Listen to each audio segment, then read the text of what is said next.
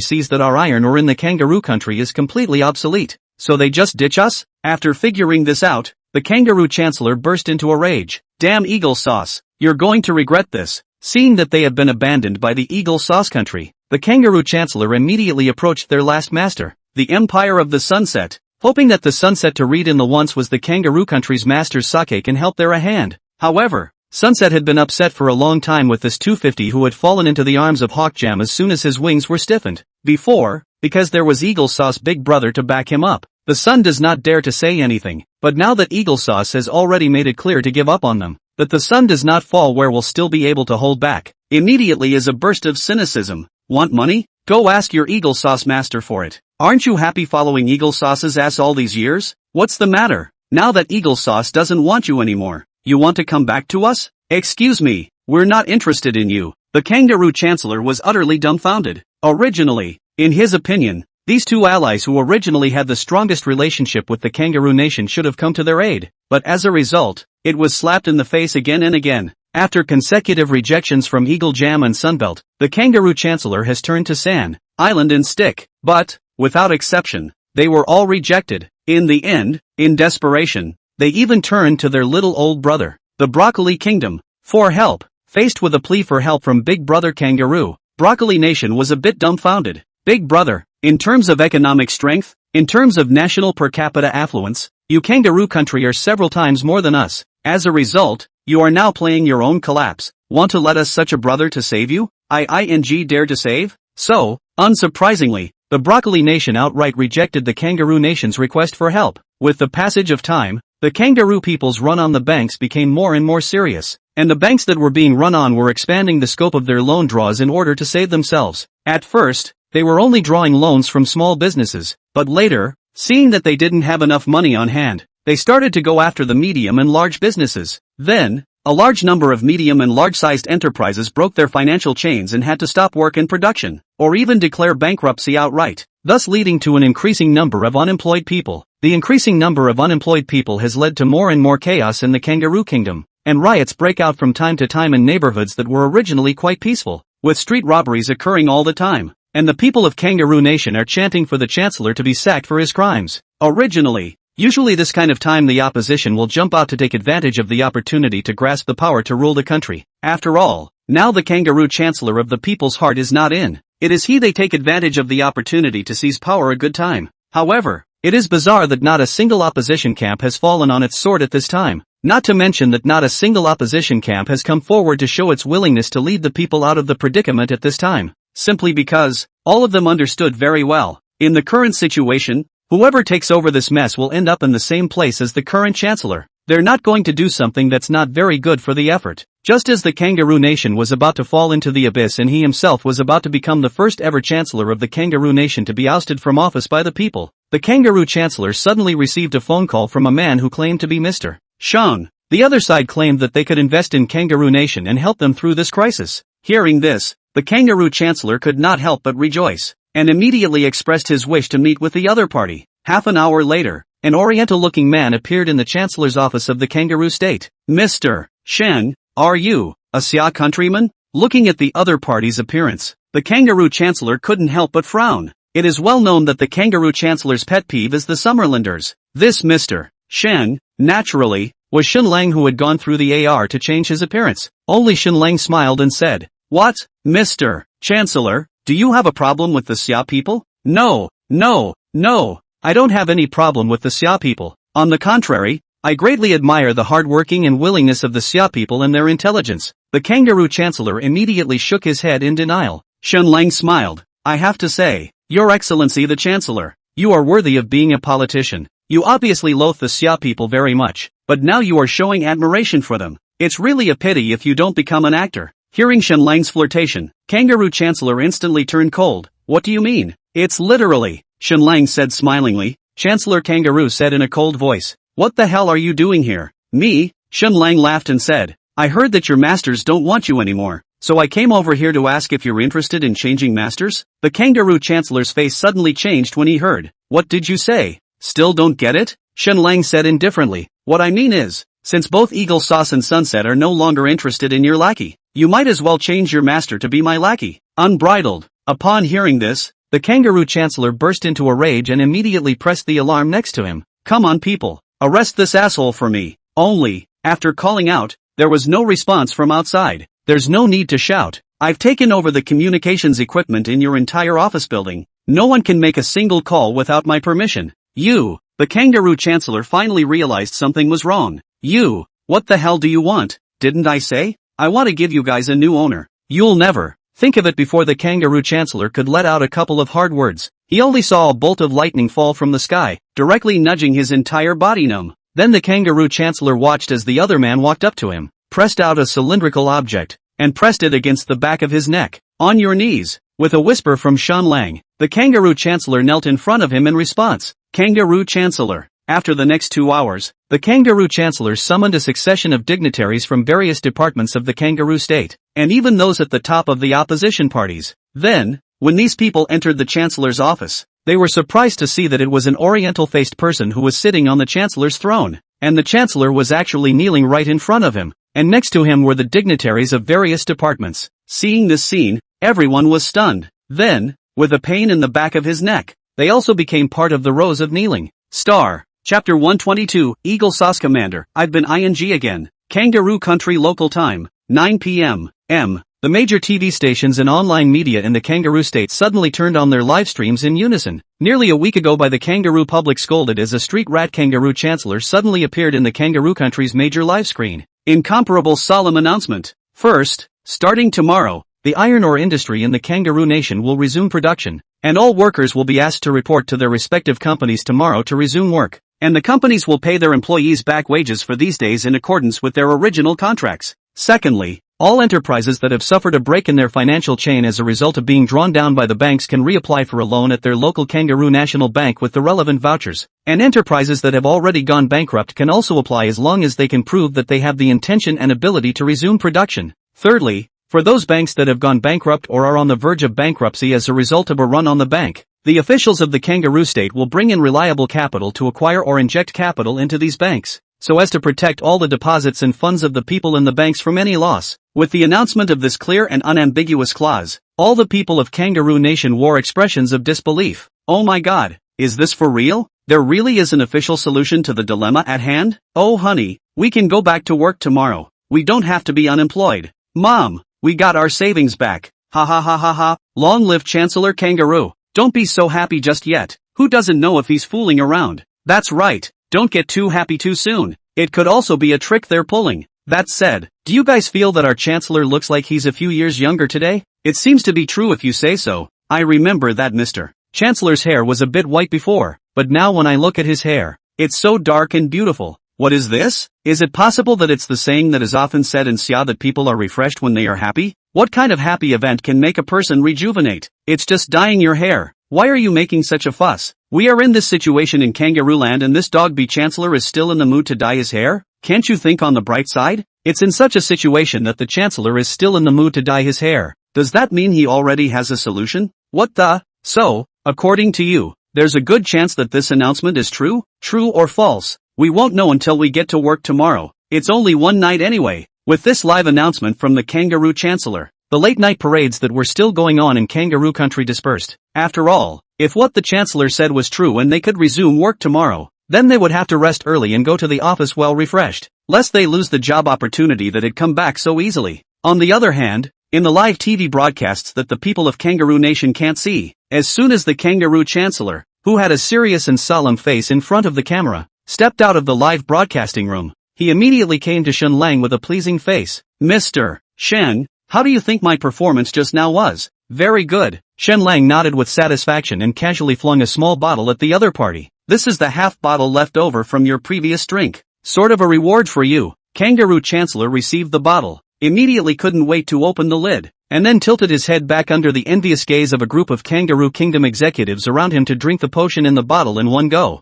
Then, in front of the crowd, the Kangaroo Chancellor began to look a little younger. Face originally because of old age and sagging skin becomes tight and shiny. The corners of the mouth and the corners of the eyes of the wrinkles are visible to the naked eye. Speed disappeared. The whole person as if in a flash 10 years younger. Being the person concerned, although the Kangaroo Chancellor could not see the change on his face, that kind of relaxation and powerful feeling from his body itself still allowed him to perceive very clearly that his current body was, Simply better than it had ever been before. Turn around and you can go for a full body checkup, Shen Lang said indifferently, without any accidents. This potion should be able to restore your body to the state it was in 10 years ago. Thanks. Thank you, Mr. Shang. Hearing Shen Lang's words, the kangaroo chancellor immediately bent down and thanked him repeatedly. No need to thank you. This is what you deserve. Shen Lang glanced at him, then swept his gaze to everyone else on the scene. Everyone else is the same. Everyone who can do serious work for me gets this ageless potion. I can't guarantee if you'll live forever, but it's still no problem to let each of you live for another 100 years. Hearing Shen Lang's words, everyone at the scene couldn't help but widen their eyes,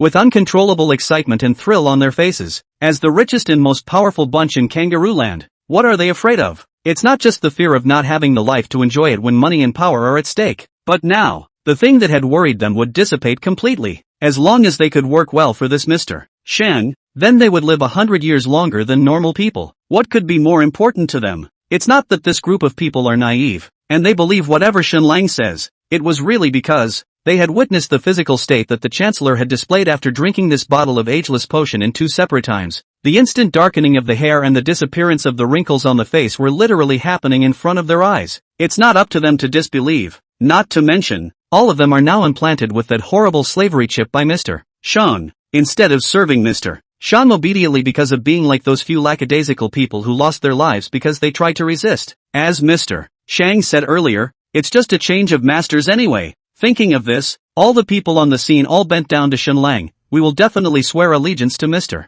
Shang to the death. Well, that's also true, but anyone who dares to betray will die. Looking at the respectful posture of these people bowing 90 degrees one by one, Shen Lang's ears simultaneously heard Xiao Ai's voice, Master. According to the brain nerve fluctuation data transmitted by the enslaver chip, more than 99% of the words they are saying right now are true. Hearing this, Shen Lang couldn't help but smile and casually took out 50 bottles of 250 milliliters bottles of Life Spring water from his spatial ring. Since you're all willing to serve me, let's take these Life Spring waters as a meet and greet gift for you. Under the eyeballs of the crowd, Shen Lang explained, although these Life Spring waters can't return you to your old age like the ageless potion, they can adjust your bodily functions to the best state, and if you drink them for a long period of time, you can also prolong your life. Thank you, Mr. Shang. All of them were immediately overjoyed and immediately bowed their thanks to Shen Lang. Then they couldn't wait to pick up the bottle of Life Spring water that belonged to them, and couldn't wait to open it and drink it. Looking at this group of kangaroo executives who couldn't wait one by one, Shen Lang couldn't help but smile. The slavery chip is good, but it's only good as a means to get under the hood.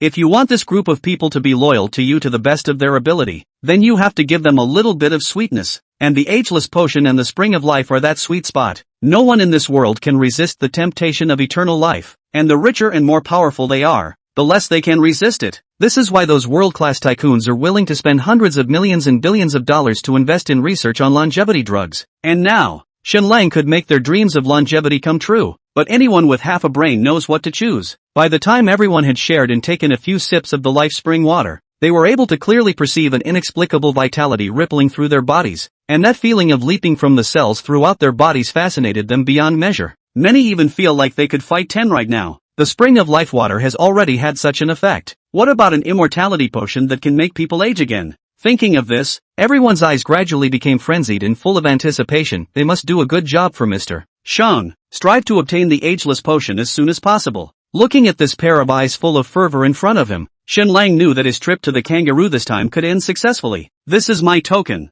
Keep it. Shen Lang casually threw a spatial movement matrix to Chancellor Kangaroo. Contact me through the chip if anything happens. Yes, Mr. Shang. The kangaroo chancellor immediately caught the matrix coin and placed it carefully close to his body. I'll leave all the next things to you guys. Shen Lang swept a glance around. Don't let me down. Then, under the dozens of pairs of gazes at the scene, Shen Lang gently smiled, and the whole person instantly disappeared in front of everyone's eyes. Looking at Shen Lang, who had disappeared in an instant, everyone's eyes widened. Oh, my god, this Mr. Shen couldn't be God, right? Maybe, only God can get his hands on the ageless potion and the spring of life? Hearing this, everyone at the scene couldn't help but give a start. Then an inexplicable fervor and devotional clarity brewed in their eyes. Swing. Early the next morning, a group of unemployed iron or industry workers got up early, ran to their units without even eating breakfast, and then were pleasantly surprised. The doors were open and all the company executives were in place to begin signing in the arriving employees one by one as well as handing out paychecks in cash for the past week or so. At the same time,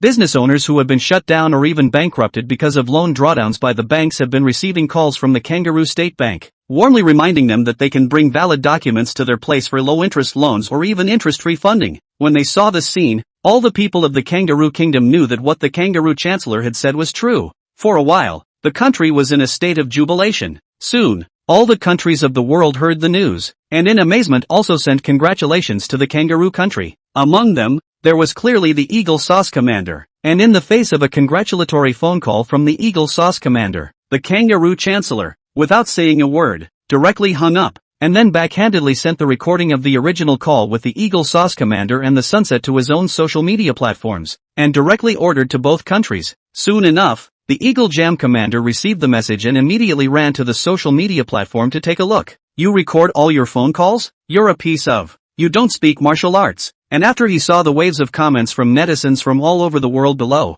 the Eagle Jam Commander's face was getting darker and darker the more he looked at it. To the end, damn kangaroo. I'm not done with you, put. It's not good. His Excellency the Commander is vomiting blood again. Chapter 123, Shocking Explosion. The Eagle Sauce Commander is so angry that he has a brain hemorrhage. Originally, everyone thought that the Kangaroo Kingdom had a very close relationship with Eagle Jam and Sunset, and that this time the Kangaroo Kingdom was able to turn the corner, most likely because of the helping hand extended by these two countries. As it turned out, the public spot ************ ing from the Kangaroo Chancellor made everyone realize that it turned out that Hawksbane and Sunset hadn't even been able to give the Kangaroos a helping hand at all. Not only did they not offer help, they even sneered at the Kangaroo Chancellor who called them for help. This instantly set off the entire internet.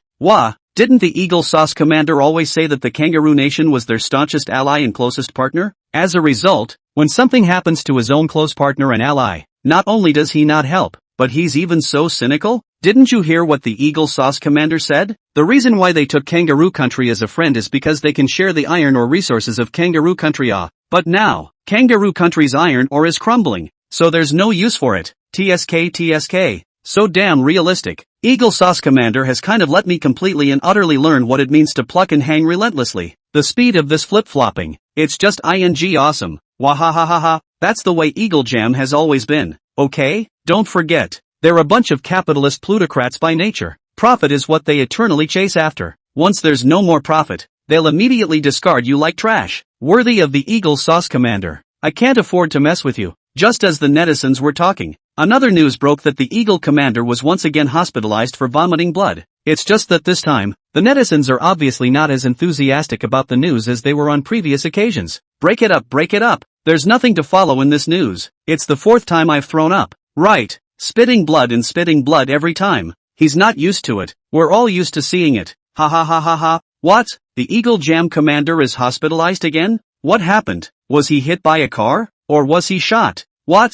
Was it because you were vomiting blood? Oh, that's okay then. Ha. Yeah, that's exactly how it feels. If it wasn't for the word vomiting blood, I would have wondered what the Eagle Sauce Commander was hospitalized for this time. But as soon as it was written about vomiting blood, I didn't even have any interest in clicking on it to read it. After all, I've already vomited from reading it. On the other hand, in the resuscitation room of Eagle Jam, when the resuscitation doctors were told that their Lord Commander had been brought over by the ambulance because he was vomiting blood again, they were instantly relieved. So it's spitting blood. That's okay. Everyone's used to it. They slowly and methodically examined the commander. A quick look at the test results was not unexpected. Then he was instantly prescribed a bunch of medications to take care of his body, and with a big wave of his hand, he was sent to the VIP ward. It wasn't long before the Eagle Sauce Commander slowly awoke from his stupor, and by the time he saw the familiar setup around him, and the familiar smell of antiseptic water filling his nostrils, he knew that he had been admitted to the hospital again. His Excellency the Commander, it's all my fault.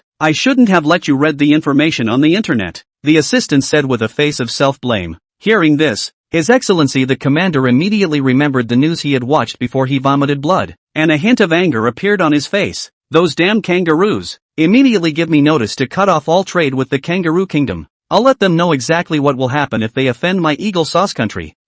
Hearing this, that assistant couldn't help but hesitate for a moment. Looking at the assistant who was still standing there dumbfounded, the Eagle Sauce Commander couldn't help but frown and reprimand. Why are you still standing there? Didn't you hear me? Do you want me to repeat it again? But, Your Excellency the Commander-in-Chief, the assistant gulped and said, our commercial and trade exchanges with the kangaroo country are already very small. For the entire year last year, the kangaroo country's exports to our country only accounted for about 1% of their total exports. So even if we cut off the commercial and trade exchanges with them, it wouldn't have that much of an impact on them. What?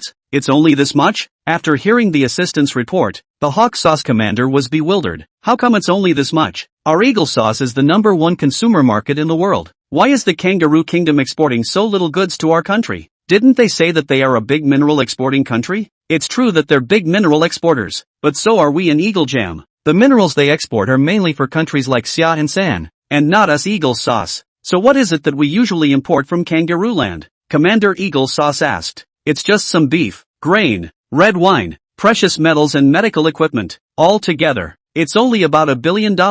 It's not much money. Eagle Sauce Commander, Sigma, eh? This Nima. Surprisingly, that's all there is? It's a damn shame that even if you order sanctions yourself, it doesn't seem like you'll be able to teach those kangaroos anything. The Eagle Sauce Commander couldn't help but have egg on his face. But it would be absolutely impossible for him to just give up. After all, how dare you publicly point **** this commander on the internet? If this commander doesn't give him some color, he won't know why the flowers are so red. Never mind how many. Just stop all their imports for me first. The Eagle Sauce Commander clenched his fists viciously. Also, get me the directors of the press and intelligence bureaus. Yes, His Excellency the Commander-in-Chief. Shortly afterward, the Director of Intelligence and the Director of Information, who oversees the affairs of Eagle Jam Media, arrived in a hurry. Commander Eaglesauce first issued an order to the Director of the Bureau of Information to notify those few media conglomerates that have television stations and various broadcast media outlets in the Kangaroo State to immediately report all news unfavorable to the Kangaroo Chancellor in the Kangaroo State. The Eaglesauce Commander then asked the Director of Intelligence to find a way to contact a few of the top opposition figures they had planted in the Kangaroo State and take the opportunity to hang the Kangaroo Chancellor. In the view of Commander Eaglesauce, he has one hand on public opinion in the Kangaroo State, and the other on the top resources of several major opposition parties in the Kangaroo State. Just one wave of output, literally riding a dragon and shooting it in the face. I'm asking you, how else is this going to lose? Soon, with the three-pronged approach of Commander Hawksbane, there was an instant wave of all kinds of negative press and skepticism against the Kangaroo Chancellor over in Kangaroo Land. Oh my god, our Chancellor actually took a bribe? That's horrible. Such a person still has the face to be our Chancellor? Abominable. I was so blind to vote for him in the first place. Of course, there are the people of Kangaroo Nation who are speaking up for him, but this time, if not for His Excellency the Chancellor, the economy of our kangaroo country would have collapsed. Didn't you see it on the news? In fact, Eaglesauce has long been interested in trying to help out. It's our Chancellor who is Leonizing us and trying to take favors out of it. That's why look at the Eaglesauce Commander being so cynical. That recording released by the Chancellor was the product of editing. So it's like this. Then the Chancellor really deserves to die. Ha ha. Several of the opposition's top brass have come forward as well, confirming that Eagle Jam and Sunset actually wanted to help us, but it was just rejected by our Chancellor. So after all this mess, our Chancellor is the culprit. Damn it. In the face of these overwhelming smears and questions, the Kangaroo Chancellor was unperturbed and began to fight back. He started by releasing a wave of connections between the rumor-mongering media and the Eagle Jam side of the story, as well as the texts and exchanges that went on as they made up all the stories. And here, not only are there texts and audio recordings, but there's even so much video footage of the images. Immediately after that, he released the top opposition figures who had led the smear campaign against him for taking bribes and extorting Eaglesauce and Sunset, and exposed videos of them on the street with Eaglesauce operatives and as much as 8 figures of their money in overseas accounts. At the same time, those few heads of the opposition also openly stood up to the Kangaroo Chancellor, directly claiming in the media that, as far as they know, the Kangaroo Chancellor caused the retaliation of the two countries because he did not want the Kangaroo country to become a vassal of the Eaglesauce and the Sunset, and that the purpose of attacking the Kangaroo Chancellor was realized by bribing the high level in the opposition. In the end, a few of the top bought and paid for opposition even came forward and admitted that they had received bribes and instructions from Eaglesauce to attack and smear the Kangaroo Chancellor. And the reason for that is simply because Hawkmaster feels that this Chancellor is not listening. With this wave of counterattacking output from Kangaroo Chancellor, the originally precarious situation was instantly turned upside down. Wah! So all of this turned out to be an Eagle Jam plot. I was almost wrong about our Chancellor. So it turns out that our Chancellor is being smeared by Eagle Jam because he doesn't want to be constantly squeezed by them. Insidious Eagle Jam people. Damn it! Excuse me, Mr. Chancellor, you are a good Chancellor. I am proud that we have a Chancellor like you in the Kangaroo Kingdom. I was almost wrong about our good Chancellor. For a time, the Kangaroo Chancellor, on the other hand, became their national hero, and the Eagle Sauce Commander, along with the entire Eagle Sauce Nation, became the rat that everyone in the Kangaroo Nation was calling out. Just then, on the other end of the room, the Eagle Jam Commander was checking out of the hospital. When he learned the news, holy, the Eagle Sauce Commander doubled over and fell to the ground. The assistant next to him nervously leapt over in an arrow and took a look. Luckily, no blood was spat. There was a moment of relief, but wait until the doctor dragged him into the emergency room for a closer look. Bad. It's a cerebral hemorrhage. Hurry up and prepare to open the skull of His Excellency the Commander. What? Soon. The internet then broke the news that the Eagle Jam Commander was in a major state of shock on the day he was discharged from the hospital and ended up in the resuscitation room again. The netizens couldn't help but laugh when they saw this. What? Is it hard to believe that our Eagle Sauce Commander has vomited blood again? There's nothing to see. I'm sick of it. That said, all the editors who write the news, can I trouble you to say hello to the Eagle Jam Commander? Tell him to change his position next time he's admitted to the hospital. Stop vomiting blood every day and come up with something new. That's it. It's all about spitting blood day in and day out. Doesn't the dog even look good? Soon, however, news came out that this time the Eagle Sauce Commander wasn't vomiting blood, but had a brain hemorrhage. Now the netizens are happy. Ha ha ha, this commander can handle it. He says he'll change tricks. Eagle Sauce Commander cowhide ah. Knowing that we're tired of watching us spit up blood, he's just going to show us a brain hemorrhage. Wahahaha, Commander hold on. Next term, I'll elect you again. Your Excellency the Commander. Don't you ever fall down. We at Hawk Jam can't live without a commander with a talent for comedy like you. A poof, please forgive me. Even though I really don't want to laugh, I really can't help it. Ha ha ha ha ha. Star. Chapter 124 Eagle Sauce Provocation. I have a batch of raptors. Are you guys interested? Shortly afterward, an official announcement was made by Eagle Jam. Due to the sudden illness of the Eagle Sauce Commander, the doctors have diagnosed that he needs to be hospitalized. Therefore, the Vice Commander will be taking over the Commander's affairs next. The news has once again taken the world by storm. Ouch. I didn't realize that this time, the Eagle Sauce Commander really fell down? This isn't scientific. The Eagle Jam Commander has been in the hospital several times, which time he didn't come out happily within a few days. And this time he even needs to be hospitalized? Pathetic. But why do I just want to laugh? Ha ha ha ha ha. What's the point of being a commander when you're over 70 years old? Isn't it good to retire at home? The next step is to see if this Vice Commander can guard this home of Eagle Sauce well. Don't let the good ones not be learned by then. And learn the Eagle Sauce Commander's skill of spitting blood. Just as the global netizens were watching the teasing, Eagle Jam's Vice Commander took over the Commander's ownership of the handle in flames and began to thunderously clean up the mess the Commander had left behind. First, there was the theft of the weapons depot. Although under the deliberate control of the official Eagle Jam, the outside world had now basically forgotten about the matter of them losing the peace bomb. But that was after all several thousand peace bombs. If we don't get it back, it's going to be hard for anyone to sleep well. After all, one never knows when these missing peace bombs will detonate. What's more, there are a lot of other top-notch weaponry, missiles, etc. Besides the peace bombs. These, all of them, must be recovered. Secondly, there is the issue of the source of iron ore in Xia. As of now, Eagle Jam's intelligence service has so far failed to find out where exactly the iron ore in Xia comes from. The more they couldn't find out, the more they felt that there was a problem. And some even suspected that Xia might have established an overseas base without any of their knowledge. And it was possible that these iron ores had come from that mysterious overseas base. And this speculation is recognized by many of Eagle Jam's executives. Next, they were going to go on a big search along these lines for various countries and regions that could potentially become Xia's overseas bases. The third is to revert to Eagle Sauce semiconductor supremacy. Though the leading players in the semiconductor industry, such as Hitam,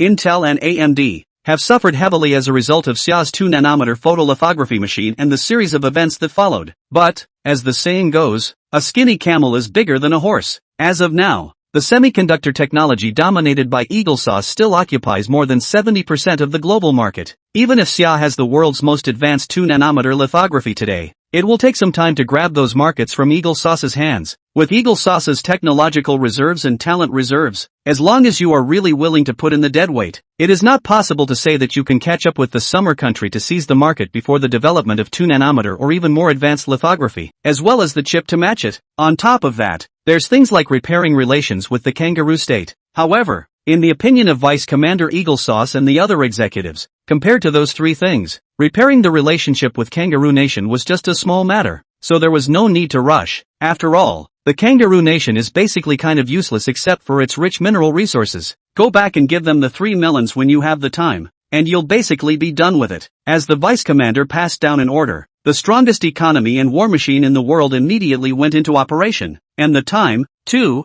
has come to early July, Saturday, 1 a.m., Somali time. Taking advantage of the night, Shenlang placed 400 million tons of containers with iron ore in several port container warehouses in Somali. After finishing, Shenlang patted said, and with a thought, he returned to his room. Just then, Shenlang heard a commotion coming from outside. It's Dad getting up. Look at the time. It's exactly 6 in the morning. Dad's going out for another morning walk. Thinking that it seemed like it had been a while since he had gone out for a morning walk with his dad, Shenlang immediately put away his nano armor, put on his clothes, and went out for a morning walk with his dad. When the father and son returned home after morning exercise, Shenlang's sister and niece had just finished washing up and were preparing to eat breakfast, while the Swallow family had already stood one by one quite a few times on the drying rack next to them, waiting for Shen's family to throw in the life spring water. Don't underestimate the Swallow family. Since the last time Shenlang's sister posted a few videos about Swallow's family and her circle of friends after attracting widespread attention, at the suggestion of her friends,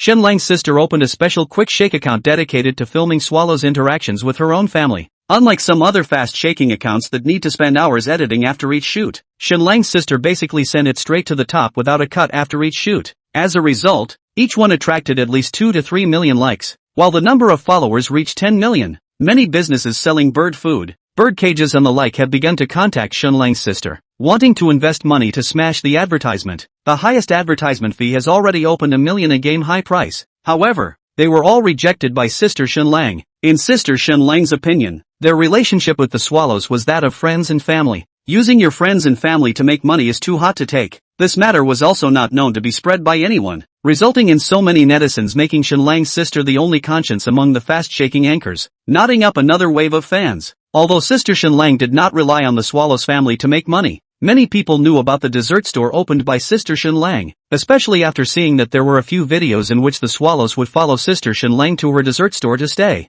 So they searched for them. Their idea was simple. They just wanted to come and try their luck to see if they could meet these smart Swallows, and then come to taste Shenlang's sister's dessert craftsmanship in the meantime. To be reasonable, Shenlang's sister's dessert craftsmanship might not be up to the level of a master, but due to the diluted life spring water provided by Shenlang, the taste of all the desserts had been upgraded by several notches, and more crucially, everyone felt that their physical state had improved after eating them, which directly led to more and more Iron Fan customers of the dessert store as well. Due to the fact that there are too many people coming to the store to taste desserts every day, the 90 square meter store is completely insufficient, so much so that Shenlang's sister had the idea of whether to open a branch. In addition, the supermarket managed by Shenlang's parents was also full every day because of this Yenzi family, and the cause is that once the Swallow family followed Shenlang's parents to play in the supermarket, and as a result, they happened to find a thief who secretly took something from the supermarket and left without paying. Then the Swallow family flew over and surrounded the thief directly. At that time,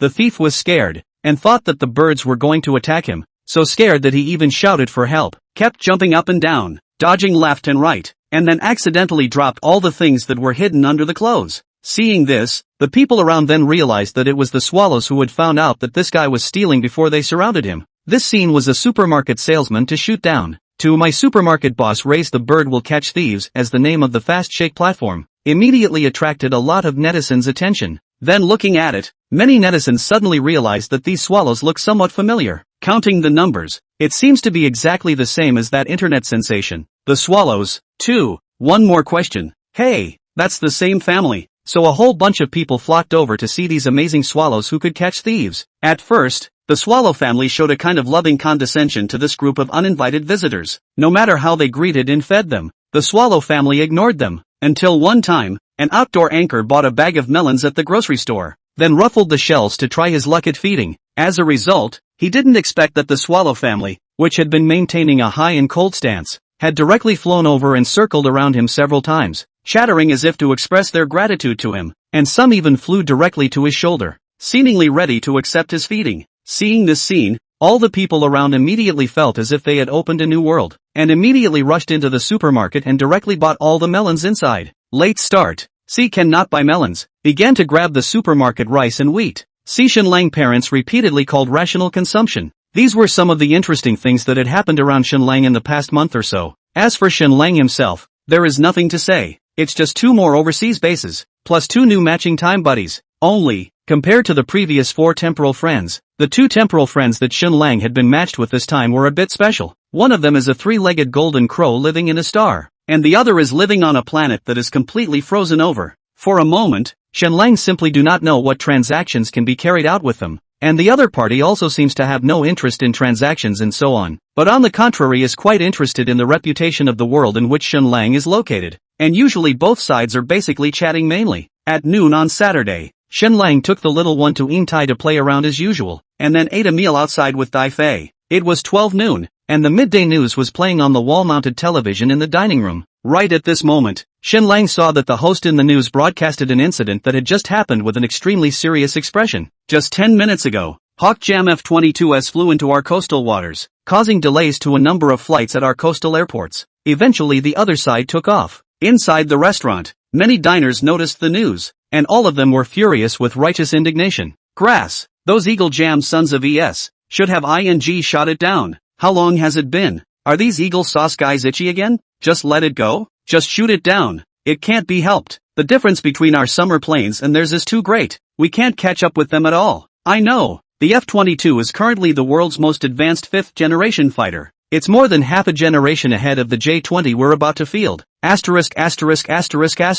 No wonder it's so arrogant. If only we could develop something more advanced than the F-22. No, just as advanced as theirs would be great. At this time, the summer house of the interior. A group of executives are holding an impromptu meeting over this provocative behavior by Hawk Jam. Just as the executives were discussing how to counterattack against this provocation by Eagle Jam, the liaison specialist knocked on the office door excitedly, clutching her computer. Dean, Mr. Shang has come with news. He said he had a shipment of Raptors on hand and asked if we were interested. All the top brass in the House of the Interior? Star, Chapter 125, this Mr. Shang can handle. Raptor bulk delivery. All lessons are included, and shipping is free. Quickly, project it. At the urging of one of the executives, the liaison specialist immediately projected the computer interface onto the screen of the conference room. All the executives then saw the email from Mr. Shang. There's not much to it, just a couple of simple sentences. I hear Hawk Jam hasn't been too honest again lately. We've got a bunch of Raptor fighters on our hands, and I was wondering if you'd be interested.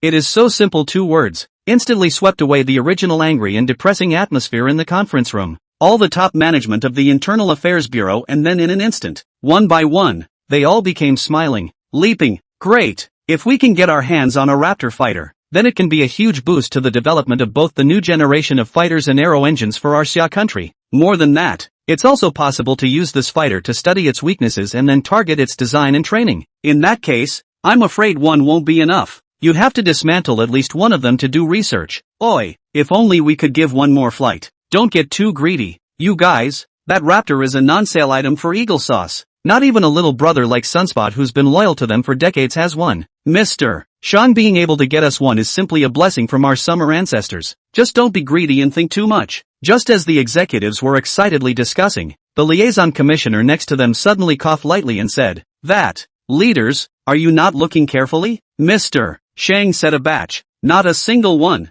Ha! Hearing this, all the top brass couldn't help but be stunned. They immediately took another close look at the email. Then in unison, his eyes widened. Mr. Shang's organization has more than one Raptor on hand? I'm not dreaming, am I? Hiss, Mr. Shang, how did they do that? Actually, I saw it just now, but this couldn't be a typo by Mr. Shang, could it? Yeah, I actually saw it a long time ago, but just found it a bit unbelievable. After all, that's a Raptor. Why don't you ask Mr. Shang to confirm? All right, I'll ask. Dean Xiao Weiman immediately took the computer, crackled a text and sent it to Mr. Shang. Mr. Shang, may I ask how many Raptor fighters you have on hand? After the email was sent, everyone was staring at the projection screen with deadpan anticipation. Not long after, a new message popped up. It's a reply from Mr. Shang. Xiao Weiman immediately clicked on it. Everyone looked on with wide eyes, only to see it read. There are currently a total of 12 on hand. Sigma, A? Hiss. In the next second, everyone couldn't help but suck in a breath of cold air. My goodness, 12 Raptors? How did they do that? According to the investigation, Eagle Jam currently has almost 180 or so Raptors left, right? All of them are guarded by the Hawk Jam Air Force as if they were treasures. How did Mr. Shang and the others manage to get these Raptors under the noses of Hawk Jam? Gentlemen, do you guys remember the theft of the Eagle Jam Weapons Depot 2 months ago? That couldn't have been Mr. Shang and the others, could it? What's going on? Everyone suddenly sucked in a breath of cold air once again. If this was really done by Mr. Shang and his organization, then the strength of this organization could once again exceed their imagination. But at the same time, everyone realized that if Mr. Shang and the others were really responsible for that incident, it meant that they had thousands of peace bombs from Eagle Jam on their hands. This had to give everyone a stony expression. I'll ask. Xiao Weiman gritted his teeth and sent an email to Mr. Shang once again. Mr. Shang, 2 months ago there was a weapons depot theft on the Eagle Sauce side? May I ask if it has anything to do with your organization? We did it. Soon after. Mr. Shang replied to the message. But don't worry, that shipment of peace bombs is no longer a threat to anyone. All we keep on hand now is some of Eagle Sauce's conventional weapons. After seeing the paragraph that Mr. Shang replied to, everyone in the Summer's inner courtyard breathed a long sigh of relief. After dealing with Mr. Shang for so long, they still trusted the credit of Mr. Shang and the organization behind him. After all, up to now, they have been unreservedly helping the Summer Kingdom. And what about the Summer Kingdom? To put it politely, up to now, they hadn't been able to figure out each other's identities and origins, not to mention each other's followers, not to mention whether or not they could threaten each other. As a result, the other side also had no need to lie to them at all. As to why the other side went to steal Eagle Sauce's arsenal and how they did it, the House of Representatives wasn't going to ask. After all, the House was well aware that the other side was bound to have secrets of its own. With the current intimacy between the two parties, there was no need for them to have to ask for everything. All things must not be too exhaustive, and when all things are too exhaustive, karma is bound to end sooner or later. Thus,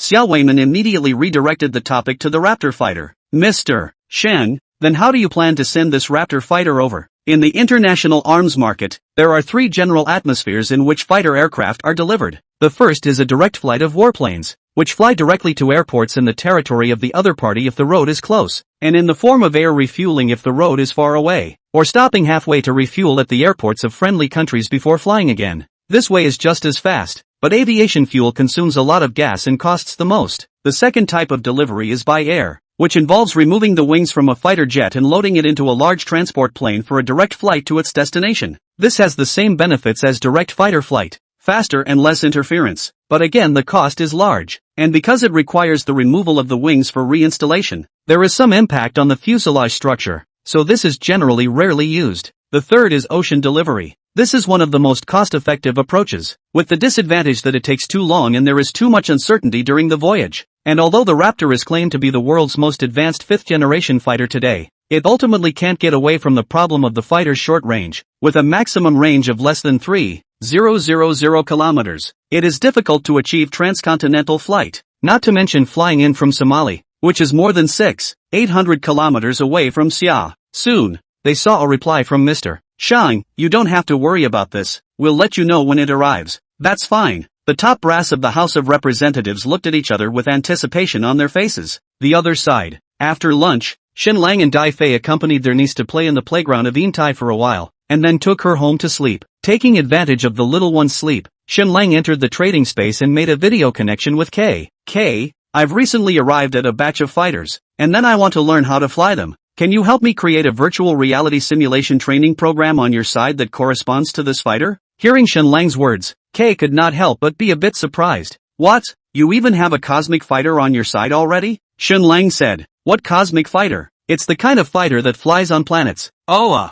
it's that kind of fighter plane. As soon as Kay heard that, he showed a hint of relief. I thought your world even had cosmic fighters already. But Wave, what do you need that for? Kay said curiously. Whether it's in terms of maneuverability, portability, or power, the nano armor blows away this kind of fighter by N levels. Didn't I already give you 20 sets of nano armor last time? Why do you still need this kind of fighter? In Kay's world, the kind of fighters that had no way to fly off the planet had basically been sent to museums, and the rest were cosmic fighters, or cosmic transporters, that could engage in interstellar voyages and space battles. As for flying on planets, it's basically done by wearing nano armor. The nano broker is my last card, and I'm not going to make it public until I have to. In our world, warplanes are still part of the mainstream of Air Force equipment, and my country is quite a bit behind overseas powers in warplane development, so a while back I got a batch of them out of an overseas powers arsenal. However, I didn't want to reveal the fact that I have the secret of being able to take items as I go, so I'm just going to use the training pods to train a group of pilots to fly these fighters back home. Understood, K nodded.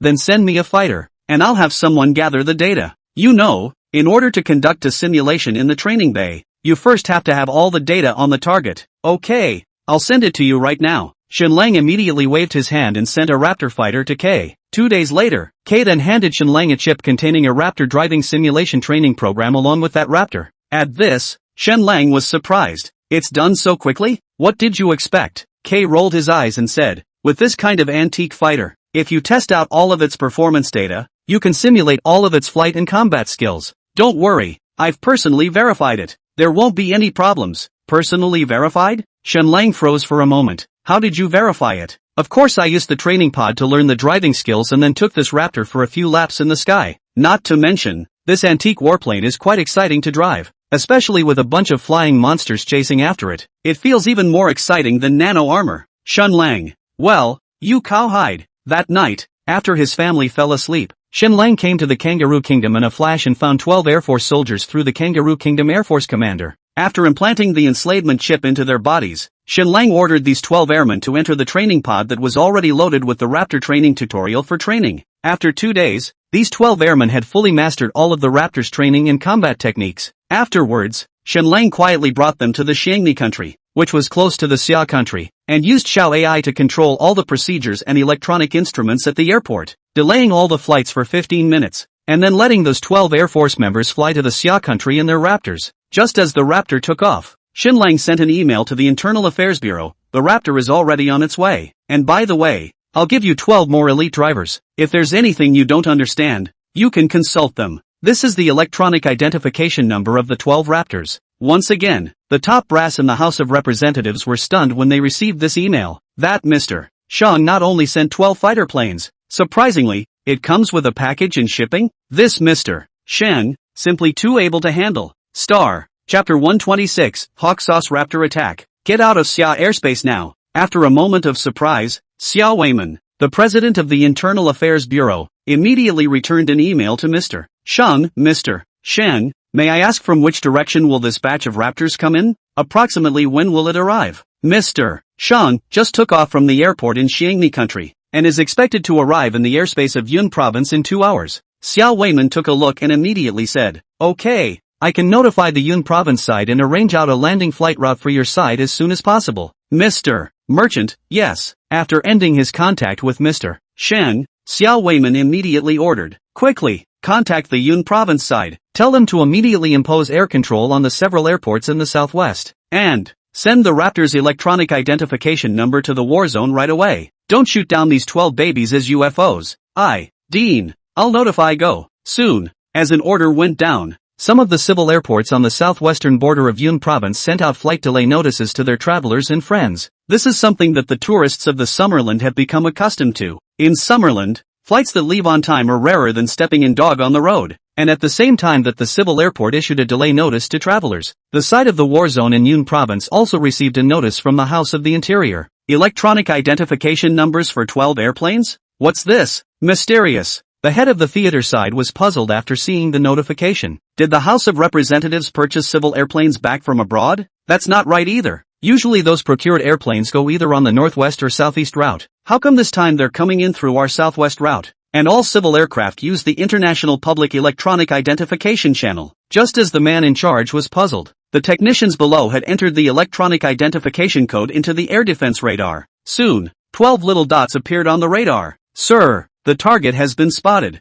The other party is currently at a distance of 300 kilometers southwest of us. Current speed is 700 kilometers per hour. They're expected to arrive in our airspace in 6 minutes. Upon hearing the technician's report, the man in charge snapped his eyes wide open. What did you say? What speed per hour? 2,700 kilometers per hour. The technician reconfirmed. Yes, that's the speed. Sir, the person in charge couldn't help but say, are you kidding me? Even Eagle Jam's Raptors don't have this speed. According to publicly available data from the Eagle Jam military, their Raptors have a maximum flying speed of 414 kilometers per hour. Of course, the actual speed was their military secret and wasn't available to anyone other than a handful of people in the Eagle Jam military. But even this publicly available figure is basically enough to put the Raptor in pride of place. But now, there was a surprising number of fighters that flew faster than a Raptor. This is definitely a baby-level presence for any Air Force. Where the hell did this IA get such a batch of babies? The person in charge looked with both eyes at the 12 dots on the radar that were approaching the Xia airspace at a fiery pace, and then immediately ordered, "Immediately contact the pilots on this batch of airplanes and guide them to a safe landing." Yes. 5 minutes later, 12 fighters appeared in a herringbone formation over the southwestern airspace of Xia. An observer made an immediate observation with a high-powered telescope. The observer did a double take and blurted out, "Wah, Raptor?" The man in charge next to him asked with a puzzled look on his face. "What Raptor?" "Oh, Raptor. Sir, Raptor fighters." The observer excitedly pointed at the 12 airplanes in the sky and said, "Those are Raptor fighters flying up there. There's no mistaking it." The man in charge froze, and the first thought that popped into his head was that the boy was afraid he was dreaming. What is the existence of a Raptor? That was listed as a non-sale item for the Eagle Jam military along with the peace bomb, and not a single one has been sold out since production. It's hard to believe that they've changed their minds. That's not right either. Even if they change their minds, there's no way they'll sell this fighter to Xia. While his mind was puzzled, the man in charge was not idle in his hands. He was seen grabbing the high-powered binoculars from the observer's hand and taking a look at the airplane in the sky. "Wah, it's really a Raptor?"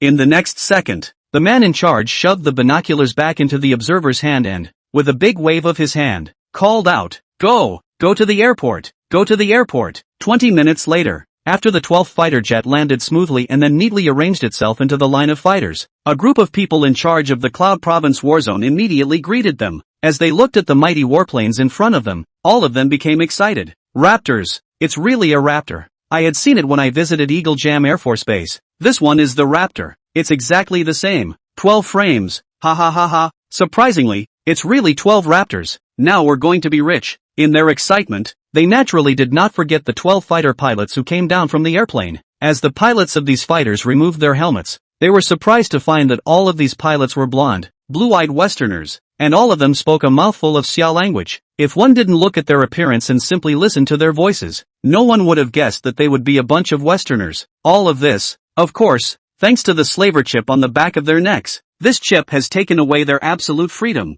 but has given much, much more. For example, the database of 12 national languages installed in the chip allows them to easily cope with the linguistic communication of more than 99% of the world's population. With these 12 fighter pilots who were fluent in the Xia language, that meant that their airmen could communicate better with each other and master the Raptors' flying skills faster. The people in charge of the war zone in Yun province had even begun to fantasize about the valiant presence of their own Air Force fighters soaring through the skies in their Raptors and manning the airspace in the southwestern part of the Summer Kingdom in the near future. But, before they could fantasize for long, an internal phone call came in from all directions. "Lao Luo ah, I heard that your side just received 12 Raptors? I don't want more, but since we grew up in the same university, you should give me half." "Xiao Luo, do you still remember that I introduced your daughter-in-law to you? For the sake of this matchmaking favor, it's not too much to give me 6 Raptors, right? Old squad leader, we were in the trenches together. I even took a bullet for you. Just for that, do you think it's worth 6 Raptors?" Head of Cloud Province Theater. Just when the Yun Province side was about to be unable to hold their ground, the Internal Affairs Bureau came forward at the right time, stating that the Raptors were procured by the Internal Affairs Bureau and were only temporarily parked in Yun Province. As for who it will eventually be assigned to, that's still a lot of counseling to do. Upon hearing this, the top brass of the major war zones in Xia immediately flew to the imperial capital, not for anything else, but to get these 2 Raptors. For this reason, many of the old friends who once came out of the trenches even went so far as to show their teeth, blow their beards and eyes, and even pushed up their sleeves to come to a wave of all-around martial arts. In the end, it was Xiao Weiman who stepped in and pacified the group of highly decorated veteran warriors. Subsequently, after some thoughtful contemplation and weighing, the House of Representatives finally made a division of the 12 Raptors. First of all, the 2 Raptor fighter Phi were handed over to Chengfei and Xinfei, the 2 aircraft manufacturers, used to analyze and study the Raptor engine and the overall structure of the aircraft, absorbing the essence of science and technology into their own, and then develop the 5th generation of fighters belonging to the country of Xia. The remaining 10 Raptors were assigned to the 5 major theaters based on actual requirements. Of these, 1 each in the north, west and center,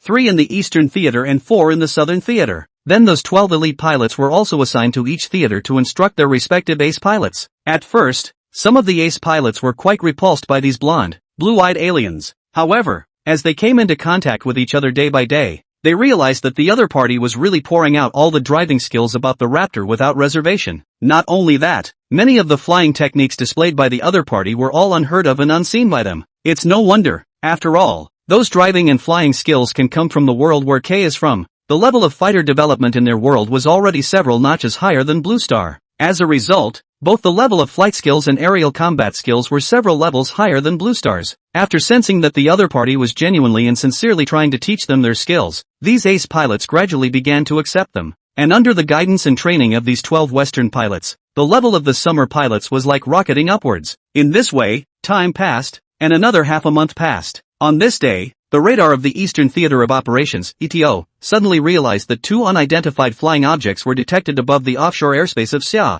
From its speed and the band of radio waves it released, it was initially possible to tell that it was two Raptor fighters from Eagle Sauce, Grass, ING again? After learning of this news, a bunch of ace pilots from the Eastern Theater of War asked for battle. Sir, let's go out and fight. Several trainers have already taught us all about the Raptor's skills and weaknesses. This time, let's give these sons of ES a run for their money. That's right, sir. We've been training our asses off every day just for today. Sir, I request to fight. We vow to guard the summer airspace to the death. In the end, after a strong petition from the group of pilots, the head of the Eastern Theater of Operations finally agreed to send out 4 Su-35 fighters to swoop towards the two uninvited guests. At first, facing the warplanes from Xia, the two Raptors paid no attention and continued to fly on Xia's airspace as usual. But very quickly, they realized that although the speed of this Xia's warplanes was no match for theirs, every time they turned their direction, the other party always appeared to intercept them on the line of their flight. What's worse, they realized that, somehow, they had been locked onto their fire control radar. At the same time,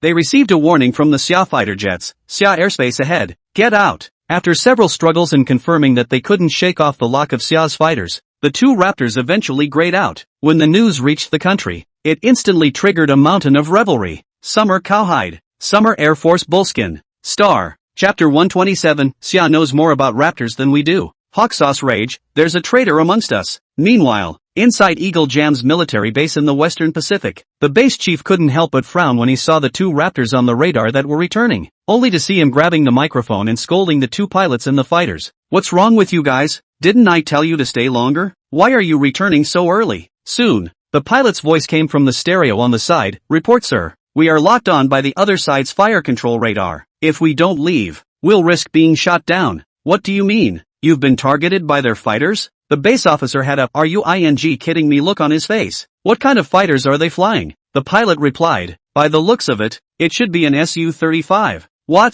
Su-35? The base officer exploded with anger. You two idiots. That's a Raptor you're flying. Raptors, you know what? The world's most advanced 5th generation fighter. As a result, you are actually locked up by a few outdated 4th generation fighters? Can't you shake them off? The two pilots were also aggravated in the face of the base officer's anger. Report, sir. We dodged. We've done all kinds of maneuvering flight maneuvers. It's no use at all. Yes, sir. It's as if these fighters could anticipate our movements. Every time they appeared one step ahead of our flight path, and then their fire control radar kept a firm lock on us. They couldn't shake us off at all. That's right, that's right. They seem to know the performance of the Raptor fighters better than all of us. Obviously slower and less maneuverable than us, but they can predict our flight path every time. We really did our best, but they played like God. We couldn't find any room for a counterattack at all. Asterisk asterisk asterisk asterisk the god of mud. You two dumbasses. Wait until you come back for scrutiny. The base officer cursed and ended the call with the other party. A short time later, two pilots landed in their Raptors and were then immediately taken away for quarantine review. On the other side, the base's technicians also quickly retrieved the flight data on the two fighters as well as the records of the signals that had been locked on by the foreign aircraft's fire control radar, and then summoned a group of flight experts from the base to analyze and study them.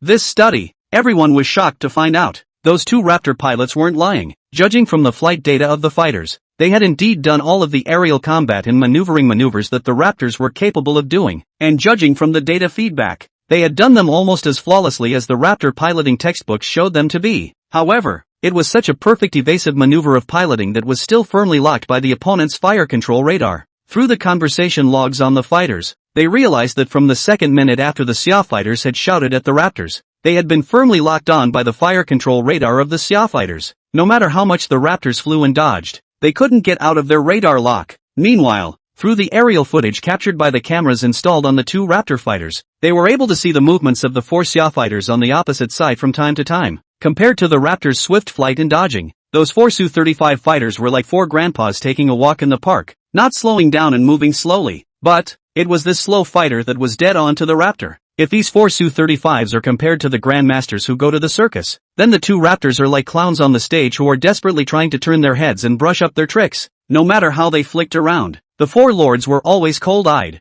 with a quiet look at your performance. Looking at this data in front of him, the atmosphere in the entire conference room instantly dropped to the freezing point. Everyone's face was gloomy, not saying a word. Ever since the birth of the Raptor, the Hawk Jam has been riding high in the field of fighters, and for a long time it was impossible to find a fighter that could compete with them. However, now, Xia was actually dead set on rubbing their Raptors on the ground with just a few Su-35 fighters that lagged behind them by a whole generation, which was undoubtedly a heavy blow to Eagle Sauce, because it means that henceforth, the Raptors of Hawk Jam will no longer have any deterrent effect on Summerland. I don't know how long it was, but someone suddenly said, "They seem to know more about Raptors than we do." It was such a short sentence, but it sent wild waves through the hearts of all those present. The base chief was even more furious as he exploded and hammered a circle of the conference table, gritting his teeth and saying, "We have a traitor within us. How can Summer, who doesn't have a single Raptor, know more about Raptors than they do? So there is only one truth. That is, someone in the country secretly channeled all the information about the Raptor to Xia. I only heard this base officer growl, 'Contact Platinum Palace for me. Make sure to uncover this traitor for me.'" At this time, Eagle Sauce Platinum Palace, inside the office of the Commander-in-Chief, the Vice Commander was sitting on the leather throne that represented the authority of the Eagle Jam Commander, enjoying the services of his assistant while looking at the investigation reports from the Bureau of Investigation and Intelligence. More than a month had passed since he took over the position of Commander, and the Vice Commander deeply felt the charm from the authority of the Commander. If possible, he really wished with all his heart that His Excellency the Commander-in-Chief would stay in the hospital for a while longer, and if possible, it would be better to die. That way, he could remain in the position of temporary commander until the next commander came out, and as long as he behaved a little better in the process, it was highly likely that he would win the support of the Eagle Jam populace and officially ascend to the throne of the Commander-in-Chief. Just then, the phone on the desk suddenly rang. The Vice Commander patted his assistant on the head so she wouldn't stop while reaching for the microphone. "His Excellency the Vice Commander." The call came in from the Commander's Secretariat from the outside. "The West Pacific Base Chief is calling and has something very urgent he wants to report to you. Should I put the call through to you?" Hearing this, the Vice Commander raised an eyebrow and a smile appeared on his face. "Looks like the base side is coming to report good news for themselves. Put the phone in." With the Vice Commander's permission, the phone signal was instantly accessed. "Your Excellency, Vice Commander, I apologize for disturbing you." "That's all right, His Excellency Lieutenant General Doug," the Vice Commander said smilingly. "Send the video as soon as you can, so I can arrange for the media to send it out and give our Eagle Sauce a good boost of morale." "Yeah, right." This contest had originally come from the very authorization of this Vice Commander. However, in the next second, the reply from the base head was unexpected. "Your Excellency, Vice Commander, I apologize for disappointing you. This time, we failed." When the Vice Commander heard this, he frowned. "Failure? What do you mean?" "It's literally." The base chief briefly recounted what happened. After listening to the base chief's narration, the Vice Commander said with a grim expression, "You mean to say that instead of restraining the other side's several fourth-generation planes, our two globally most advanced Raptors were driven out all the way by them locking onto them?" "Base Chief, yes." Boom! The Vice Commander slammed the table fiercely, and in the next second, he let out a miserable scream. As it turned out, because of such a slap from him, the frightened secretary subconsciously used a little bit of strength. "His Excellency the Vice Commander, are you all right?" On the other end of the microphone, the base chief was startled to hear this painful cry from the Vice Commander. I'm fine. The Vice Commander held back the pain and gritted his teeth. "What the hell are your pilots doing? How could you be messed up like this by a few outdated fighters?" "Your Excellency Vice Commander, this is what I want to report to you next," the base chief said in a low voice. "We suspect that a traitor has appeared within our ranks." The Vice Commander's spirit fluttered when he heard. "What do you mean?" "If you think about it, this Raptor is a non-sale item for our Eagle Sauce military, and is not available to the outside world at all. The outside world has no idea what our Raptor is capable of, other than some limited data that we have made public. But this time, Xia's fourth-generation planes are completely pressing us." In the course of the exchange, it was as if they had completely predicted the movements and reactions of our fighters. It's as if they completely mastered all the performance and maneuvering skills of our Raptors. So, we highly suspect a traitor has appeared within the military. Moreover, this traitor is at a very high level, at least that level that has access to the secrets of the Raptor's performance. Hearing this, the vice commander couldn't help but be mentally shaken. He was suddenly reminded of the theft of the armory. Two things in one. The vice commander realized immediately. Perhaps this is the work of the same person. Very well, His Excellency Lieutenant General Doug, you have provided a very important clue, the vice commander said through gritted teeth. I will definitely uncover this damn traitor. Soon after, the vice commander immediately summoned the heads of the Intelligence Bureau and the Investigation Bureau and told both of them about this important piece of information. There aren't many people in the entire Eagle Sauce military system who both have access to all of Raptor's classified documents and can easily get their hands on it, as well as know the workings of that stolen arsenal inside and out. Every one of these people is in a position of power, but whoever it wasn't enough to challenge the authority of the Eagle Sauce commander. Soon after, Eagle Jam Intelligence and the Bureau of Investigation immediately launched an investigation into the military brass. As a result, clues about these two things were not found, but other clues and evidence involving corruption in the Eagle Sauce army were found, and then those few top brass involved were taken down directly. Early the next morning, Shen Lang saw the news coming from the Eagle Jam side about several Eagle Jam military executives involved in corruption being investigated. At this point, he didn't realize that all those high-level investigations stemmed from the two good things he did. If he knew, Shen Lang would probably still be pondering whether or not to ask Eagle Sauce for a favor. After all, if it wasn't for him, Hawkmaster's side wouldn't have found these high-level assholes so quickly. For that matter, Shen Lang simply called himself an Eagle Sauce anti-corruption fighter. Chapter 128, Metaverse? I'm going to break Eagle Sauce's roots. The Eagle Sauce military's anti-corruption operation had been going on for most of the month, and the various incidents of corruption exposed therein had been nothing short of shocking, even reaching the plutocratic families behind them. Seeing that things were getting more and more serious, the vice commander immediately called for an urgent halt, bringing the investigation to an end, and then pushed a few top brass out to be scapegoats, and then hastily ended the situation. The people of Eagle Jam were naturally quite upset that the federal government had acted in such a haphazard manner, and this, coupled with the conflicts that had been squeezed out of them after the stock market bloodbath due to the peace bomb incident a while back, had directly triggered the anger in their hearts. In time, countless Eagle Jam people flooded the streets to protest the corruption of the federal government. In action, faced with this situation, the vice commander could not help but cry. It's not like I'm to blame for this missing peace bomb. This clearly happened during the reign of the commander-in-chief, okay? Only, in that case he could only silently spit it out in his heart, saying that it could never be said to the public. As the vice commander fretted and wondered what he was going to do to appease the public, he was approached by executives from Pennycom, Intel and AMD, as well as a coalition of major giants including Microsoft, Google and F inside. When the vice commander heard the word meta-universe from these executives, he couldn't help but look confused. Meta-universe? What is that? President F. Za smiled and explained. You should have seen Top Gun as well, right? Simply put, the virtual world presented in Top Gun is the metaverse. Of course, compared to that virtual world depicted in the movie, the meta-universe we've constructed now is still low-end, but it's already ready for commercialization. After listening to Za's explanation, the vice commander spread his hands and said, but what is it that you are looking for me for? You guys don't have to come to me for a purely commercial operation like this, do you? This one is certainly more than just pure commerce. These executives looked at each other and a biting smile spread across their faces. It will also be a redistribution of the wealth of this world. What?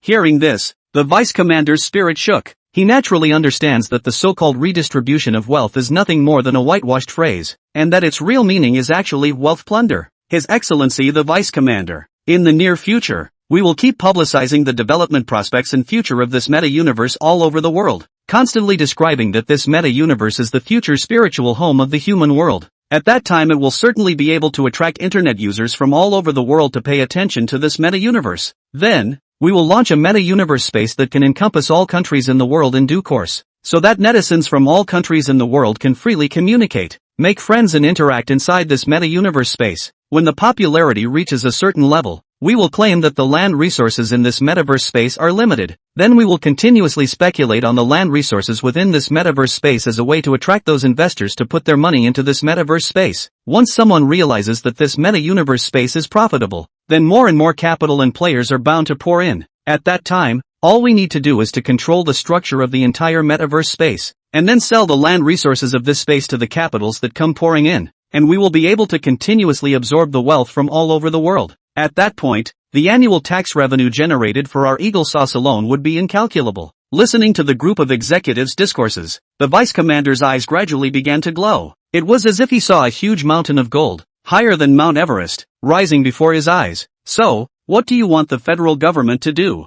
The vice commander said immediately. We need the federal government to cooperate with us and promote this metaverse standard worldwide. Bring all of the world's spatial design specifications, intellectual property rights of access devices, and so on, regarding the metaverse, under our control. Let there be only one metaverse in the whole world, and that's our Eagle Sauce metaverse. It's as if at one time, computers and chips all over the world adopted our Eagle Sauce standards. This is our meta-universe plan. Good. No problem. After listening to the words of these executives, the vice commander excitedly leapt up from his seat. I can promise you all right now, the federal government will definitely fully cooperate with you to complete the metaverse program. I can contact dignitaries and powerful people from various countries to stand up for your meta-universe program whenever you need it. Hearing the vice commander's words, this group of executives from the leading semiconductor and internet industries couldn't help but look at each other. Thank you, His Excellency the Vice Commander. Oh no, I should say His Excellency the Acting Commander. We wish you the best of luck in getting that acting word out of your mouth and becoming the rightful Eagle Jam Commander. We feel sure that you will be a good commander who will make a name for himself in the history of Eagle Jam. Of this we have no doubt.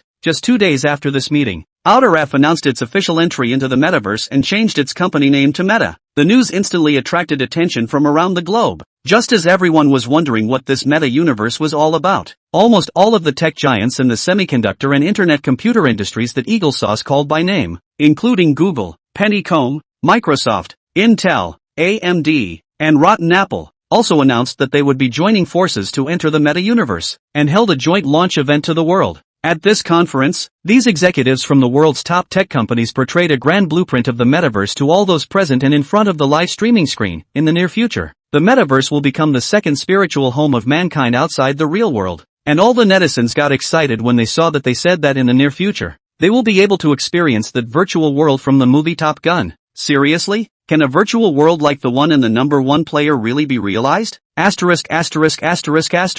If that's true, I'll have to get a full set of both high and low. The number one player, I swiped the whole thing 3 times in one sitting. It's just so good. If we really want to have such a world, then what more girlfriends do we need? Get a set of game clothes with the highest degree of neuron simulation, and then find a few beautiful women in the game. Wouldn't that be great? Wahahaha, Eagle Sauce Cowhide. Sure enough, in terms of playing with high tech, you still have to look at Eagle Sauce. Soon, as the news spread, the concept of meta-universe triggered the world, and instantly topped the first place of the internet hot search of all countries in the world. And within minutes of this launch, Eagle Jam's Nasdaq index instantly skyrocketed. The stock of internet companies led by ETH instantly soared more than 30%. On top of that, the stock prices of many publicly traded companies that produce AR and VR equipment and games have gone through the roof. In just one afternoon, the Eagle Jam Nasdaq exceeded the level it was at before the peace bomb disappearance broke out. Seeing that the stock prices of internet companies on the Eagle Sauce side soared because of a meta-universe, some internet companies, including Xia, also declared that they would also carry out meta-universe business. Then, unsurprisingly, the stock prices of these companies immediately soared as well. Shortly afterward, Eagle Sauce's Metaverse Alliance launched a metaverse product development source that was free for internet companies around the world to come and use. This development source Lasabugo's Android. You are free to add what you want to add under his framework, but the whole framework must be within their metaverse space framework. One benefit of this for other internet companies is that each company can develop a meta-universe space of their own company within this framework. At the same time, the Eagle Sauce Metaverse Alliance also declared that at that time, if they had the need, they could access their respective independent metaverse spaces into their large cosmic space, realizing the full connectivity of space. Of course, there is a processing fee for such a connection. As for how much to pay, the Eagle Sauce Metaverse Alliance doesn't mention it. Just saying, it's certainly not expensive. Since Eagle Jam's side didn't mention it, it's only natural that other internet companies won't pursue it. Anyway, not mentioning it means it doesn't have to be paid yet. They are also happy to be able to spend no money for a while. However, although this meta-universe concept is very hot, there are quite a lot of internet technology companies are still very mental about it, and do not immediately start to develop it. It was at this point that Hawk Jam's Metaverse Alliance struck again,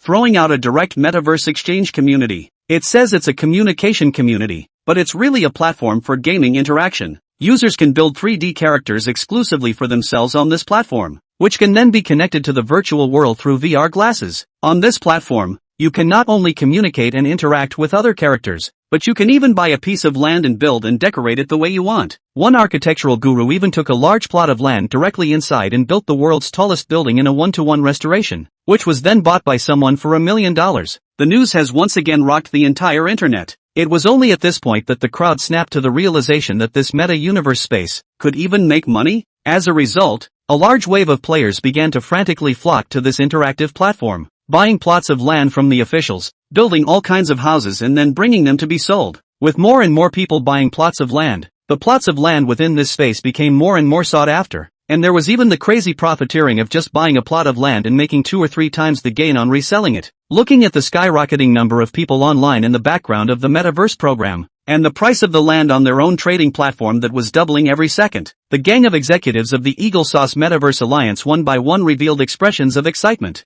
They knew that their plan was about to succeed. Haha, even if Xia masters the 2-nanometer photolithography machine, so what? In the future, the entire metaverse space will be ours, and they, at best, will just provide us with some plugins into the metaverse. That's right, when the time comes, we'll eat the meat, and they'll only be worthy of a few mouthfuls of soup. Ha ha ha ha, only, they don't realize it. Just as they were laughing with excitement, a young summer nation named Xin Lang was checking out the news about the metaverse with artificial intelligence glasses that were far beyond the technology of this week. When Xin Lang saw that someone had spent $1 million on a virtual building in the metaverse space, he couldn't help but reveal a smile. Looks like it's time to launch my AI and AR smart glasses. Star. Chapter 129 Long is playing crossover again? Or artificial intelligence? After brushing the news for a while, Xin Lang asked Xiao AI, how is that meta-universe space of Eagle Sauce analyzed? Master, it's all been analyzed. Can you develop a platform out of it pretty much? Yes, Master, AI replied. According to AI's analysis, this meta-universe space will take up a great deal of traffic in space. Therefore AI suggests that Master prepare a few more servers dedicated to this interactive platform. Okay,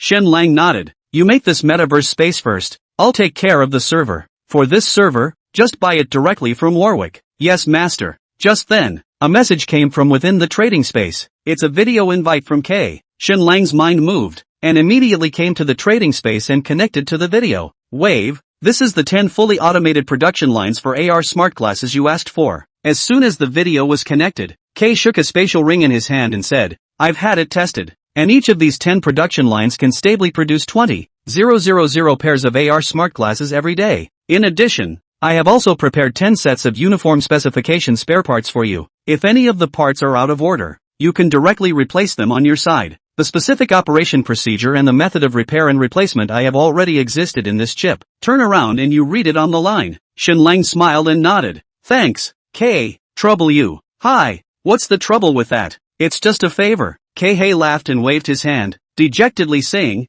Brother is now the Lord of Australia. If I want to do something, I just need to order my subordinates to do it. I don't even need to raise my hand. Looking at the dejected K, Xin Lang immediately boasted pompously. Yes, yes, yes, yes, yes, yes, yes, yes, yes, yes, yes, yes, yes, yes, yes. After a bout of joking around, Xin Lang and K completed the transaction procedure. Alright, you go ahead and get busy. I'm going to entertain some guests from Mars. I've heard that there are some famous women from the Federation this time, so I have to go and see how the Martian women are different from the lunar women. I'll share my experience with you later. Bye. With that said, K waved his hand and closed the video. This guy, Xin Lang couldn't help but shake his head. Ever since he drank the spring of life and ate the immortality elixir, K has been on the road to becoming a humanoid seeder. As far as Xin Lang knows, just in this recent half-month, K has already seen at least more than 40 famous women from the moon, an average of 3 a day. It's simply horrible as hell. I'm afraid that Master Soul, who made the immortality pill, and Roy the tree herder, who provided the spring of life, would never have dreamed that the stuff they provided would be used as an aphrodisiac.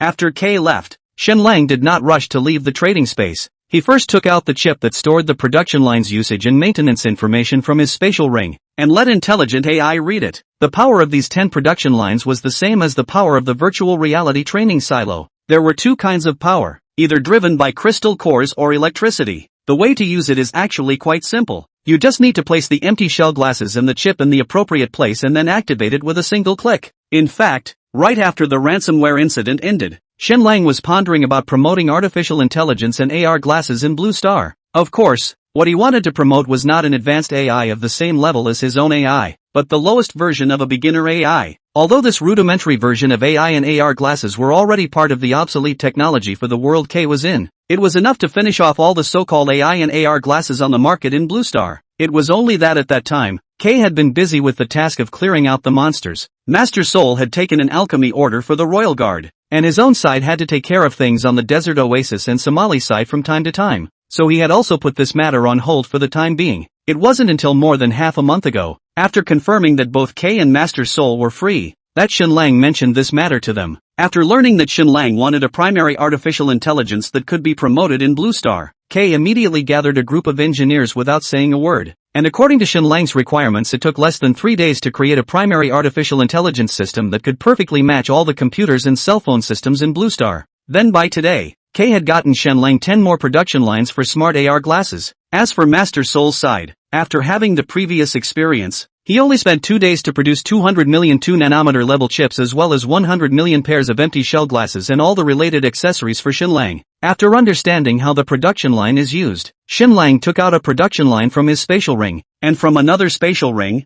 he took out the chip that had Master Soul help refine specifically for use on the smart AR glasses and the frames and lenses made of ordinary resin material using alchemy. They were separated and placed in the corresponding positions of the production line, and then the production line was activated. As the machine started, the tiny mechanical arm on the production line instantly activated, quickly grabbing the pair of empty glasses and chips, and in the blink of an eye it completed the line laying and chip installation, and after completing the installation of the chip, the glasses were sent onto the crawler. And then after going through the second and third infrared and electronic signal checks to confirm that the chips and wiring inside were laid correctly, they were sent to the last procedure for the installation of the intelligence system. In just under a minute, a new pair of smart AR glasses was freshly made. Shenlang tried to experience it. Although compared to his own pair of advanced artificial intelligence glasses, this pair of intelligent AR glasses was obviously a bit pedestrian, but it was undeniable that it would undoubtedly be a peace bomb level product for the entire Blue Star's technological level. Right at this moment, Shenlang's ears once again heard Xiao AI's voice, "Master, the Yuan Cosmos space platform has been made and can be opened at any time." Okay. Hearing AI's words, Shenlang smiled. Time to get to work. In the afternoon of that day, Shenlang approached the Lord of Yongqing City and expressed his desire to start an intelligent technology company. Upon hearing Shenlang say that he wanted to start an intelligent technology company, the Yongqing City Lord's first feeling was that this kid was afraid that he wasn't joking with his own. Right? Aren't you in the reforestation project? Why are you suddenly into smart technology? This cross-border crossing is a bit outrageous. However, after Shenlang handed him a pair of AR glasses loaded with primary artificial intelligence to experience for a while, Yongqing City Lord was immediately excited to personally pull Shenlang and went to the business department to apply for company registration, then brought Shenlang to the Yongqing development zone of a piece of factory buildings in front of the door. A wave of the hand. Directly this piece of ready-made factory buildings covering an area of 3,000 square meters free to Shenlang use. Not only that, utilities are free for 3 years. Little Shen, what else do you need support for? As long as we can do it in Yongcheng, absolutely no second thoughts. All in all, the Yong City Lord had one meaning. What you, Shenlang, want, we use Yong City to give it. Thank you, City Lord. Facing such an enthusiastic City Lord, Shenlang smiled. I'll just do it myself next. The next day, Shenlang purchased 1,000 of Huawei's top-notch servers at once through the official procurement channel of Yongcheng. Even with the official internal purchase price, the price of this one server is more than $50,000, and 1,000 units is directly a whole $50 million. And then, there's no telling who leaked it. That very afternoon, someone had posted the news that Shenlang had procured 1,000 servers on the scarf, which instantly attracted the attention of netizens. What's the situation? What's Brother Wave doing buying so many servers all of a sudden? Right, hasn't Brother long been busy planting trees? Since when does this tree planting need a server? That said, Brother Wave's company is really cowhide. A while ago a friend of mine in Alasan gave me a video. The desert contracted by Brother Long's company already has a large piece of it already planted with trees, and they are growing very well. At this rate, in a few years, I'm afraid that Alasan will become the largest forest in our summer country. So, is Brother Wave no longer satisfied with planting trees in the real world and bought so many servers in preparation for planting trees in the metaverse? At Desert Oasis _ Ha ha ha, I think it's possible. At Desert Oasis Little Sand Student, can you reveal what exactly your boss, our Brother Wave, is buying so many servers for? In the spirit of the principle of low profile for the king, Shenlang has not opened the neck. which led to the netizens cannot find under the main owner, can only go to find the desert oasis under the name of Shinlang to seek confirmation. Faced with thousands of requests from fans of the scarf, Desert Oasis's official microblogging is very humble to reply. We are just a small company under the name of Brother Wave. How can we possibly know what Brother Wave is trying to do? If you want to ask, directly ask at Oasis Intelligence. Is it? Little green students, you come to answer everyone's questions. Soon after, the official microblog of this Oasis Intelligence, which had been tweeted, sent a reply. Okay, at Desert Oasis Shah. All the netizens? When netizens saw this unfamiliar official microblogging, they could not help but be at a loss. Oasis Intelligence? Which company's official microblog is this again? Haven't seen it. Looking at the registration time, it seems like it was just registered and certified today. Look at the full name. It's called Desert Oasis Artificial Intelligence Technology Limited? What F***CK? This can't be a new company opened by Brother Wave? Wah, isn't Brother Wave a tree grower? When did he run off to play with artificial intelligence? This cross-border crossing is a bit big. It's true. I just checked and this company is really owned by Brother Long. It was just registered yesterday. The registered capital is $100 million.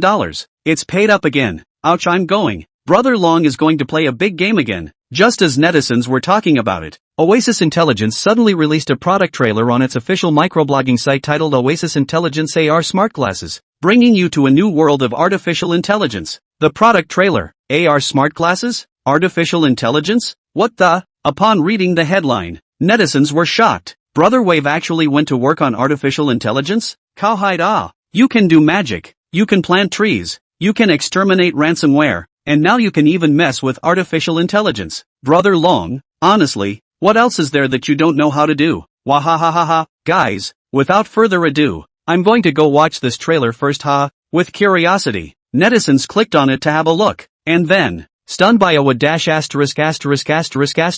star. Chapter 130, Shocking the World. Apple is scared less. The trailer begins with a man waking up. The main character in the scene got up from his bed and asked, what time is it? Soon, a voice came out of the glasses placed aside. It's 7 o'clock in the morning.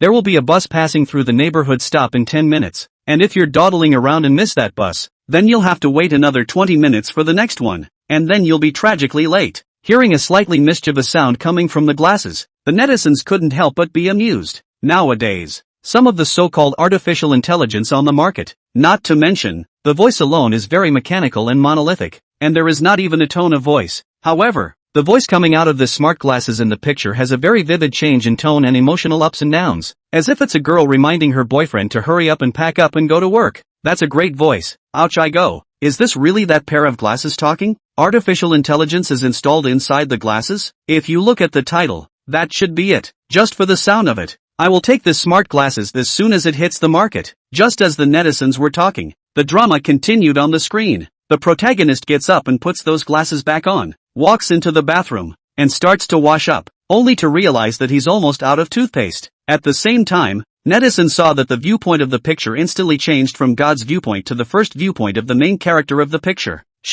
I'm out of toothpaste and need to buy a new one. Okay, master, the toothpaste purchasing interface has been opened for you. As the intelligent female voice sounded, a toothpaste instantly appeared in the screen. Below the toothpaste, there is also the associated name, price, name of the store where it is sold, and the current distance. The main character's hand suddenly reaches over and surprisingly grabs a toothpaste right out of the picture and puts it into a shopping cart icon next to him. Get this one. Yes, master, the order has been completed. As the voice of the intelligent female voice sounded, the words order completed immediately appeared on the screen. When they saw this, the netizens immediately showed their shocked expressions. Wah, what did I just see? He actually picked up the toothpaste right out of the screen? How did that happen? This is just like in Iron Man. Just as the netizens were exclaiming, the screen showed the main character, who was brushing his teeth, suddenly receiving a call from his boss. Master, your hypocritical ghost boss is on the phone. Do you need to connect? Hearing this reminder from the intelligent female voice, many netizens couldn't help but smile knowingly.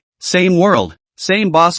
Connect it. As the call connected, the avatar of a Mediterranean-looking man appeared on the screen. The netizens took a look and instantly realized that this should be the boss. Then, on the phone, that boss started urging the main character to hurry up and get to work. Got it. Be right there. The protagonist casually dealt with the situation, then reached out and grabbed the avatar of the man within the screen and threw it directly into the toilet bowl of the nearby restroom. Beep beep beep. The phone then hung up. Seeing this scene, all netizens were once again shocked by this novel way of hanging up the phone. Wah, you can even throw your boss in the toilet? I suddenly feel like I'm getting high. Ha ha, this AR is so much fun. Just as the internet was praising this AR technology, another call came in. This time, it was a video call. The protagonist immediately picked up the phone, and in the next second, an image of a person appeared in front of him, the protagonist's girlfriend. A pleasant period of morning greetings ensued. It can actually project the opponent's figure directly in front of its eyes? This is damn near exactly like a scene from a sci-fi movie. Just as the netizens exclaimed, the main character in the picture ended his conversation with his girlfriend and then shuffled back to his room and started to change his clothes. As a result, looking around, you can't find a dress that makes you happy.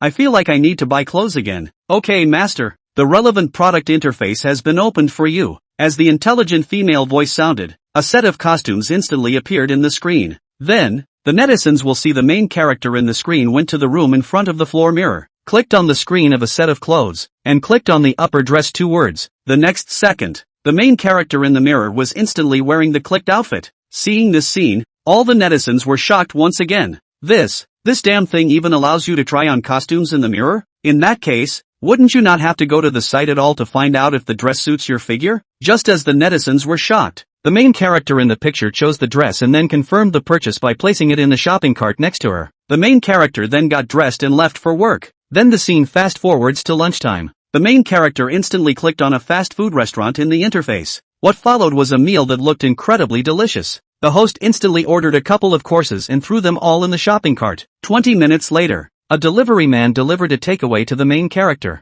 As the host opened the takeout, the crowd saw that the meal inside was exactly what the host had just ordered. After taking a break for lunch, the protagonist invites his coworker sitting across the table to game Connect, activating the ping pong game on the interface. A virtual ping pong table then appeared in front of the two. The two picked up the paddles in the interface and just played ping pong. From a third-person perspective, the two have nothing in front of them, as if they're sand sculpting and playing with the air. However, in the protagonist's first-person perspective, he's having fun with his coworkers. Crap, this AR game bulls ****. Ha ha ha ha ha, this is so much fun. Doesn't that mean I can play ping pong anytime, anywhere with these glasses? Table tennis is fine. So is badminton, volleyball, netball or whatever. This one is simply cowhide. Just as the netizens are raging, the drama in the picture is drawing to a close. At the end of the episode, the main character comes home from work and takes out his delivery in the neighborhood's delivery box. And when he comes home and opens it, it's the very same toothpaste and clothes he purchased that morning. The plot comes to a close with the main character brushing his teeth with this newly arrived toothpaste. As the screen went black, once again, a large, bold line appeared on the screen. Desert Oasis AI AR glasses. More features. Infinite Reverie. Officially released on September 1st. Let's not see each other. Soon. Hashtag Wave Brother crosses over to artificial intelligence. Hashtag Super Explosive AI AR glasses. Hashtag Desert Oasis renewed. Hashtag artificial intelligence glasses on fire. Hashtag. And so on and so forth quickly rushed to the top. Soon. The entire internet exploded. Asterisk. Wave Brother cowhide. These smart glasses. It's simply brilliant. Originally I thought that this so-called smart glasses were just about the same as the one that Brother Google released a few years ago, but I realized that I was wrong. Comparing this glasses of Brother Long's with Brother Google's glasses is simply insulting Brother Long. It actually says there are more features? Crap, that means more features will be announced on the day of the launch? That's just bull pimples. Other than that, the online fitting feature of these glasses alone would be enough to sell it to countless women. You're right, my wife is already saving up for the chopping. Why September 1st? Can't it be September 15th? We don't get paid until the middle of the month. The 1st is not on or off, so there's no money to chop. Me too. Brother Wave, can you postpone the launch for half a month? Moonlighters can't afford it. Ha ha ha. Actually, Brother Wave is looking out for moonlighters like you, telling you not to buy it and saving you money. Save your ass. Without cash, we still have flowers. If we don't have money, we can still take out online loans. In a word, sisters, sell it for me. Soon after, this product trailer for the smart AR glasses appeared on major social media and platforms overseas, again attracting huge attention. Oh my god, what are these glasses? Simply amazing. Isn't this the AR technology inside a sci-fi movie? How dare Xia has already reached this level? This is simply too unbelievable. This can't be a promo for some sci-fi movie, can it? Will there really be AR glasses like this in this world? This is just great. What does this desert oasis company do? Why does the information I found on the internet say that it's a reforestation and greening company? When did a reforestation and landscaping company have such a powerful level of technology? Ha ha ha, overseas friends. You guys don't misunderstand. This desert oasis company is different from the one that makes forests and greenery. This one is a company that specializes in artificial intelligence technology research and development. Of course, they all have the same boss. It's all our brother Wave. Ha ha ha ha ha. Just as overseas netizens were buzzing, the Eagle Jam Metaverse Alliance, led by the likes of Google, Microsoft and Rotten Apple, naturally noticed the trailer. Boom!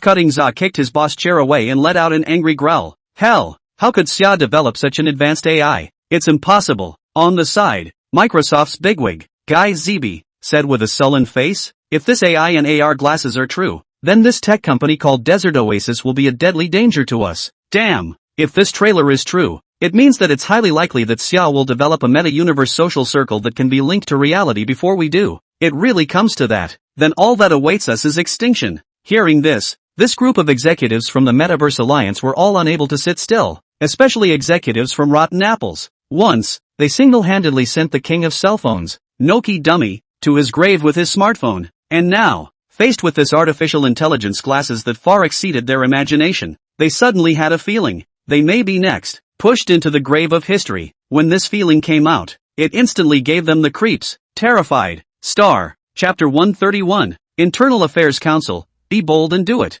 We fully support you. Summerland this side. Right after the topic related to artificial intelligence glasses dominated the hot search list of all social media, Shenlang received a call from Dai Fei. Wah, prodigal son. Isn't that video on the scarf real? Did you really come up with those awesome AI AR glasses? Listening to Dai Fei's excited voice, Shenlang didn't talk nonsense and said directly, you come over to get it yourself from work. Prepared 10 pairs for you. Is it enough? Enough is enough. Upon hearing this, Dai Fei couldn't help but heave a laugh. It's you who still understands me. Just at this time, Xiao AI suddenly sent Shenlang a reminder. Master, Elder Lu of the Internal Affairs Bureau called you. Want to connect? Lu Lao of the House of Representatives? Shenlang's heart moved, and immediately said to Dai Fei, okay, no more nonsense with you. I have a call coming in. Wait until you meet me after work. Upon hearing this, Dai Fei immediately responded. Okay, you busy yourself. After that, he hung up. Connect it. Shenlang then picked up the phone. As the phone was connected, a cheerful laugh came from the receiver. Xiao Shana,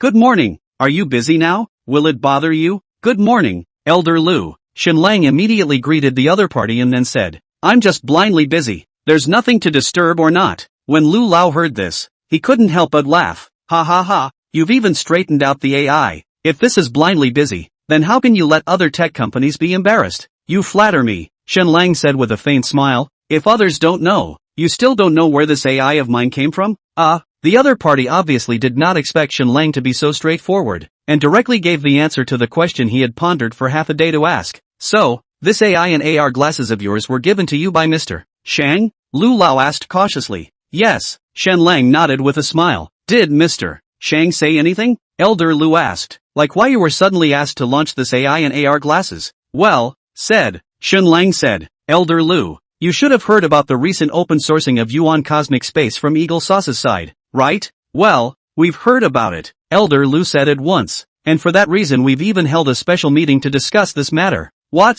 Mr. Shang has ideas about this Yuan universe as well? Shenlang said. It's not that he has thoughts about this Yuan universe. Mr. Shang is trying to create a Yuan universe space that belongs to the dominant Xia country. This will avoid being controlled by Eagle Sauce in the future discourse in the metaverse space. When Lu Lao heard this, he couldn't help but froze. What do you mean, Elder Lu? Have you seen Top Player? Shenlang asked. Naturally I've seen it. Lu Lao nodded and said with a smile, in order not to be out of touch with you young people, we, the older generation, are desperately trying to get in touch with the various cultures you like. If the metaverse space is corresponded to that oasis in Top Gun, then that Metaverse Alliance in Hawk Jam is that game company in Top Gun that controls the entire oasis. In the oasis world of Top Gamer, gamers can travel to different planets to experience different games, and many of the games actually come from different game makers. These game makers rely on Oasis World to produce game after game, constantly enriching Oasis World while making a fortune off of it. However, you should know that the control of the entire Oasis world is still in the hands of that game company. If the protagonist finally presses that button, then the entire Oasis world will be completely destroyed, and the games made by those game companies will also be destroyed along with that world. So is that meta-universe space in HawkJam? Although they are ostensibly very generous in making the metaverse space free and open source, they are actually deliberately guiding the major tech companies to produce metaverse spaces that are under their rules. And then after a certain stage, they will definitely invite these tech companies to connect the metaverse spaces of the major companies into their big metaverse, realizing the interconnection of the global metaverse. This is certainly very good for the development of the major technology companies, but they are forgetting one thing. At the beginning stage of the Great Yuan universe, in order to attract users, it's naturally unlikely that Eagle Sauce's gang will make any moves. But once they get their wings full and get hold of enough users, then they will definitely raise the butcher's knife. At that time, as long as Eagle Sauce is willing, he can always cut off the link incision, making you instantly become an isolated island in the Great Yuan universe. At that time, users who are already accustomed to global interconnections will inevitably abandon this space that can't be connected to the Great Yuan universe, and then other away. This is the same as the current takeaway taxi software. In the early stage, the platform will keep giving commissions and rewards to the merchants, and when the platform gets bigger, the merchants will also become their leaks and be harvested one at a time. At this time, Shen Lang did not know that at this end of Lu Lao's microphone, he was actually not the only one. All the other top brass in the House of Representatives were there. When they heard these words from Shen Lang, their originally relaxed expressions immediately sank. Everyone has realized, if it was really like what Shen Lang said, then by then, I'm afraid that all of the metaverse technology companies around the world would have been kidnapped by Eagle Jam's gang. So, this is the reason why Mr. Shang wants to launch AI and AR glasses? After Shen Lang finished speaking, Lu Lao immediately asked. Yes, Shen Lang said. Mr. Shang is trying to use AI and AR glasses to tear a hole through Eagle Jam's metaverse trap, then create a world that belongs to the metaverse under the control of our Xia people. With this AI and AR glasses as a gimmick, we can definitely steal a step ahead of the other side and gain more attention and resources in the development and construction of the metaverse. As long as everyone's attention and resources are all focused on us, that meta-universe of Eagle Sauce will become unattended and broken space. At that time, let alone coercing the global tech companies, it will be difficult for them to survive on their own. After listening to Shen Lang's words, these senior members of the Internal Affairs Council glanced at each other, and a hint of exhilaration appeared on their faces. Eventually, Xiao Weiman, who was sitting at the top, spoke out. Little Shun, I'm Xiao Weiman, President of the House of Internal Affairs. Ha, Elder Xia? Shen Lang froze, then immediately said, Good afternoon, Elder Xia. Sorry, I didn't know you were over there too. Ha ha ha, it's fine, it's fine. Xiao Weiman immediately laughed and said, It's not just me, all the top brass of our Internal Affairs Council are over here. After listening to your words just now, we are really enlightened. Not bad, worthy of being a hero. Ha ha ha ha ha, no, Elder Xia, you flatter me. Shen Lang immediately humbled himself, and in passing, he also dumped this excellent pot on Mr. Shang. These are all what Mr. Shang told me, I'm just repeating what he said. Xiao Weiman laughed and said, There's no need to be so modest, being able to be seen by Mr. Shang means you're good enough in your own right. Without waiting for Shen Lang to answer, Xiao Weiman received, Little Shen Lang, in, don't worry and be bold. We, the House of Internal Affairs and the entire Xia Kingdom, are your strong backing. Shen Lang, good, I understand. Xiao Weiman's statement was not just a casual remark. The very next day after this phone call ended, Shen Lang received a call from the patent office of Xia, and the patent on AR smart glasses that he had sent up the day before had been examined and passed. And according to the regular review time, such a review will take at least 2 weeks to a month or so. This is also why Shen Lang put the product launch to more than a month later on September 1st willing. As it turned out, I didn't realize that it was a plan that didn't change fast enough. With the House of Representatives out of the way to operate, a direct wave was put in place to get his patent program pre-approved. As for the patent on artificial intelligence, Shen Lang did not report it. According to K, the design language and logic of this thing was completely different from Bluestar's current computer language and logic. Even if they were given 100 years, it would be impossible to crack this AI system, let alone develop a similar one. And don't say 100 years, it is estimated that in a decade or two, Shen Lang will launch intermediate or even advanced artificial intelligence. So, patent protection and all that is not necessary at all. Time passes quickly. In the blink of an eye it will be August 31st, just a day before the release of the AI AR glasses. News media and tech gurus from all over the world flocked to Yongchang in unison to prepare for the launch. For a while, this city, which is civilized by its port, has become the focus of attention of the global science and technology community. both hindering countless people from watching and waiting. September 1st is finally here. This day, Shenlang sent his niece to the kindergarten on the first day of school as usual. When the teachers of the kindergarten and the parents of the other children saw that it was actually Shenlang who sent Wenwen to school today, they couldn't help but all show a stunned expression. But they all knew that today was the day Shenlang was going to attend the launch. Looking at Shenlang in front of him, Wenwen's homeroom teacher, Ms. Chi-Chi, couldn't help but ask, "Uncle Wenwen, aren't you going to attend the conference today? Why are you still sending Wenwen to school?" Faced with Ms. Chi-Chi's inquiry, Shenlang smiled, gently touched his niece's small head next to him, and said, "It's just a conference. How is it as important as sending Wenwen to school?" At this moment, all the teachers and female parents at the scene immediately felt that Shenlang was glowing. As for those male parents, after hearing Shenlang's words, they looked at each other and then silently gave Shenlang a thumbs up. This pussy is loaded. It's flawless. It's just perfect. Sure enough, Longo deserves to be Longo. Invincible. 9 o'clock in the morning. All the journalists and guests who had come to the launch event had already appeared in the arena of the Ningbo Theater Center, and outside the arena, countless journalists, fans and netizens who hadn't been able to get tickets were waiting eagerly for Shenlang's arrival. Just as the crowd was waiting with bated breath, in a roar of a car's tailpipe, Shenlang drove his signature palm and appeared in front of the crowd. On the roads on both sides of the arena, thousands of gazes as well as hundreds of camera lenses instantly focused over in unison. The moment, Shenlang, all eyes on the world. Star. Chapter 132. This Long can handle it. He'll do whatever the fans say. At this time, inside the field house, thousands of media journalists, tech elites and company executives from all over the world are sitting in their respective seats,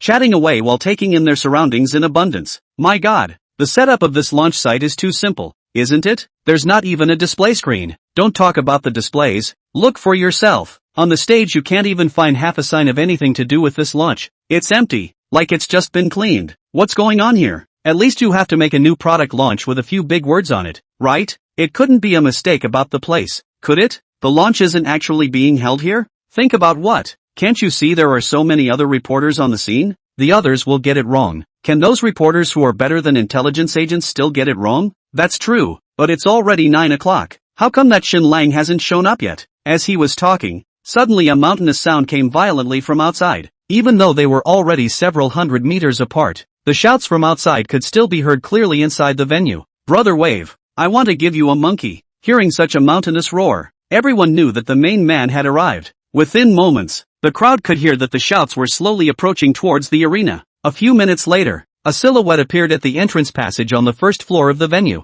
As soon as the staff members who had long been waiting at the mouths of the various passages saw each other, they immediately greeted each other excitedly. "Mr. Shen, this way, please follow me." This figure that came in was naturally Shenlang. Led by the staff, Shenlang quickly walked towards the venue stage. Everyone in the audience couldn't help but be energized when they saw a staff member leading a young man in civilian clothes towards the stage. Is that Shenlang? Judging by the attitude of the staff, that should be him. This dress is too informal, isn't it? To come straight here in a tracksuit? Right in the middle of the crowd's discussion, Shenlang took the microphone handed over by another workman and idly mounted the stage. At this time, the scene of all the media reporters have been on the stage of the camera. Shenlang, the few media with the right to live broadcast, is the first time to start the live broadcast, will stand in the center of the stage at the moment Shenlang synchronized release to the TV. At this time, there were countless netizens who had long been waiting for this live broadcast on their television sets or online platforms. As soon as the live signal kicked in, the picture cut to the scene. The crowd immediately saw Shenlang, who was wearing a tracksuit and standing on the stage. Whoa! The next second, bursts of cheers came out from thousands of homes. Wow! Is this Brother Long? He's so handsome. Wow! This divine face of Brother Wave. It's simply absolute. Just being disliked by the camera directly on his face. And he's still so handsome. Not just handsome, okay? Didn't you guys notice? Brother Long's skin is so good, it's like you can't even see a single pore. Say, is Brother Wave wearing makeup? This skin condition is too good, right? With my senior makeup artist's more than 20 years of makeup experience, I can responsibly tell you that Shenlang definitely has no makeup on. This is his plain face. In 10 seconds. I want to know what kind of skincare products Longo usually uses. The good thing is, it's not just face fans who are paying attention to this live broadcast today, but also a lot of netizens who are here for the AI and AR glasses. When they saw Shenlang in the live camera, the first thing they noticed was the pair of glasses he was wearing. Hey, have you guys noticed that the pair of glasses Shenlang is wearing now is exactly the same as the pair of smart AR glasses in the trailer? Yeah, that's what I was going to say. It should be that AR glasses. I have to say, those glasses look pretty cool. I suddenly want a pair of glasses like that too. Nonsense. It's a pair of eyes with artificial intelligence. Who wouldn't want it? But, then again, for such a formal launch event, Shenlang even went up there in a tracksuit. Isn't that a bit inappropriate? So what? Back then, Mr. Joe was not the same t-shirt and jeans on it? Foreigners can do. We cannot do? Ha ha, just right. Just as the netizens were talking, inside the venue, facing the packed house in front of him, Shenlang really had a little bit of tension in his heart, and a little bit of excitement. After all, in the strictest sense, this is the first time he's actually stepped out on stage to the public. As Shenlang gently exhaled a breath, the trace of nervousness and excitement in his heart gradually faded away from his heart. Good morning to everyone on the floor and in front of the camera. Thank you for taking the time out of your day to attend this launch event for our company. Seriously, I was actually quite nervous, so nervous that I didn't even take a close look at the time before I walked up. As a result, I just took a look at the time, and I actually came up 10 minutes early. It's a little embarrassing. Hearing Shenlang's words, the audience at the scene as well as in front of the live streaming camera couldn't help but be amused. Just then, I only saw Shenlang say, "Shall I still go down and wait for a while before coming up?" No. As soon as they heard that, the audience immediately stopped in unison. If you go up, how can you come down again? We're all here. Brother Wave, why don't we just get started? That's right. What's coming is coming anyway. Let's get started. Brother Wave. Ha ha. Everyone couldn't help but smile as they listened to the uproar from the audience on stage. And everyone took the uproar as a joke. After all, the timing of this launch was all pre-arranged. So how could it be changed just like that? Hey, it seems like a lot of friends are in favor of starting earlier, yes? Shenlang pointed to the stage and said, "Come on, how many friends wish to start earlier? Raise your hand and let me see." Wow, in the next second, a large hand was instantly raised from below. Shenlang took a look and couldn't help but say, "Ooh, so many people want to start earlier? Are you guys waiting a bit impatiently? That's why you're urging me to start faster and then finish quickly so you can go home for dinner?" Haha, there was a burst of laughter once again. Alright then, only Shenlang laughed. Since so many people want to start early, let's just get started.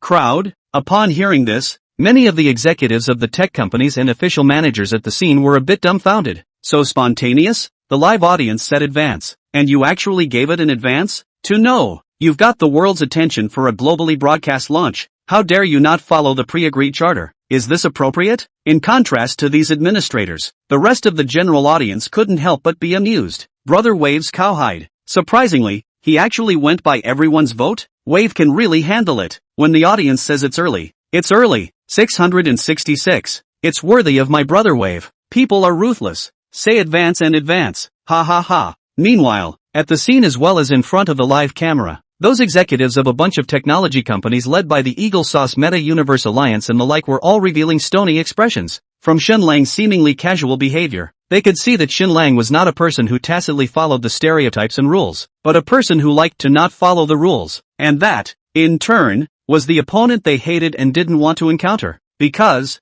such an opponent is too elusive. So before we begin, please feel under your seat to see if you have a small, long box. If you have one, take it out gently. If not, please raise your hand and a nearby staff member will bring it to you. Hearing this, the audience on the spot bent down and touched it, and it was really there. And then they all took it out from that small box. Many people even opened the box at the first time, and then saw that what was placed inside was exactly a pair of glasses. The hearts of the people moved, and they all realized in an instant. This is the smart AR glasses from the trailer. I didn't realize that Shenlang had arranged a pair in advance for everyone on the scene. Not only that, the crowd also found that this glasses is not a color. A glance. Many people hand glasses frame color is not the same. Red, orange, yellow, green, blue, purple, black and white and so on. Various colors are available. If everyone's got it, then please put your glasses on and our launch party will begin shortly. With Shenlang's words, the audience at the scene put on their glasses. As they watched the audience on the floor put on their eyes, the countless viewers in front of the camera were not happy. It looks like the situation is ready for the live audience to experience the function of this AR glasses, but they have glasses to wear. What are we going to do? But this is something that can only be experienced by those who wear AR glasses, right? How can people like us experience the function of these glasses? It's like the trailer where the main character's coworkers are watching him play ping pong against the air with another coworker. Are we being made to watch Lang's objectless performance? Ha ha ha. You guys take it easy. Maybe Brother Long has a solution? Right in the midst of the audience's flirting and protests, Shenlang smiled and said, the audience in front of the live broadcast camera doesn't need to be anxious. The cameras for the live broadcast have all been equipped with AR lenses specially prepared by our company. So later on, what we see through our glasses, you will be able to see just as well. Hearing this, all the viewers in front of the live camera couldn't help but have their spirits shaken. Ha ha ha, I told you, Brother Wave must have a solution. 666. Wave Brother Cowhide. This wave can really handle it. Right in the middle of the cheers of the audience on the line, Shenlang in the center of the stage looked at the time. Well, next we'll start exactly that. However, before we start, please allow me to change my clothes first. Shenlang pointed to the set of sportswear on his body. After all, wearing this set of clothes doesn't seem too formal. Oh? While speaking, Shenlang said, Xiaoji, open my closet. In the next second, a closet appeared in front of everyone's eyes. Everyone then saw Shenlang pick a suit from it and gently clicked on it. In the next second, this set of clothes was directly put on the body Shenlang. What the? At the sight of this scene, a gasp instantly rang out from the scene. Star. Chapter 133, The Age of Subversion launch. Wah! All the spectators stared in unison. It's literally exactly like what aired inside the trailer. At the scene, many audience members subconsciously removed their glasses. Oh look, it was found that Shenlang was wearing the original set of sportswear. Take another look with your glasses. Shenlang's body had changed into that suit, and it looks just like the real thing. This AR projection is bulls *** T. Right at this moment, Shenlang looked around and laughed. Our stage seems to be a bit too plain. There is no atmosphere at all for a launch party, isn't there? Chie, help me set up the scene. Okay, Wave. In the next second, everyone could see that there was an additional stage of a large LED screen behind Shenlang, and it was the figure of Shenlang in a suit that appeared in the screen. At the same time, a hosting table appeared beside Shenlang. In front of the host stand, pots of blossoming flowers were lined up. Everyone was dumbfounded as they watched this appear before their eyes as if by magic. This AR, it's just absolutely brilliant. Just when everyone was still shocked at the scene created by this amazing AR technology in front of them, they only saw Shenlang take out a Huawei cell phone from his pocket and gently touch the glasses. In the next second, the crowd saw that Shenlang's pair of smart glasses projected a dialog box. Brother Lang, the system has detected an external device. Do you need to make a Bluetooth connection? Connect. With Shenlang's confirmation, a dialog box then popped up on his phone screen in the same way. A Bluetooth link is being requested by an external device. Please ask if you agree. Shenlang immediately clicked agree. Then, the smart glasses once again sent out a query. Brother Wave, the system has detected that the device does not have an artificial intelligence program installed. Is it necessary to install it? Install. Okay, Brother Wave, please wait. When the viewers both live and online saw this scene, they all stared in disbelief. What the? Is it surprising that this AI program can even be installed on a phone? That is to say, even without this smart AR glasses, ordinary users can also use this artificial intelligence program? This discovery caused many Xia cell phone producers on the scene to show their excitement. If you can install this AI on your own phone, you will be able to greatly enhance the playability and attractiveness of your phone to users. Compared to the excited Xia cell phone manufacturers, the expressions of those overseas cell phone manufacturers were not as good. If this AI can really be adapted to all cell phones, should they follow suit and install it as well or not? If you don't install it, then I'm afraid that you won't have any competitiveness in the future in front of those cell phones that have this AI program installed. However, if it is installed, who can guarantee that this AI program will not threaten the security of one's system and information? When you think about it, all the major overseas cell phone manufacturers are on pins and needles. At this time, there was only one thought in their minds. That is, pray that this AI isn't as powerful as it thinks it is. But is it possible? Just as the audience sighed with different thoughts,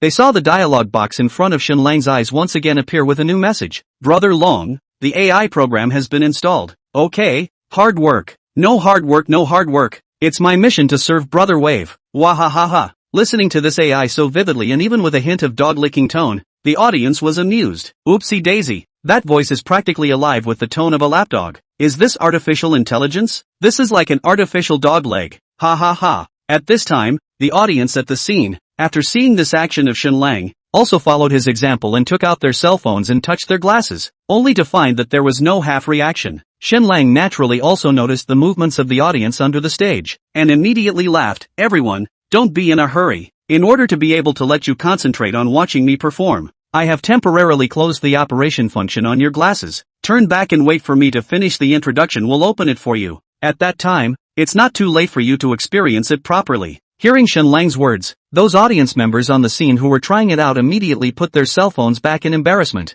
Seeing that everyone's attention had once again returned to him, Shenlang smiled and spoke. Xiaozhi, project the interface on my cell phone for me. Okay, brother Long. As Xiaozhi's voice sounded, a system desktop instantly appeared in front of Shenlang's eyes. The crowd could see clearly that it was exactly the desktop in Shenlang's cell phone screen just now. Wah, this can actually project everything on your phone in front of your glasses? In that case, doesn't it mean that you don't need to open your cell phone if you want to watch a video in the future? You can watch it directly by connecting it with your glasses? Wahahaha. In that case, then the meetings won't be boring from now on. Not boring +1. I think the bosses of major companies are going to have a headache. Ha ha ha. Right in the middle of the audience's excited chatter, Shenlang demonstrated the functions of this artificial intelligence on his cell phone in a step-by-step manner. For example, it can categorize all the apps and files by itself with just one command. And for example, when you need to open a document but forget the specific document name, you just need to give a keyword and approximate time, and it will find out all the eligible files for you, and then you can confirm it by yourself. Also, you can just tell it what software and apps you need and it will help you download them directly from the internet. Not only that, it can also optimize the downloaded software, which can minimize the burden and pressure on the phone's memory to run, while still maximizing the use. Even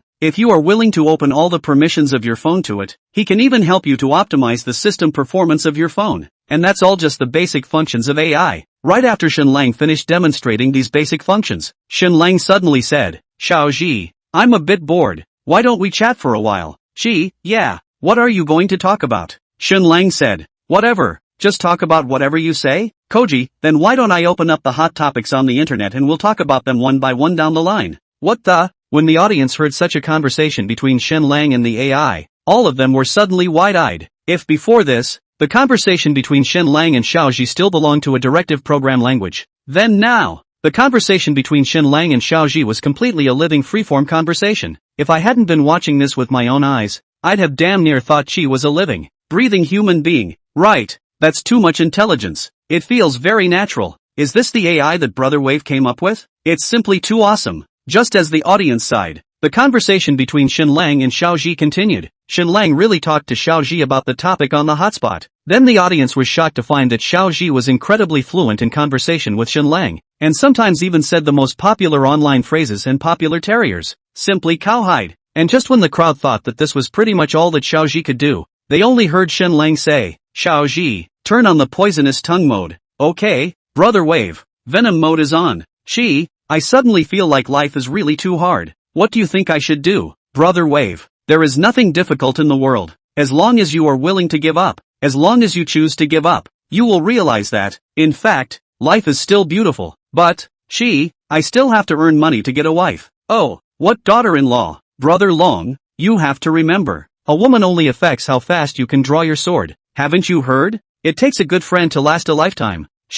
You'll have no friends like that. Friends? Oh, what's a friend? Can you eat it? You give me 2 pounds? Audience, Sigma, A. At this time, listening to the conversation between Shenlang and Xiaozhi, the scene and all the viewers online were all dumbfounded. Wah, she even has this feature? Ha ha ha, this poisonous mode is just cowhide. Laughing my ass off. Why do I get the feeling that Brother Long is disliked by Xiaozhi to the point where he has no power to fight back? This Koji sensation number owes it to me. Ha ha ha, right in the middle of the audience's laughter. Shenlang once again activated Xiaozhi's warm man mode, royal sister mode, hegemonic president mode and so on and so forth, making all the viewers watch with desire. In this way, Shenlang spent most of the hour demonstrating the functions of this artificial intelligence. After the display, Shenlang felt a little thirsty. Xiaozhi, I'm a little thirsty. I want to buy a drink. Okay, Brother Long. There are a total of 2 supermarkets within 500 meters from you. Which one do you choose? As Xiaozhi's voice sounded, the actual photos of the 2 supermarket stores near the arena appeared in front of Shenlang.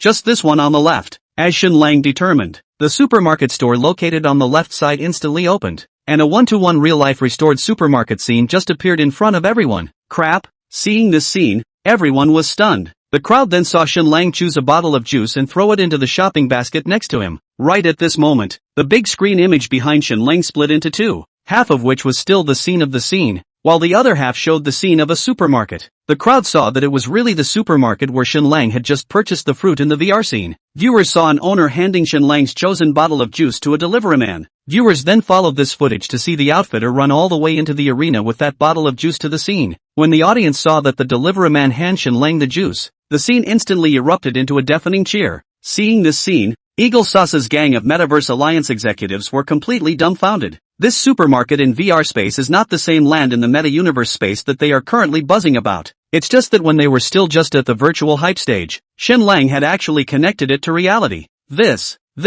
if popularized, will surely overturn the business logic of the entire era. This moment, an inexplicable sense of panic rose from the heart. They felt as if an extinction was about to happen to them. Sharing their feelings are the major e-commerce platforms. Chapter 134, Scared Pissed Mold Group Beaver and Dogdong. From today onwards, the world enters the era of Xia's Yuan Cosmos. Clunk. Magic City. Inside the office of the chairman of the Mold Group. When Moldy Group chairman Wang Daxing watched Shen Lang in the screen reach out and take the bottle of juice from the hands of the delivery man, his hand could not help but tremble. And the pair of cultural walnuts in his hand that had been bought at a cost of millions of dollars and had been coiled by Hushan, the first corrupt official of the Qing dynasty, immediately fell to the ground. At this moment, a hint of horror appeared on Wang Daxing's face. As the premier big brother in the domestic internet takeout industry, Wang Daxing immediately saw the threat that this smart AR glasses ordering was to him. Although it is still unclear what this desert oasis company is moving, but if in the near future, he can really realize just live video presented as such, can allow users through AR glasses immersive appearance in a one-to-one reproduction of the store to shop,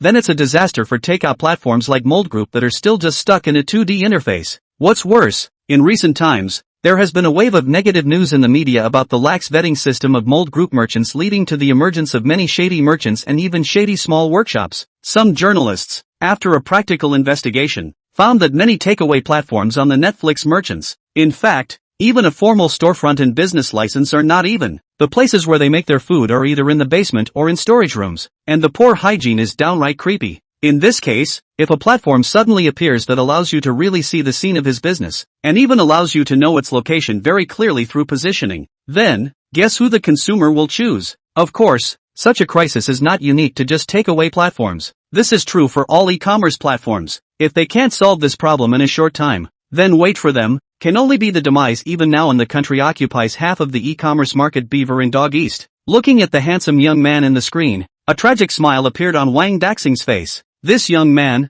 he's really ruthless. It's amazing how one shot has upended the entire e-commerce industry. Looks like I'm getting really old. At the same time, in the conference room of the headquarters of Beaver, the first king of e-commerce in Hangzhou, Zhejiang province, a group of executives in the e-commerce sector who can make the whole industry shake by stomping their feet are anxiously discussing countermeasures. Chairman, what should we do now? If we let this desert oasis company grow, then our Beaver's e-commerce market will definitely collapse completely. Yeah, Chairman, think of something. Looking at a sea of terrified faces in the conference room, Ma Dayun couldn't help but smile miserably. Think of something? What can you think of? That's the AI and AR systems they've been working on for over a decade and still haven't gotten much traction. Compared to this product that the young man in the video took out, the AI that they had already spent more than $1 billion to develop was simply an artificial retard. As for the AR system, forget it. It's just a matter of projecting a fortune with the camera inside the PayPal. Even Ma Dayun, who had experienced nearly 30 years of ups and downs, was used to seeing clouds rise and fall, and had never admitted defeat, had to admit in his heart that this time, he was afraid that he would really lose. This defeat is not a war crime. At this moment, Ma Danyun even vaguely felt that the original because of the hollow treasure set off the e-commerce fever and gradually be driven out to kill the gang of entity merchants. Once upon a time,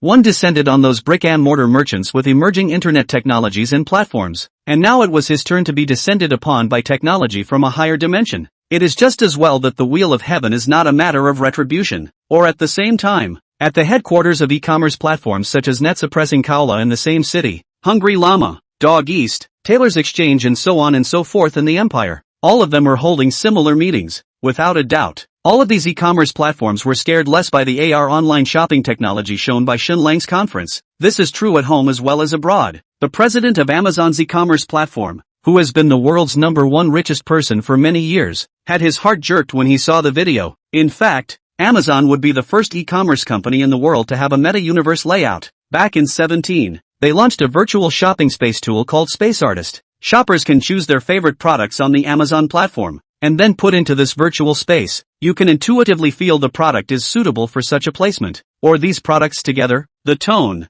feel match. But compared to Desert Oasis AR technology, their Space Artist virtual space tool is like child's play. It was clear to the Amazon president that since the young man in the video could project that virtual dress from the internet onto himself in a tight fit, He could likewise project various items of furniture into a physical room. Compared with the Amazon shopping platform can only be placed on the screen interface products. The other side of this through the AR glasses directly to the virtual items placed in real space to produce the effect is obviously more intuitive. Without much thought, the president of Amazon himself knows very well in his own heart, if such two platforms to make a choice, he himself will be inclined to the other. Xia has developed such advanced AI and AR technology. What a scary country. I'm afraid, from today, the globe is about to enter the age of Xia, and at this time, countless netizens both inside and outside of Xia who were watching this live broadcast had long since been excited by this shopping operation that had just taken place. Wow, this one's a real cowboy. I can't believe I can directly see the inside of a supermarket with these AR glasses. Doesn't that mean that if I order a lunch,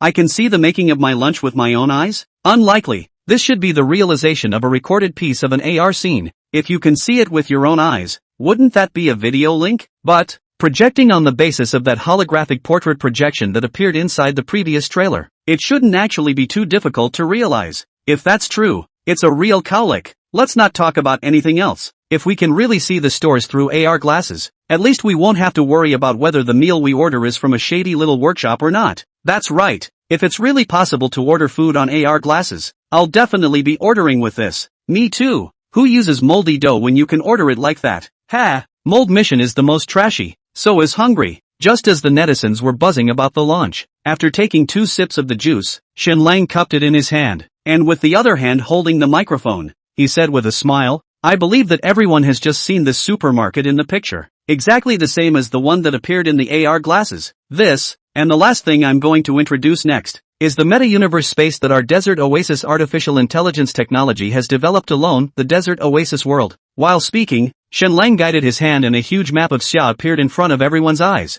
This Desert Oasis world will be a one-to-one recreation of our summer reality. All the shopkeepers who have moved into the Desert Oasis commercial street can move your store, and even all the products inside the store in the real world is into the corresponding locations in the corresponding cities and streets in this world. In this Desert Oasis world, there won't be any graphic discrepancies or distortions. Any item you see in the Desert Oasis world must also look exactly the same in reality. In addition, for other ordinary users, you can also choose a plot of land here, and then build any building shape you like according to your own preferences. Sure enough, when looking at that huge map of Xia that appeared in the screen, Eagle Sauce's gang of executives from the Metaverse Alliance all of a sudden revealed expressions of despair one by one. He really has developed Metaverse space. Damn, how did he do that? Developing AI and AR glasses again. Now even the Metaverse space has been developed. It's simply impossible to do each of these projects without more than a decade of technological accumulation. Who the hell is he? Just as the gang of Eagle Sauce people were raging impotently out of despair, a mysterious smile suddenly appeared on Shenlang's face. Let me reveal a little secret here. The virtual reality project that our company is currently working on has already made a breakthrough. It won't be long before we'll be able to carry out a mass production launch. This virtual reality program is the one that can put your consciousness inside this meta-universe space and can make you feel a real sense of touch. It's just like the experience in the Top Gun movie. Your consciousness is free to play, frolic, make friends, shop,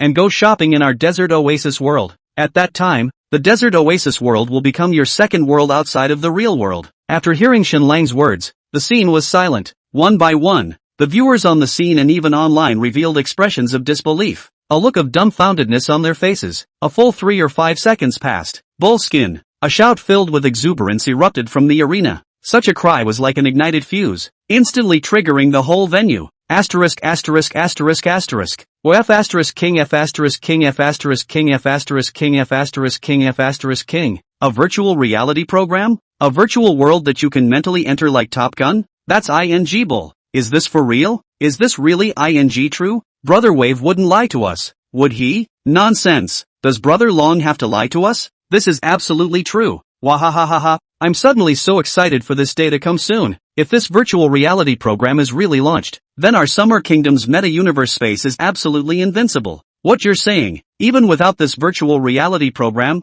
with the current AI and these AR glasses, our metaverse is already invincible. Okay? Wahahaha. Wave Brother Cowhide, Desert Oasis Cowhide, I declare, from today, the globe enters the era of the summer metaverse. Oh yeah, compared to the excitement of the audience in Xia, those technical experts and executives from overseas countries were all as if they had lost their lives. They know very well that the age of technology, which belongs to the West, is over.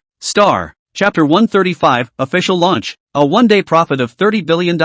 Alright, that's all about the features of AI and AR glasses. We'll wait for you to feel it for yourself when you get your hands on it. And finally, the most popular part of the price release. Our price is, as Shen Lang stretched out his hand, a price displaying 10,000 yuan gradually enlarged from his palm and appeared in front of everyone. Seeing this price, the audience at the scene as well as online couldn't help but suck in a breath of cold air. $10,000? That's too expensive. Hiss. I'd have to go without food and drink for 2 months to afford such a pair of glasses. Looks like someone will have to sell a kidney again. For a while, the audience at the scene shook their heads, and as for the online audience, they had long since burst the pop-up areas of several live streaming platforms. This price, like a pot of cold water, poured hard on their hearts, dousing their originally fiery hearts. You know, the average monthly salary of the people of Xia at the moment is only $5,000. AR smart glasses that start at $10,000 have clearly priced most people out of the spending range. But while everyone lamented the high price of this AR smart glass, not a single person said that the AR glasses were not worth the price. It's clear to everyone. With regard to the functions of this pair of glasses that Shen Lang had just shown, it definitely supported the price of $10,000. Oi, I have to say, these glasses are really perfect. The only drawback is that they're too expensive. I can't afford them. Dude, how can being too expensive to afford be a disadvantage of these glasses? Isn't that your downfall? Crap. Solid. 666. It's so damn spot on. I'm crying. Sisters cheer. How about a little effort for this chopper? Aha! I've already decided. From today onwards, I'll take on a few more customers every day. Seems like something weird got mixed in? If only there was one less zero. One less zero and I'd buy a pair right away. One less zero? $1,000? You're dreaming. Not to mention the artificial intelligence. Just the strong Arkansas function alone is more than 1,000. You want Brother Long to lose money. Doesn't the R&D cost anything? So says. Just as the crowd was talking, Shen Lang, who was standing on the stage, suddenly seemed to have realized something. Huh? What's going on? Why is there an extra zero? Upon hearing this, the audience on the floor as well as online was stunned. What do you mean? An extra zero? Next, a lot of the audience came back to their senses. Wha? Does that mean? Just then, they then saw that Shen Lang suddenly said, Xiao Ji, give me a sledgehammer. Okay, Brother Long. As Xiao Ji's voice sounded, a 30-centimeter long sledgehammer with a head as big as a melon immediately appeared in Shen Lang's hand. It's too small. Make it bigger. That hammer instantly became as tall as Shen Lang. Bigger. That hammer swiftly leapt another 2 meters high. Bigger. At Shen Lang's command, the sledgehammer in his hand grew a full 5 meters long just like the golden band, and the head of the hammer was already as big as an adult. Then, under everyone's eyes, Shen Lang swung the sledgehammer and ruthlessly smashed on the last zero of the 10,000 yuan. With the sound of a special effect, $10,000 instantly becomes $1,000. Well, 4 digits doesn't seem too auspicious. Shen Lang thought about it. Xiao Ji, open the math toolbar. Okay, Brother Wave. As Koji's voice rang out, a toolbar arranged with numbers and various mathematical symbols appeared in front of the crowd. Then, the crowd saw Shen Lang pinched out a dash sign and threw it to the back of the 1,000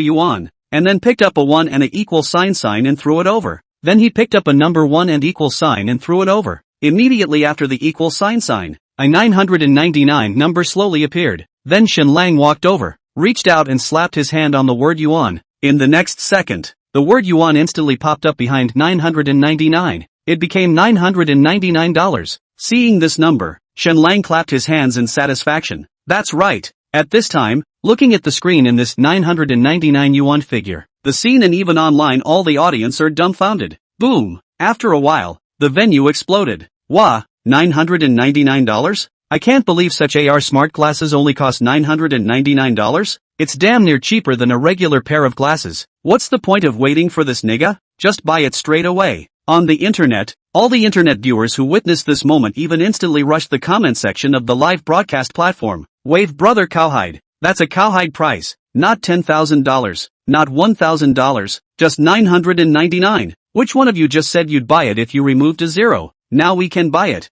Ha ha ha. Brother Wave really can handle it. He said to remove a zero and removed a zero. And I'll even give you an extra $1 off. Without further ado, I'm off to move bricks. Get in when you earn the money to buy on. Just as the netizens were cheering, inside the arena, Shen Lang once again moved his hand. In an hour, our official website will open for sales, so those who like it can log in and buy it. In addition, In order to prevent scalpers from snatching and selling, our official website is using real name authentication and face recognition login mode. Once you log into your account to buy AR smart glasses, then the glasses can only be bound and used by the purchaser himself. Of course, if a friend buys it and then for some reason doesn't want it anymore, then as long as you haven't opened the original packaging, you can take it to your local store that we run for a return, and as long as we make sure there's nothing wrong with the product, we'll refund you the original price. In addition, we have prepared a total of 33 million pairs of glasses for the first batch, and we will steadily supply about 6 million pairs every month after that. So even if someone didn't grab the first batch, don't worry, we will have a batch of glasses on the official website every day after that. When listening to Shen Lang's words, the scene immediately set off another commotion. Yellow cow. It's a presence that is abhorred by countless people, no matter what you buy. But where it's profitable there will be scalpers. And once there is scalping, then accordingly, that item is bound to be difficult to buy. Oftentimes, you have to spend far more than double, triple or even 3 or 5 times the price of the item itself to buy it from a scalper. But now, Shen Lang introduced this real name authentication and face recognition directly from the root to cut off the tentacles of scalpers, completely cutting off the possibility of their operation. This has also caused a bunch of scalpers who are watching the launch and are already pumping their fists for the big game to gnash their teeth. Crap, this kid is not human. How dare he directly block my path of wealth? Isn't that sick? It's not like we're not paying. Why do you have to make this whole thing up? In contrast to the cursing scalpers, viewers on the internet were happy to clap their hands. Wave brother cowhide. Ha, Brother Wave really thought this through. This is blocking the way of scalpers directly from the root. Nice job. Ha. Well, that's pretty much it for the commentary on the product. What's the next part coming up? Just then, Xiaoxi suddenly said, "It's the audience question session." Brother Wave, you've got to be careful. The audience laughed out loud. Shen Lang smiled. Which friend has a question? Feel free to ask. Of course only limited to the products released today ha. As for my age income a few sweets at home, whether there is a girlfriend and so on, do not answer ha. Hearing this, the audience at the scene as well as online burst into laughter once again. This was followed by an instantaneous outstretching of thousands of hands, all wanting to ask questions. For the first opportunity, let's give it to our reporter friend from Yongcheng first. Shen Lang ordered a Yongcheng TV reporter who was sitting in the media seat. Seeing that he was named, that reporter immediately stood up excitedly and took the microphone handed over by the staff next to him. Mr. Shen, what I want to ask is, if there are users who don't want to buy AR smart glasses for the time being, but are interested in the AI system in these glasses, may I ask if it is possible to buy this AI system separately? Is the price expensive? Upon hearing this question, some viewers on the floor and online couldn't help but be energized. After all, not everyone can easily come up with $1,000, especially some college students who are still in school. These students don't have much money in hand and it's not good to ask their families for money to buy these glasses. So if they can buy this AI system separately and at a cheaper price, they're still interested. Under the attention of the crowd, Shen Lang smiled and said, "Our artificial intelligence program does not charge. Everyone can go to our official website to download and use it for free." Boom! As soon as these words came out, the scene once again erupted into a gasp of surprise. An AI system this awesome that doesn't charge for it? Wave brother cowhide. The second question followed. A reporter from Imperial Sea asked, "Mr. Shen, will these AR glasses be available overseas?" "Not for the time being." Shen Lang shook his head and said, "Our company's current production capacity is limited and we have to prioritize meeting the needs of domestic users, so we won't consider the overseas market for the time being." Hearing this, the countless viewers on the floor and even online couldn't help but applaud. This is the first time I've ever heard a businessman say he's going to prioritize domestic users. Longo YYDS. Indeed, some garbage merchants play starvation marketing while talking about lack of production capacity, while selling their products overseas at prices far lower than at home. It's really disgusting. Rice, why don't you just read my ID? Ha. Just in a peaceful atmosphere, Shen Lang answered more than a dozen questions one after another, and finally ended the conference perfectly in a warm applause. 10 minutes later, in the midst of 1,000 calls, the AR glasses officially landed on the official website of Oasis Intelligence. In an instant, countless traffic flows poured into the official website. 2 minutes later, AR glasses orders exceeded 100,000 orders. An hour later, orders surpassed 1 million units. 24 hours later, the official website of Oasis Intelligence issued a notice that the first 33 million pairs of AR smart glasses had all been sold out, according to the price of 999 yuan per pair. In just one day, Shen Lang angrily earned more than $30 billion. The announcement was a sensation. Star. Chapter 136, Moldy Core Collapses. Beaver Cool. Wah, 33 million copies sold in one day? Terrifying as hell. That's a total of $32,296,677,000,000. Holy, $32,299,000,000 a day. Averaged out to each hour is 13.7 billion. Averaged out to every minute that's 22,847,000. Averaged out to every second is more than 380,000. That's a real hundreds of thousands of up and down beats per second. Natch. Terrifying as hell. Soon, the topic of Shenlang angrily earning more than $30 billion hit the hot search, and instantly completed the killing of the hot search list of all platforms on the whole network, topping the first. In the face of this, Shenlang in just one day will rage earn more than 30 billion.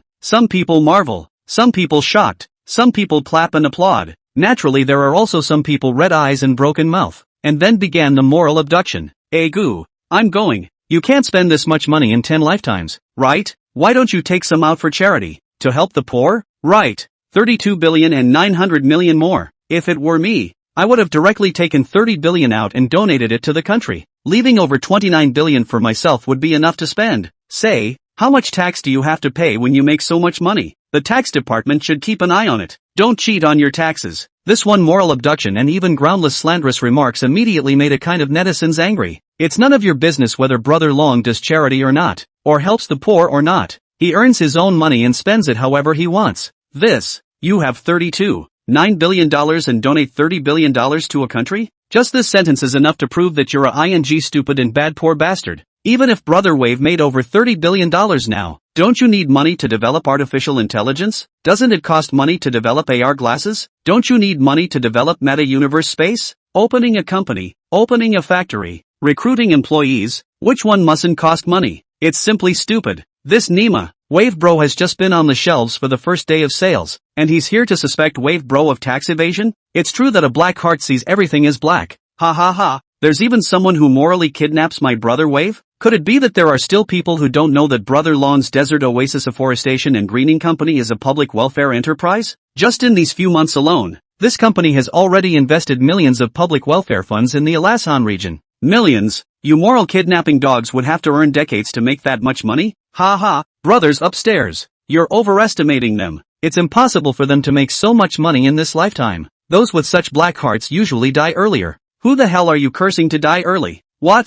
Getting antsy? I'll say whoever plays moralizing. At first, the gang of scolded and anxious moral abduction dogs were arrogant enough to start cursing with the netizens. However, as time passed, more and more netizens took notice of the scolding. Oh look, crap, how dare someone morally kidnap Shenlang? This damn. Do not know that Shenlang announced a few months ago that he would spend $1 billion to plant trees in the Northwest. Can this even be a moral abduction? So a bunch of netizens who couldn't stand to watch came down and caught a moral abduction dog and cursed him. Slowly, the netizens gathered more and more, and there were even some savvy netizens who found out who some of these moral abduction dogs were in reality through clues. Now the moral abduction dogs are scared. One by one, they burrowed into the ground. Some simply deleted all the bibs they had previously posted directly, and some were even more timid, deleting their numbers directly. For this scolding war that occurred on the network by morally kidnapping Shenlang and some, Shenlang is naturally very clear, but he did not care. After all, it's just a couple of dogs, so a little barking is fine.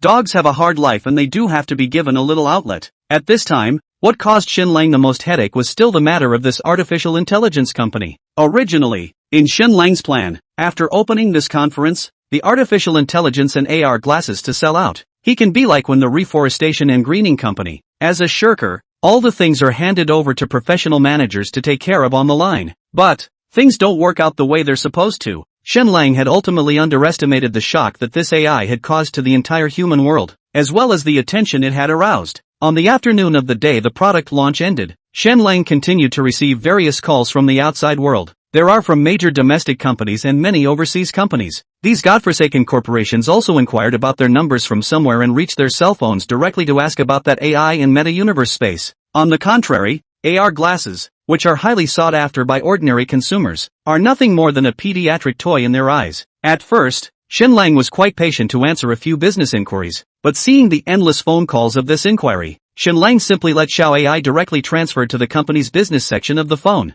However, ordinary corporate callers could be so screwed up, but some calls from the officials, Shenlang still had to answer them personally. This first person to call was naturally the city lord of Yongchang. As the lord of Yongchang City went to a meeting at the Provincial Department of Internal Affairs on that day, he was unable to watch the launch in person. and he only called Shen Lang to congratulate him after watching the replay afterwards. This was followed by a group of top executives from all levels of the Yongqing unit. This group of people in the establishment and operation of Shen Lang's company have helped a lot. So you respect me a foot, I return you a foot. Shen Lang naturally all one by one patiently answered and responded to them. And then there were some of the higher-ups in the Provincial Internal Affairs Department who, while congratulating, also consulted about this desert oasis world. And the thing they consulted about the most was the matter of setting up store and doing business in this desert oasis world. Mr. Shen, as you know, there are many excellent internet e-commerce enterprises in our Zhejiang province, and they have made a very important contribution to the development of our Zhejiang province's economy. So,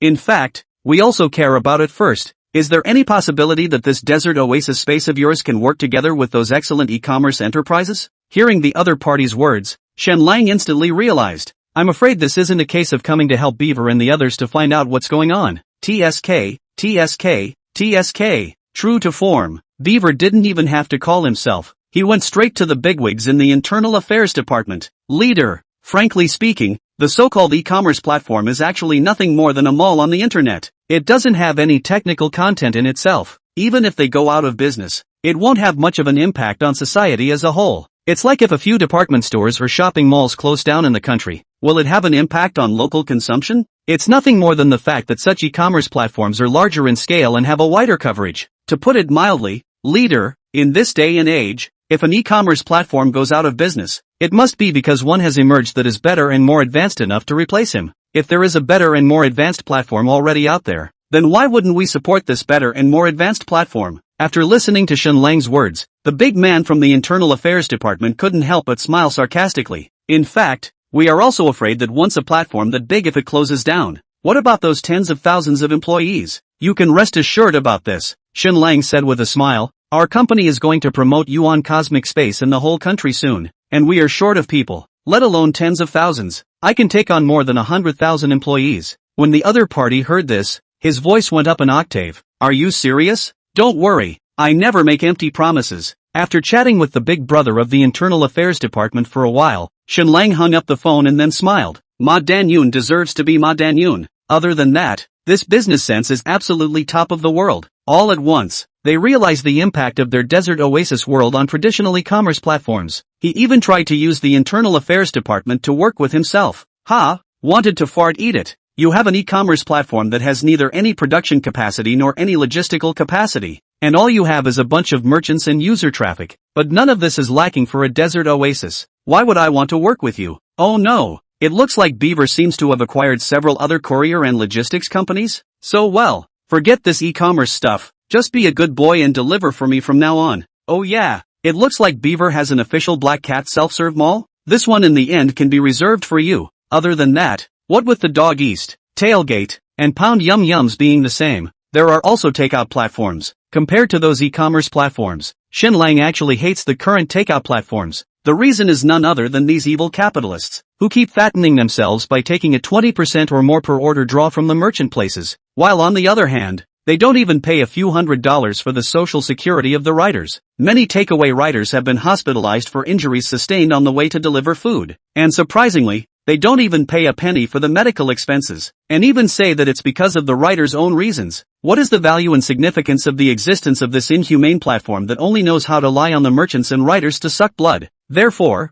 after this conference, Shen Lang was the first to take the takeaway platform to start. Directly in the Desert Oasis platform, open takeaway platform, invite merchants to station, and open the door to say that each single platform only take 5% of the operating costs. As for the riders, Shen Lang even took out $10 billion and put it into the Riders Fund, saying that he would pay for a combination of social security for every Desert Oasis takeaway rider, and would also buy accidental disability and major illness medical insurance for him. For a while, merchants and riders on the Mold Group and Hungry Man platforms have been flocking to the Desert Oasis, while striking out on the political takeout platform. Shen Lang's other hand also reached out to the e-commerce platform. As a matter of fact, as early as the end of the conference, countless merchants have already begun to consult the Desert Oasis, expressing the desire to move in. As a result, more than 80% of the merchants on platforms such as Beaver and Dog East instantly disappeared in just 1 week, and Mold Group and Hungry Well, even merchants with riders, but also directly disappeared 99%.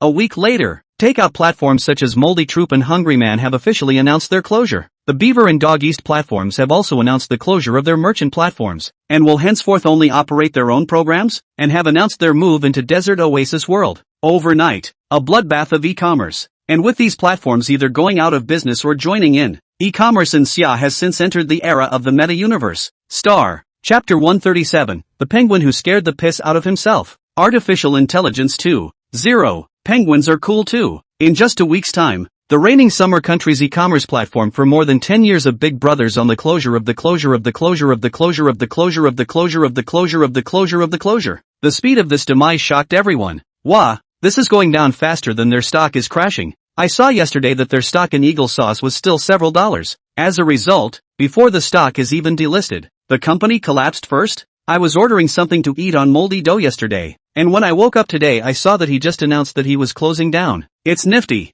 Exciting. How can you still order from Mold Group? We don't have any merchants here, whether it's Mildew or Hungry. They've all gone to Desert Oasis. It's too bad. It took over a decade to grow the platform, but it closed down so quickly. I still have several bonus coupons that I haven't spent. It's a waste. Wah, that's a turn of phrase for you. I thought you were pitying these two platforms, but it turns out that what you're sorry about is the red packet coupons. Ha ha ha, that's not true? What's the pity about the platform? A crap platform that exploits merchants to squeeze writers. It's not worth pity at all. That's right. The fact that it took just a week for all the merchants and writers to abandon them is enough to show how unpopular they are. It's like two countries fighting, only for one of them to vote even the fighters with the civilians right off the bat. Directly cool. Ha ha, they are to blame for this. But then again, it's actually kind of sad that Beaver and Dog East just went out of business. Technically, Beaver and Dog East didn't go out of business. What they closed was merely the e-commerce platform. Of course, this piece was also their most profitable. I heard that Brother Waves Company has taken over all the employees of their e-commerce department, and the Beaver and Dog East in the future will just be two of the larger e-commerce companies in the Desert Oasis world. Oh yeah,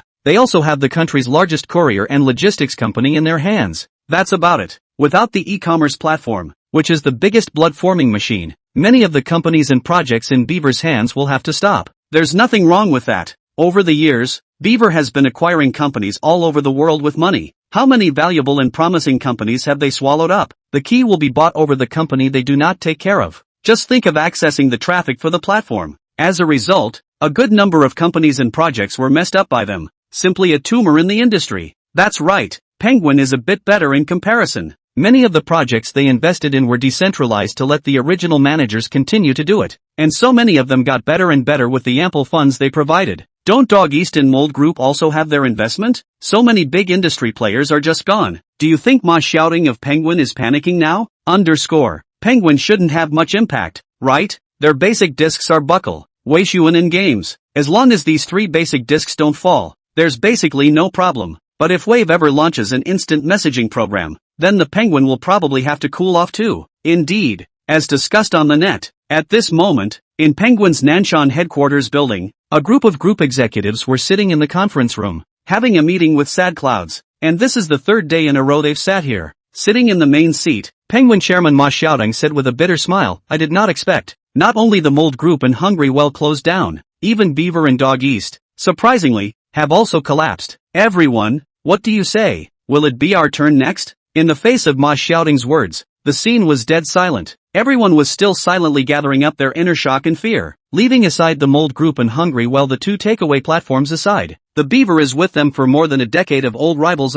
As a rival, Penguin's gang of executives and even the terror of Beaver's strength. However, this is the same family that has been a tough opponent for Penguin, but has been completely ed over in just 1 week. This could not help but give them a hint of the rabbit's death. Now that companies like Mold Group, Hungry, Dog East and Beaver are cool, is it Penguin's turn next? It should not. A senior pushed the glasses on the bridge of his nose and said, the main reason why these internet companies have collapsed and shut down is because their main industry is an e-commerce platform. But we Penguins aren't. Our basic disk is the social platform involved. As long as this basic disk doesn't fall, we can rest on our laurels. What's more, compared to those e-commerce platforms, our Buckle and Weishuan are much higher in terms of user loyalty and stickiness. How many users have accompanied our Penguin all the way here, from Buckle to Weishuan, and they've never grown up without us, so we have a much more obvious advantage over the previous day's internet companies. Hearing this, Many of the executives on the scene were shaken in spirit and nodded in agreement. Many people who were originally worried and even a little frightened gradually relaxed. However, just at this moment, someone suddenly put forward other views. Then what if that Oasis technology also launched social software? At this, the executive who had previously sworn by the letter was stuck in a rut. Yeah, what if that desert Oasis world also launched a social software? With their current hotness, and that over-the-top meta-universe technology, there's no need to wonder. Once launched, it will certainly sweep all social software. Just then, a sharp knock on the door suddenly sounded. As the door to the room opened, Ma Xiaoding's assistant ran in from outside with a pale face. Chairman, it's not good. Oasis technology, they've updated the AI version 2.0. In this version, there's an extra buddy function? What? Hearing this, within the conference room, the faces of all the executives instantly turned white. One of the executives immediately pulled out his phone and opened the artificial intelligence program installed on it. With a character in his own cartoon image appearing on the screen, he immediately asked, "White, do you have a new version to update?" This little white guy is the name the executive gave to his AI. Yeah, Poop need me to update it now? Update now. Okay, Poopy is already updating. Poopy, are you not feeling well? Why is there something wrong with the way your business can stand up? Hearing the relationship from his AI, the executive immediately forced a smile and said, "I'll be fine, bye. Remind me when the update is done." It's been updated. Poopy. The executive's spirit was shaken and he immediately asked, "What are the extra features this time?" "There's mainly an extra friends function," replied White. "You can read everyone in your address book and add them as friends, or find friends in the same city channel, or search for friends with the same interests as you based on your daily interests." After listening to Bai's introduction, all the executives in the conference room were ashen. Such a dating feature would basically be exactly like their Snap and micro-messaging. And White's introduction wasn't over yet. After making a friend, you can send them a video call, and if you both have AR glasses, you'll be able to project yourselves onto each other's glasses. Also, you can enter the metaverse space together, take a walk in it, and go shopping. Oh yeah, White here has another message. Wait until the near future when my mother, Oasis Technology, releases a virtual reality gaming device. You guys can even meet and hug and do shy things directly within the desert Oasis world. He. Although Bai's introduction was very interesting, but in the ears of all the penguin executives on the scene, it was like a thunderbolt. Just then, suddenly, Ma Xiaodong let out a bitter laugh. Chairman. Everyone looked at Ma Xiaodong, only to see Ma Xiaodong scanning the crowd with a bitter look on his face, then said, "We, penguins, are also finished." Chapter 138, Buckle Up? Dogs don't even play. Unify the Xia Internet. And Xinglong is a network writer, usually every day at home, either code words, or in a few writers group with a group of old colorful skin-blowing skin chat. And then every weekend at noon regularly go to the neighborhood next door to the clubhouse to order a familiar young lady. Not for anything else, just for the fact that Missy's handiwork was good. Her speech was gentle and nice, and she could give his brain, which was tense because he had to compose the plot every day, the best relaxation. It was another weekend morning. As soon as he thought that he could talk to the young lady right away, and Xinglong's coding speed became fast, and a chapter that would normally take more than an hour to write, today only took more than half an hour to complete. After updating the chapters, and Xinglong looked at the time, there was still more than an hour before the clubhouse opened. Left and right with nothing to do, and Xinglong opened the author group, wanting to see what this group of old colorful skins were chatting about. I ended up going in only to find that there was surprisingly no one chatting in the writers group at all today. What's going on? Is it hard to believe that these guys are all coding? That's not possible. These guys basically don't settle down to code until the evening, and during the day they either water group or watch Miss Quick Shake, so there's no way they can code. Say, guys and gals, what's going on today? Why is the group so quiet? After 2 minutes, there was still no movement. What's the situation? Can it be that this group has offended the Harmony Beast and been banned? And Xinglong carefully looked at the status of the group. No, still good. A few more friends in the group were Aitken, and as a result, the message remained stone cold. I'm going? These guys, it's hard to believe that they got caught going to a health spree last night. Seeing that there was still no news, and Xinglong had no choice but to use the ultimate summoning technique, sending red envelopes. He immediately tapped on the red packet function and stuffed $1 into it, then split it into 100 red packets and sent them out. Normally, these old perverts would have popped up and grabbed the red packets. However, this time, it was surprising that after a full 3 minutes, there was still not a single person who came to claim the red packet, just as Xinglong was at a loss. Finally, a message alert that a red packet had been claimed popped up on the chat interface. Tai Chi flew, bah, another penny. not even for a dog. Anqing took a look. Wah! Finally, someone has ventured out. At Taifei, do you know what's going on in the group? Why is there no one? Where did everyone go? Tai flew.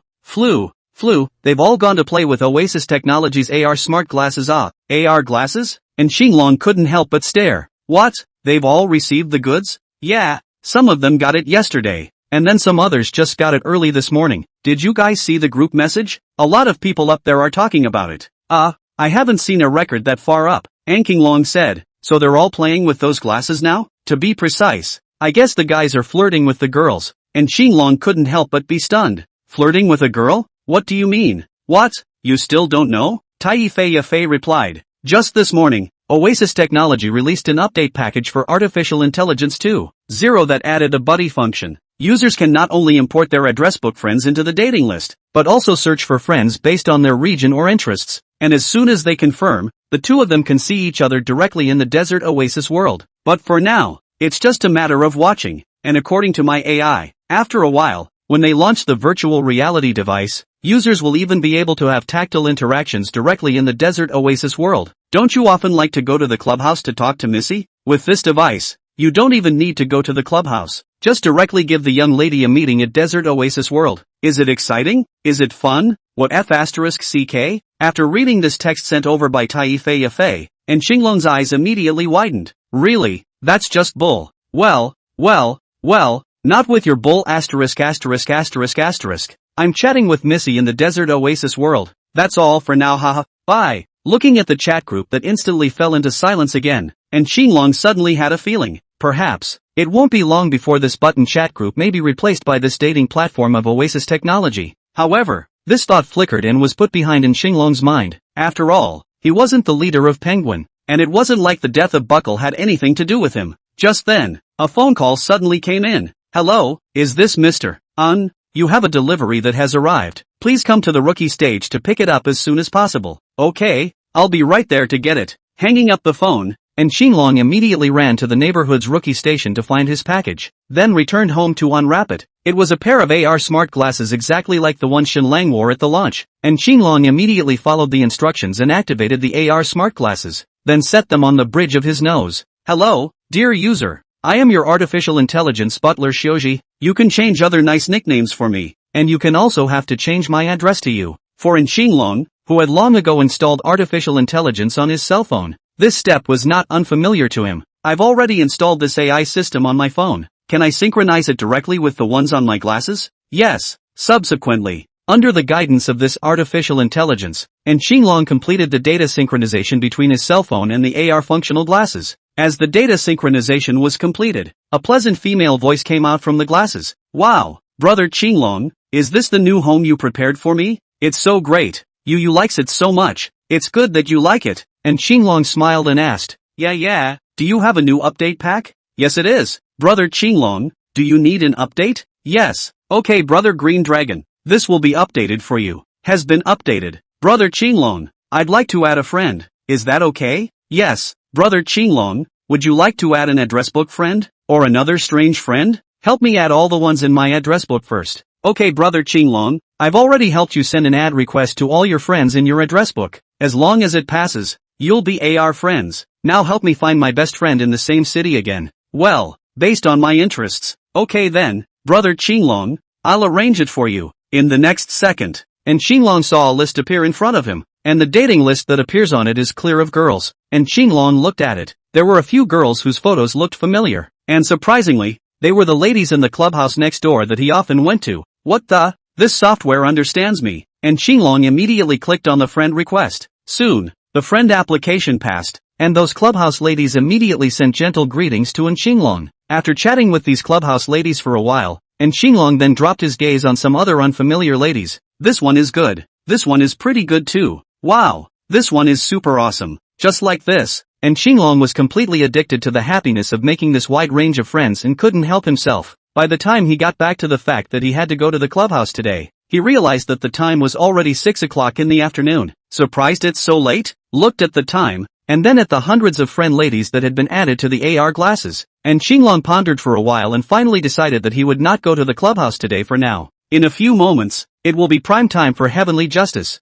He didn't want to call his mom and dad and inform them that he was going to the inspector's office to collect them. Instead of taking such a risk, it would be better to make more good contact with the online misses, and buy one back when the virtual reality equipment hits the shelves in a while, and then you will be able to experience the misses directly in the desert oasis world, and you won't get caught. Wouldn't it be nice? So, after hastily ordering a takeout meal to settle the dinner, and Qinglong indulged in AR's online dating and couldn't get out of it. By the time he came back to his senses again, it was nearly 12 o'clock midnight. At this time, and Qinglong suddenly remembered, crap, I seem to have only had one shift today? It's over. It's over. This is going to be a big fat scolding from the grandmothers of the readers. Qinglong immediately went to his comments section to take a look. Sure enough, a lot of readers have opened up in the comments above. What the hell? How come there's only one shift today? All the donkeys in the production team wouldn't dare to be as lazy as you. Trashy green dragon, did you go to the clubhouse again? Hurry back and update. It may have been taken by the inspectors.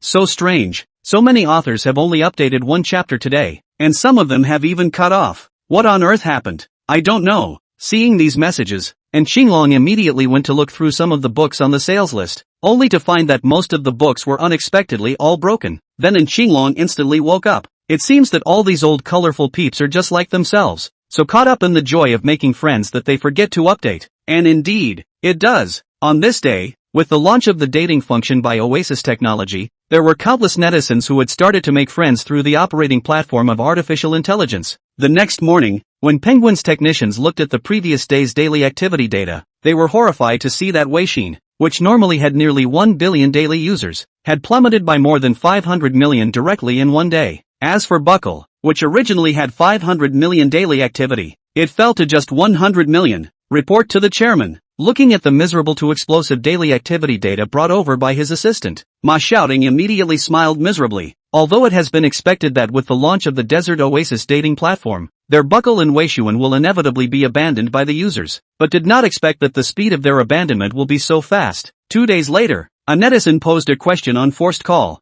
I suddenly realized that none of my friends seem to be logging into Button and Weixin lately. Why is that? One response then received tens of thousands of likes in a matter of minutes. Snap Microsoft? Dogs don't even play. I can chat face-to-face with ladies on AR glasses. Doesn't that smell better than Button Up? A week later, the daily activity of Buckle Microcomputer both fell below to 100,000. It was on this day that Penguin announced that they would be completely shutting down the Buckle and Weixin servers next month. So far, the Desert Oasis World and the following killed Mold Group Hungry Well and other takeaway leader, Beaver Dog Yeast and other leading e-commerce. After the social leader Penguin also chopped under the horse, the news was a sensation all over the internet. Chapter 139 Overseas Blockade? The virus is making a comeback. Eagle Sauce is crying. For nearly 2 decades, with the two instant messaging software, Buckle and Weishuan, Penguin has been sitting firmly on the first throne of social software in Xia. With this traffic portal, Penguin is doing what it does, but all the tracks they see, either eliminated by them or acquired by them, so much so that for a long time, the entire internet industry is to talk about penguins. Once upon a time, how many people openly called out Penguin behind its back and even on the internet, scolding it for doing more harm than good, and sooner or later it would have to go bankrupt. But, in fact, these people know very well in their hearts, maybe, by the time they die, the penguins will all be alive and well, simply because, in its hands, it pinches the internet's largest traffic intake, the two instant messaging software, Buckle and Weishuan. It can be said that as long as Buckle and Weixin don't die, then Penguin can never fall. But will Snap and WeChat die? Even people who hate Penguin and can't wait for it to close down immediately feel that even if Penguin Group closes down because of investment failure, this Buckle and Weishuan can't die, because it has long been embedded in people's lives. Who would have thought that, just overnight, Snap and WeChat would just go down? Buckle and Micro Center actually went out of business? I'm not dreaming, am I? Ha ha ha. Nice poor, garbage Penguin. Now without Buckle and Weishuan, I'll see what he can still get mad about. That's right. Without the two traffic portals of Buckle and Weishuan, they are just an ordinary internet company. Oh no, they have now evolved into an international investment company. But that's all. Without the constant flow of traffic that Buckle and Weishuan bring them, I'll see how they can still do promotional operations with impunity. Have a say. Though Penguin is junk, Buckle and Weixin are good products. I've had Weixin and Buckle since I was in school, and there are so many memories of me and my family, friends, classmates and teachers in there. If I can, I really don't want the servers of these two products to stop just like that. Yeah, I'm already starting to save the journals and photos from my Button space. I've saved tens of thousands of photos alone over the years. How long will it take? If only Oasis Technology could get a one-click transfer to directly transfer all the information on Buckle and Weixin to their trading space. That's a good idea. Why don't we suggest it? You're thinking too much. Think about it. Why did Buckle and Weixin shut down? It wasn't because of this artificial intelligence application launched by Oasis Technology. Do you think Penguin would cooperate with an enemy that destroyed their 2 gold mines? So says. Just, to their surprise, shortly after Penguin Group made the announcement that they were shutting down Snap and Weixin, a notice was posted on the AI app. We are concerned about the user's attachment to the 2 software programs, Buckle and Weixin. Therefore, after friendly negotiation with Penguin Group, we, Oasis Technology, will wholly acquire the 2 software programs, Buckle and Weixin, as well as all of their servers. In the near future, we will open up the channel between the AI apps and Button and Weixin, so you can choose to import the information on Button and Weixin to your smart account on your own. So please don't worry about the disappearance of the information and memory stored on your buttons and Microsoft Messages. When this notice came out, it instantly set off the entire internet. 666. Wave brother cowhide. I'll go. This company can handle it. He does whatever the users want, just for the sake of letting us conveniently back up the data on Buckle and Weixin. He directly bought Buckle and Weixin as a whole. It's a cowboy. Haha, in the end, it's still Brother Wave who can handle it. I also don't know how much money this wave had to cost Wave. Actually, Buckle and Weixin are just those memories left. In case Penguin asks for a lot of money, then I really have to feel bad for Brother Wave. Crap, that's really true if you put it that way. If that's really the case, then I damn well might as well just save it manually. There's still half a month left anyway. Right, at Oasis Tech. You guys mustn't be a fool. That Button and Weixin aren't worth much right now. That's right. At Oasis Tech, don't be a Penguin ingrate just to spoil the fans. Soon after, the official microblog of Oasis Technology released a response saying that they didn't spend much money in this acquisition, and that it was Penguin Group that very generously gave them Buckle and Weixin in a half gift. Subsequently, the official microblogging of Oasis Technology also uttered Penguin Group and said that they look forward to cooperation in the future. Soon after, Penguin Group's official microblogging site also responded, saying that it was very much looking forward to it. Seeing this, the crowd couldn't help but be a little confused. Instead of being cynical, this Penguin Group even half sold and half gave away Buckle and Weixin to Oasis Technology? When did that pony become so generous? Soon, some well-informed people learned the truth from the insiders of Penguin Group. It turned out that it was Oasis Technology that had successfully bought Buckle and Weixin from Penguin Group on the condition that it would give priority to providing the programming code of the virtual reality meta-universe game to Penguin Group. As this news spread online, Shenlang and Oasis Technology's reputation once again rose angrily by a wave.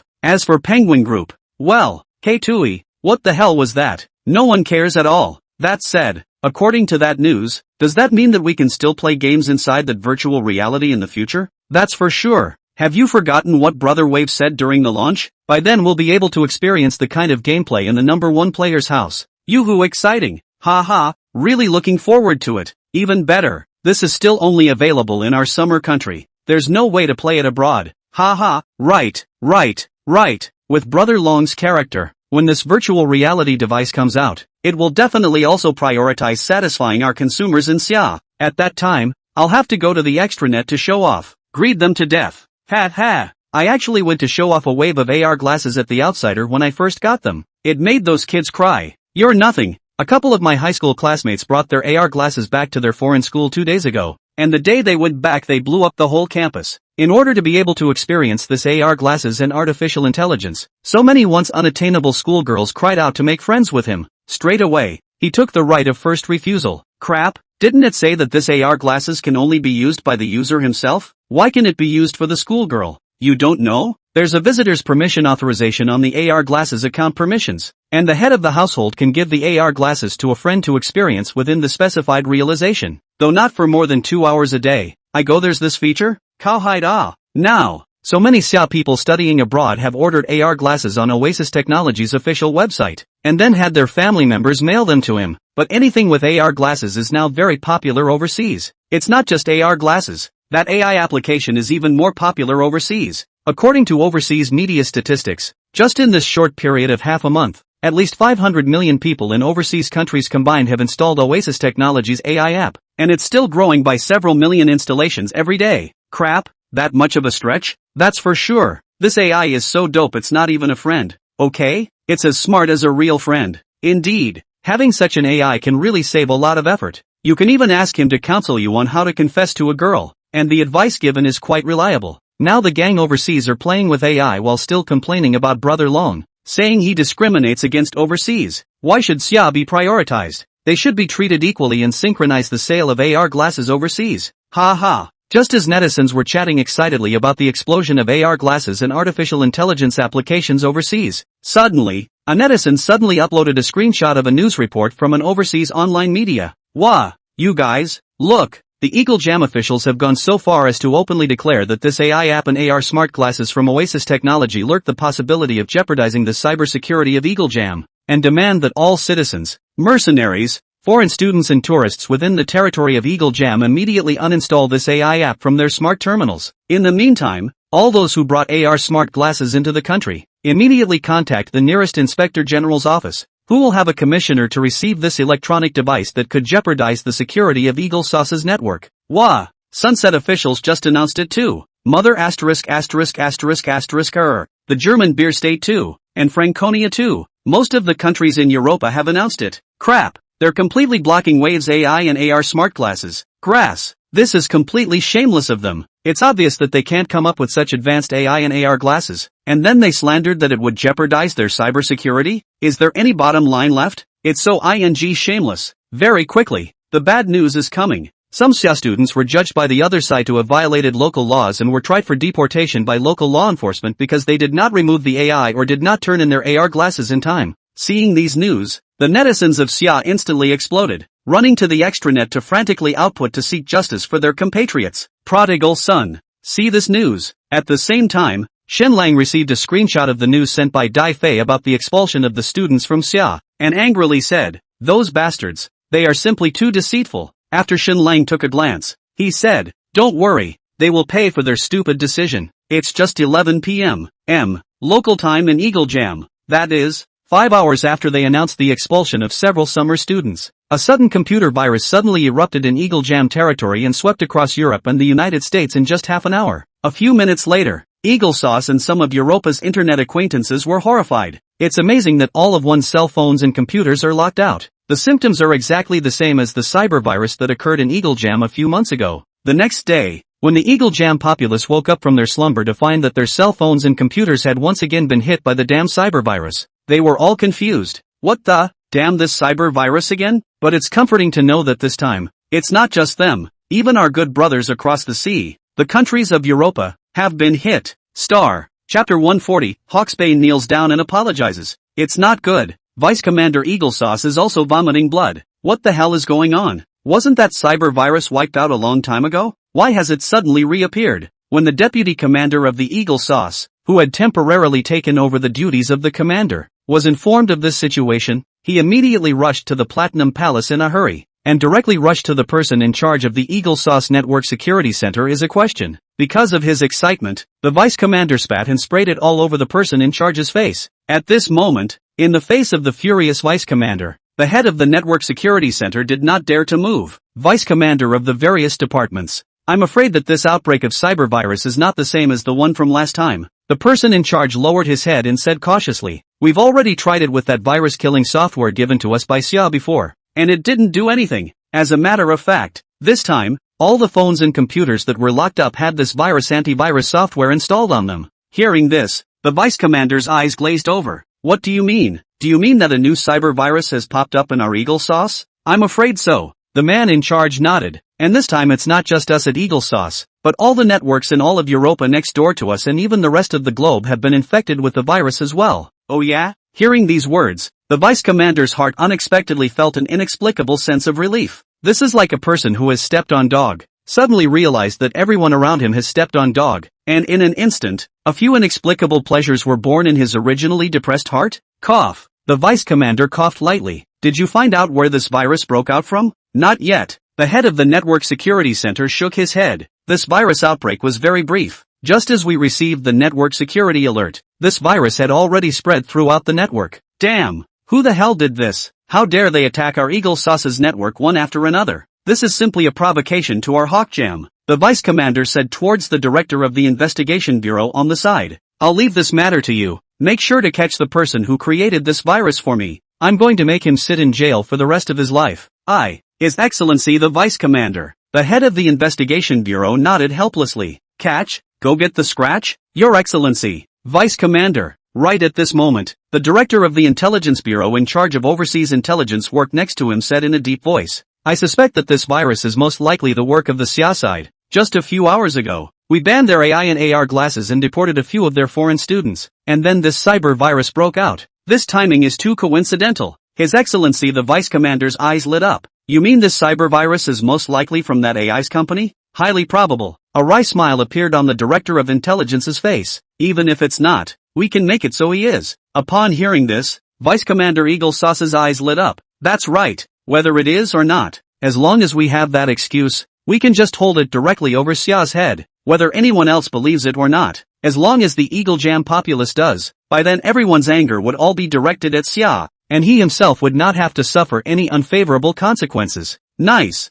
Just do it. Give notice to the Europa side as well. Let's all raise our voices in condemnation. Yes. So it was quick. Officials from the countries of Eagle Jam and Europa have made public statements on some of the international radio stations and social media platforms they still have survived, strongly condemning this anti-human cyber virus attack and bluntly stating that they highly suspect that the cyber virus came from the country of Xia. In the face of this shameless planting and accusation, Xia immediately hit back and angrily denounced Eagle Sauce for being vengeful. The entire Eagle Jam network would still be in a state of collapse to this day if they hadn't given them a helping hand in the first place. Except that, for such a counterattack, Hawk Jam didn't care at all. After all, if a man is shameless, he is invincible. More importantly, in the process, they got a very important piece of information. That is, it's amazing that the cyber virus, which affected all of Eagle Jam and Europa, didn't hurt Summer a bit. This gave them even more reason to suspect that this was a virus created by Xia. Only, what they didn't expect was that when they threw themselves at Xia with this evidence that they thought was a handle, they were backhanded as well as slapped by Xia. Only the external Three Musketeers of Xia showed a video of the state of their own domestic network on all major platforms. Someone had connected a freshly configured computer to Eagle Jam's network. As a result, as soon as it connected, a cute cartoon character suddenly popped up on the screen. Master, a virus attack has been detected on this network. Please ask if you need to check and kill it. Check and kill. With a command, the cartoon character's hand suddenly changed into an AK-47, and at the same time, icons like biological viruses appeared on the screen. Then, with a burst of AK-47s from the cartoon character, the icons were all pulverized. A dialog box then appeared next to it, all filled with virus files that had been quarantined and checked. A few seconds later, the cartoon character saluted at the screen. Report Master, the virus has been checked and killed. You can surf the internet with confidence. I'll be there to protect you at all times. Thanks. Hard work. No hard work. It's my honor to serve my master. After showing such a video the Three Musketeers of Xia once again vocalized. See clearly? It's not because we, the Summer Kingdom, haven't suffered a virus attack. Rather, it is because we have a weapon to defend against and even counteract viruses. This weapon is artificial intelligence. Nowadays, more than 90% of the intelligent terminals within our summer country have this AI application installed, which is the reason why this virus has not flooded our summer country. However, I have heard that there are some countries that, for some reasons, have shamelessly and foolishly banned the people from downloading this artificial intelligence application. These people who advocate for blocking this AI program may not be the originators of creating this cyber virus, but they are definitely the accomplices that have caused this cyber virus to proliferate. Soon, as these videos and remarks of the Three Musketeers of Xia spread, overseas netizens gradually realized that it seemed to be true. At this point, netizens who had previously downloaded the AI app before and had not deleted it also began to support Xia on their respective countries' social media platforms. What Xiagwa said is true. It's because I downloaded this AI before that I didn't get attacked by this cyber virus.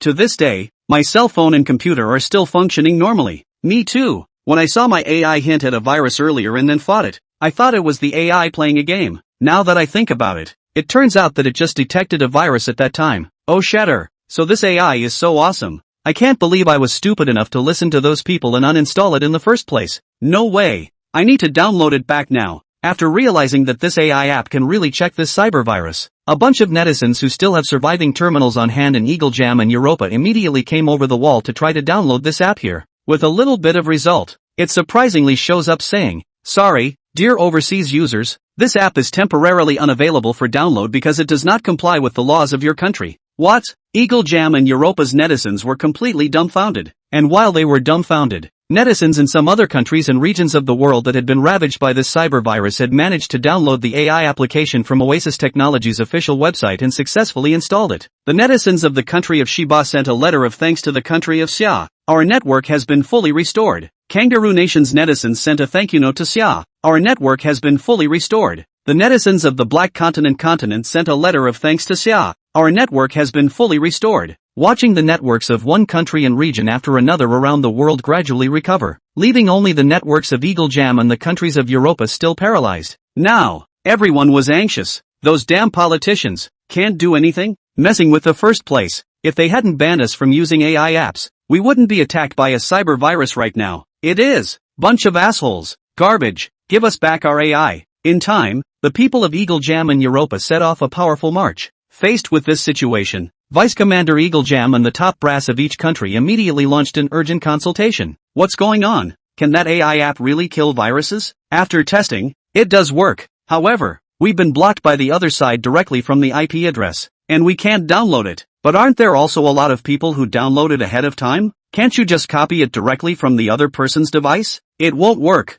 Our experts have already tried. That AI application can only bind the first installed device. The ones copied over can't be used at all. Also, it can only guard the installed device. It can't remove the virus from other devices. Damn, what about that? The only way now is to ask for help from the Summer Kingdom. But this time, in the face of these people's request, Xia refused without hesitation. Oh, 1 minute you're attacking and slandering us, and the next you want to come begging for our help? What do you think we are? What do you think you are? Faced with this strong refusal from Xia, Eagle Jam and the countries of Europa were instantly chagrined, but only impotent rage. In the end, it was some senior members of the older generation who were on friendly terms with Xia who interceded on the scene. Old friends, you guys make the conditions. What will it take to help us? It's useless for you to ask us about this. This product belongs to Oasis Technology. You can just ask them directly. And Oasis Technology's answer was, let the person who came up with the idea to order the blocking of our products kneel down, apologize. When the Eagle Sauce Vice Commander heard this reply, he became furious. That's impossible.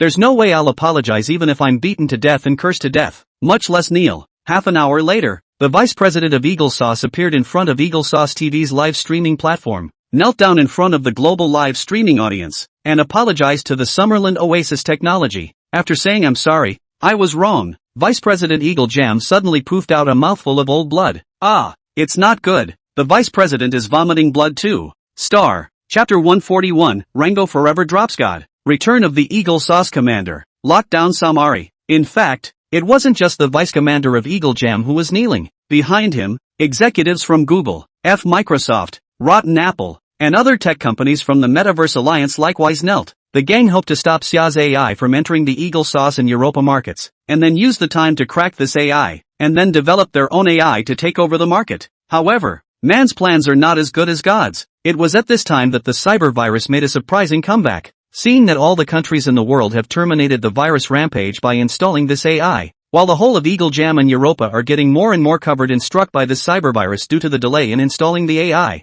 the men eventually failed to resist the pressure from all sides and knelt in front of the camera. And this kneeling by the Vice Commander of Eagle Sauce and this group of tech company executives stunned the Eagle Sauce populace and stunned the world. At this moment, watching these powerful and wealthy people who were originally high and laughing in the major news and media kneeling in front of the camera one by one, some of the people of Eagle Sauce who were not yet clear about what was going on let out a gasp of surprise. Oh my God, what the hell is going on here? Why is our Vice Commander leading the way and kneeling down, and apologizing to that Oasis Technology whatever it is? What the hell is going on? Ah, the Vice Commander is actually vomiting blood. It's so pitiful. What kind of person is so cruel to force an old man in his 60s like this? Vice Commander, stand up. We Eagle Sauce people will never be slaves. Hey bro, have you been stringing me along? What does kneeling have to do with being a slave? If we're talking about slavery, you're all their slaves, okay? Ha, it is. Why do you think we, Eagle Jam and the countries of Europa are the only ones in the entire world who are still being ravaged by this cyber virus until now?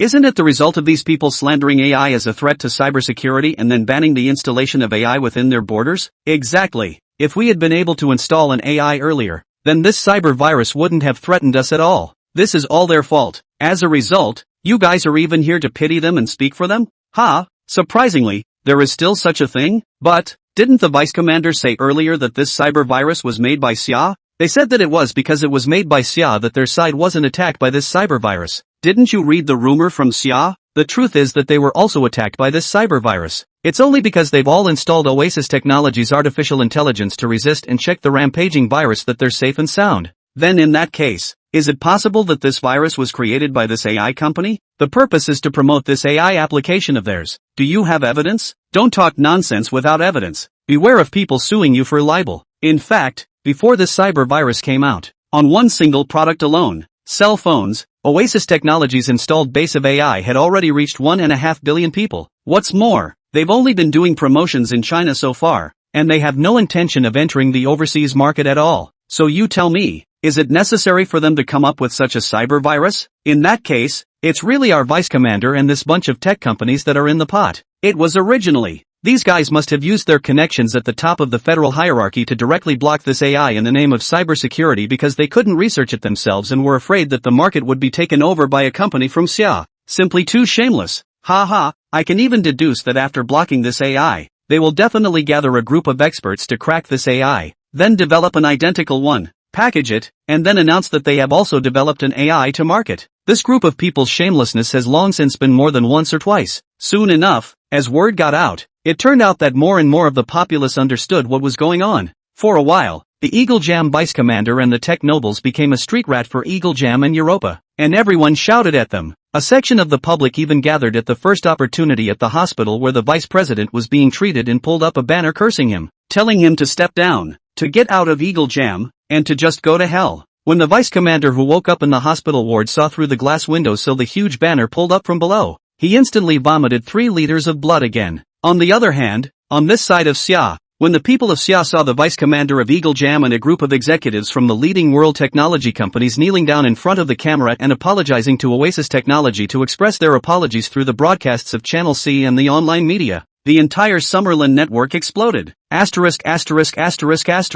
F asterisk king F asterisk king F asterisk king F asterisk king F asterisk king F asterisk king F asterisk CK. The vice commander of Eagle Jam even knelt down and apologized to Oasis Tech? Bullskin. What the hell is going on here? Why is the vice commander of Hawk Jam suddenly kneeling down and apologizing? Wah! And so many tech company executives. Don't you know? I heard that these guys couldn't handle the network viruses in their own country, and then they wanted to come to us for help. And the only one capable of solving these network viruses is Oasis Technology. But earlier, the gang also claimed that Oasis Technology's AI would threaten their cybersecurity and block the AI. So Oasis Technology said that it's fine if they want to help, but the gang who came up with this idea must kneel down and apologize. And then, they got on their knees, after realizing what happened. The netizens of the summer country immediately aired up Oasis Technology. Wah, this nigga, at Oasis Tech Little Green you're so brave. I can't believe you directly made Eagle Sauce's vice commander kneel down and apologize. Ha, at Oasis Tech Little Green Cowhide.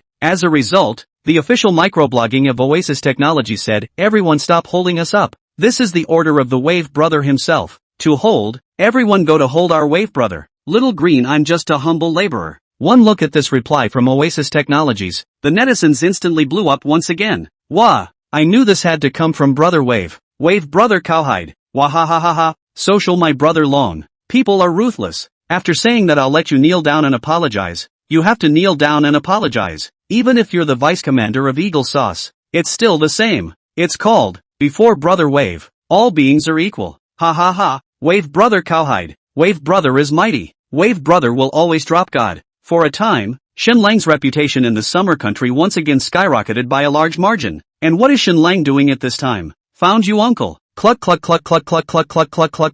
In the new room just moved in not long ago, Niece Wenwen looked for Shenlang in the closet. Shenlang, who came out of the closet, picked up his niece, kissed her on the forehead, and complimented. Wenwen is so powerful. Surprisingly found uncle so quickly. Well, next it's uncle's turn to find. You quickly go hide somewhere. Okay day. I'll go and hide it. Uncle, you can't peek. Don't worry, uncle definitely won't peek. Countdown to 30 seconds. Ta-da. 30, 29, 28. That's right. At this moment, the man who forced Vice Commander Eagle Jam and a group of tech powerhouses to kneel down and apologize in front of the people of the world, and who was the center of attention in Xia and even by the whole country, was at this moment playing with his own niece? Peekaboo. If the vice commander of Eagle Sauce and the gang of tech company executives who kneeled down and apologized knew that the man who made them lose all their dignity and face in front of the people of the world didn't even watch the live stream of them kneeling down and apologizing, and instead was busy playing hide-and-seek with his own nieces, it was estimated that all of them would have had to vomit 3 feet of blood.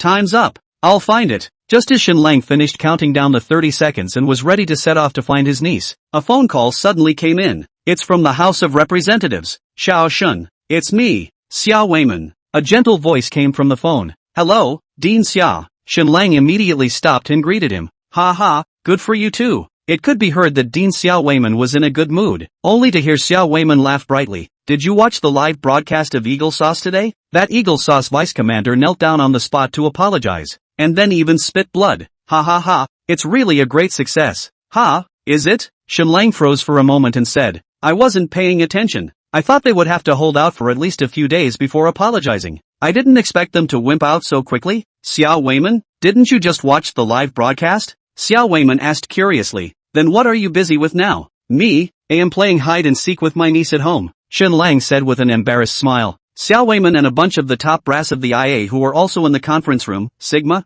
crap, with all this going on outside, you're playing hide and seek with your niece at home. For a time, the entire inner house was dumbfounded by this wave of Shen Lang's operation. You can really, cowhide. Xia Weiman froze for a long time, and finally sent the network's comments about Shen Lang to him. Cough cough cough. After calming his inner cluelessness, Xia Weiman pondered for a moment and asked, Xiao Shun, I'm calling you this time to ask you if you have any plans to take advantage of this opportunity to expand Oasis Technologies' business overseas? We have now received requests from the business departments of dozens of countries overseas, hoping that Oasis Technology can conduct business on their side. If you have the intention on your side, we will help you put all the specific affairs in place. It's okay, Shen Lang said. I have no problem with that. Okay, then when we're all set up on our side, we'll send someone over to hand over to you. Afterward, Xia Weiman talked to Shen Lang about family matters for a while, and then ended the call. Neither side talked about that sudden cyber virus thing in the process. No at all. A week later,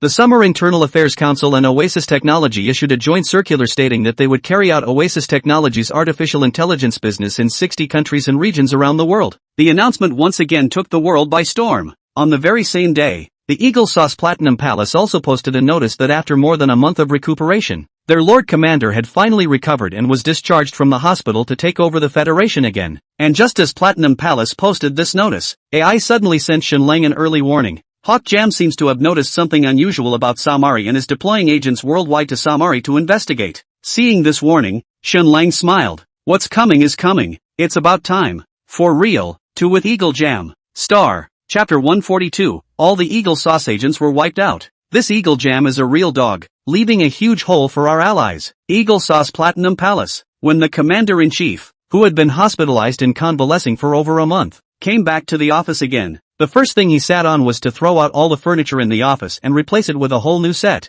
It's just like when he first took over the throne of command, sitting on the brand new leather sofa seat. The Eagle Sauce commander casually asked, "What's the status of the vice commander now? Is he dead yet?" "No," the assistant next to him immediately said. "According to the news from the hospital, His Excellency the Vice Commander is not in a very good state, but his life is not in danger." The Eagle Sauce commander let out an oh-so-slight sneer on his face. Count his life. Although he had been convalescing outside for over a month, the Eagle Sauce commander knew every move the Vice Commander made within the Platinum Palace. "Oh, do you really think that anyone can sit on the throne of the commander? If you don't have this life, don't presume to enjoy this power. After all, not everyone has the same kind of luck as me." Trip. At that moment, the director of Eagle Sauce Intelligence handed over a document. "Your Excellency the Commander, this is some clues I found about Xia's iron ore during the time you were convalescing. Just a week ago, while investigating a batch of construction materials, our special agents inadvertently discovered that Xia had quietly taken over a port construction project in Somali, and this project has not been officially announced to the public by either Somali or Xia. Later, I had people follow a group of freighters that departed from Somali and headed for Xia, and eventually discovered that all of the freighters were carrying iron ore. Through this evidence, we have reason to believe that Xia's iron ore, or at least a large portion of it, came from Samari. Of course, Soma might also just be a transit point, which requires us to go and investigate further next. This is the relevant intelligence that has been investigated so far. Please take a look. Ha ha ha, good, bravo, well done." After briefly reading the document, The Eagle Sauce commander instantly praised the Director of Intelligence fiercely. The director humbly said, "It is thanks to your prodding and encouragement that I have made up my mind that I must not fail to live up to your expectations." Very good, very good. The Eagle Sauce commander laughed and asked, "What is the status of our manpower on the Somali side now?" The previous exposure of our Secret Service list in Somali led to a purge of the agents and spies we had placed over there. But I've pulled our best group of agents from around the globe to go over there. The first batch is expected to arrive in Somali in half an hour. When they get there, they will contact us at the first opportunity and inform us of the immediate situation in Somali. I believe it won't be long before we'll be able to thoroughly map out all of Somali and the source of all that iron ore. Soon. The Eagle Sauce commander nodded approvingly. Then we'll wait for good news from there. Half an hour passed in a flash. According to the previous plan, the first batch of intelligence service special agents should have already entered Somali and would have had their first call with headquarters as soon as they entered the safe house. However, after another half hour, the other party remained silent. Eagle Sauce commander, What's going on? It's been an hour. Why hasn't a call coming yet? Eagle Sauce commander asked. I'm not too sure for now. The director of the Intelligence Bureau wiped the fine sweat on his forehead and said, "In order to ensure the secrecy of this mission, even I can't get a hold of their current situation until they take the initiative to contact us. However, Your Excellency the Commander-in-Chief, please rest assured, they are all the best overseas special agents of our Intelligence Bureau, and each of them has carried out at least 20 overseas missions. So, in terms of how to enter a country silently, they are the most specialized." Hearing this, the Eagle Sauce commander was slightly relieved. Then why is there no news until now? It may be that there's been a bit of a change on the Somali side. The Director of Intelligence hesitated for a moment and said, "As you know, the Somali side has been quite chaotic. Maybe they encountered a gunfight on their way to the safe house, so they were slightly delayed." As he was saying this, a cell phone suddenly rang from the pocket of the Director of Intelligence. The Director of Intelligence's spirit was shaken, and he immediately took out the encrypted cell phone in his pocket and took a look at it. "It's a call from them." The Director of Intelligence immediately picked up the phone. "Hello, Tom? Have you guys gotten to Somali yet? What's going on? Contacting me this late? Don't mention it." Commissioner, came a grumble from the other end of the mic. "How long has it been since you guys have maintained those safe houses anyway?" The Director of Intelligence asked. "What's going on?" "Except for the safe house where we are now. The other 3 safe houses were all demolished by Somali officials a long time ago. At first, we thought we were in the wrong place, and only realized it when we asked the locals. It turned out to be demolished a few months ago. The guys in charge of the safe houses are not reliable. It's been so long and they didn't update the information." "What?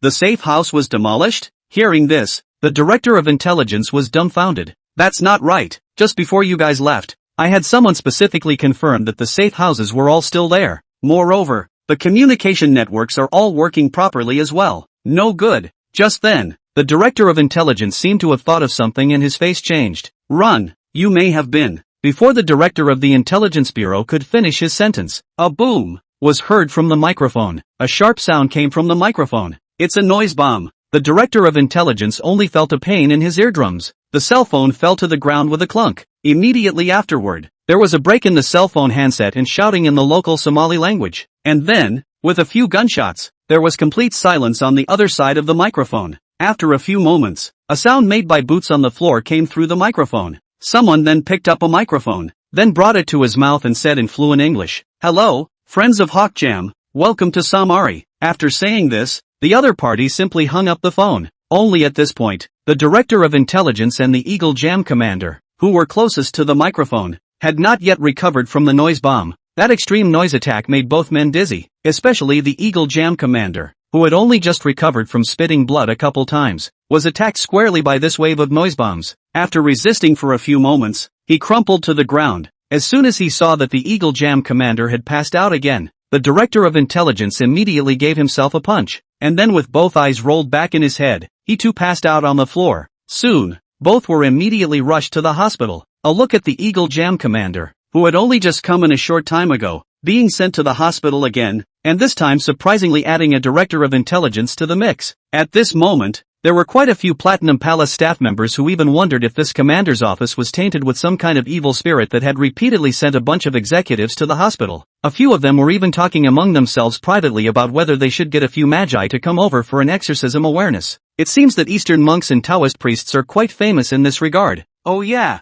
there are also several very famous feng shui masters on Chinese Street. Should we invite over to help with the feng shui? Soon enough, These private discussions made their way online and instantly drew a crowd of Eagle Jam users. Ha ha ha, this Commander-in-Chief's office is absolutely toxic. How many times has our Mr. Trip been sent to the hospital? First the Commander-in-Chief was hospitalized. Then so was Mr. Deputy Commander-in-Chief, who was stationed in the Commander-in-Chief's office and is now the Director of Intelligence. It's said that previously, that bunch of Microsoft rotten apple executives also went to that office. Then they all got down. Wah, that office sure is poisoned. If you say so. Guess it's cursed. As scary as it looks. Why do I have a feeling that I want to laugh? Ha ha ha ha ha. While Eagle Sauce and even netizens around the world were happily eating melons from the Platinum Palace. Inside the Eagle Sauce Platinum Palace, the atmosphere was not good. In fact, while the populace was still eating and laughing, the commander and the Director of Intelligence, who had been briefly examined to confirm that there were no serious injuries, re-entered the commander's office.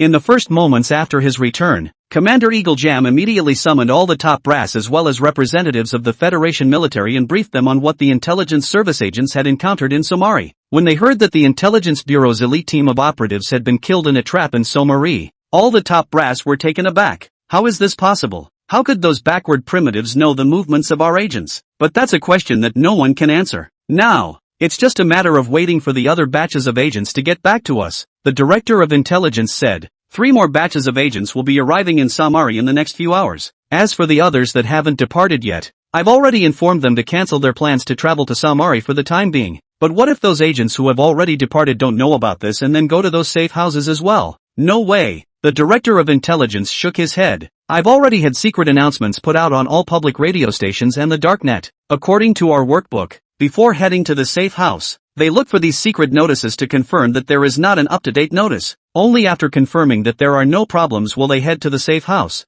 That's good. But an hour passed without any news. 2, 3 hours passed and still nothing. 1 day passed. Everyone realized that the agents, I'm afraid, were cold. This instantly shook the group of Eagle Jam executives to their core. But at the same time there was a pang of alarm. This Somali, what the hell happened? Dozens of Eagle Jam's finest agents. It just disappeared without a trace? Why don't we send the army there? Someone suggested. No way. Several executives shook their heads to negate the suggestion. It's not like there are any oil resources in Somali. Even if they agree, the Supreme Council will not agree. After all, it costs money to send troops. If you can't make money, who the hell has nothing better to do than to do that? Commander, what should we do next? Everyone looked at the Eagle Jam commander. Haven't Europa and Toulouse always considered Somari's harbor as their territory? The Eagle Sauce commander revealed a wise light after a moment of contemplation. What would happen if they knew that Xia had secretly developed a harbor over there? The crowd's eyes lit up. That's a second move. Star. Chapter 143, Somali War. The opponent is too strong. You have to raise the money. It has always been the case that Hawk Jam has been far less important to Somari than his allies, such as Sunburst and Turducken. The reason for this is still because there are no oil resources in Somali that Eagle Jam wants. Unable to get any favors, Hawk Jam naturally didn't bother with Somari. Unlike Eagle Sauce, which is a sea away, the nations of Europa, represented by the Sunset, and the Turks and Chickens, however, take Somari very seriously. Simply because Somali is the main transportation route that holds the Suez Canal and the Red Sea outlet. The Suez Canal and the Red Sea, on the other hand, are the most important oil lifelines for the countries of Europa and the Turks. As a result, since a few decades ago, Europa, represented by the Sunset, as well as the Turks and Chicken, have been operating in various countries along the Red Sea, taking possession of their important ports through various means, which naturally includes Somali. For a long time, they saw Somali as their own territory and resisted all forces that tried to work with Somali. A large part of the reason why pirates were prevalent and warlords were in power in Somali in the first place was the result of their operations, and as Eagle Sauce encountered, when they delivered the news to the likes of Toulouse and Sunset, the latter immediately jumped out of their skin in anger. Damn! Xia has secretly built a harbor in Somali? Why didn't we get any news at all? What the hell are the people over in Somali doing? We spend so much money every year to support them, and they don't even report such important news? Quickly, contact the people on Somali's side and tell them to investigate this matter immediately. Soon, as an order went down, some of the forces that the Toulouse and the Europa nations had supported in Somari moved in. However, they are afraid that what they have never dreamt of is that the forces they have spent decades and invested millions and millions of dollars to support have long since changed course in secret and defected to others. At 10 o'clock in the evening of Xia time, Shen Lang suddenly received a message from Lanti transmitted through the enslavement chip. Big brother, I've received news that the Toulouse and Europa and other countries have learned about the cooperation between the Summer Kingdom and us in expanding the docks, and are now having people investigate this matter.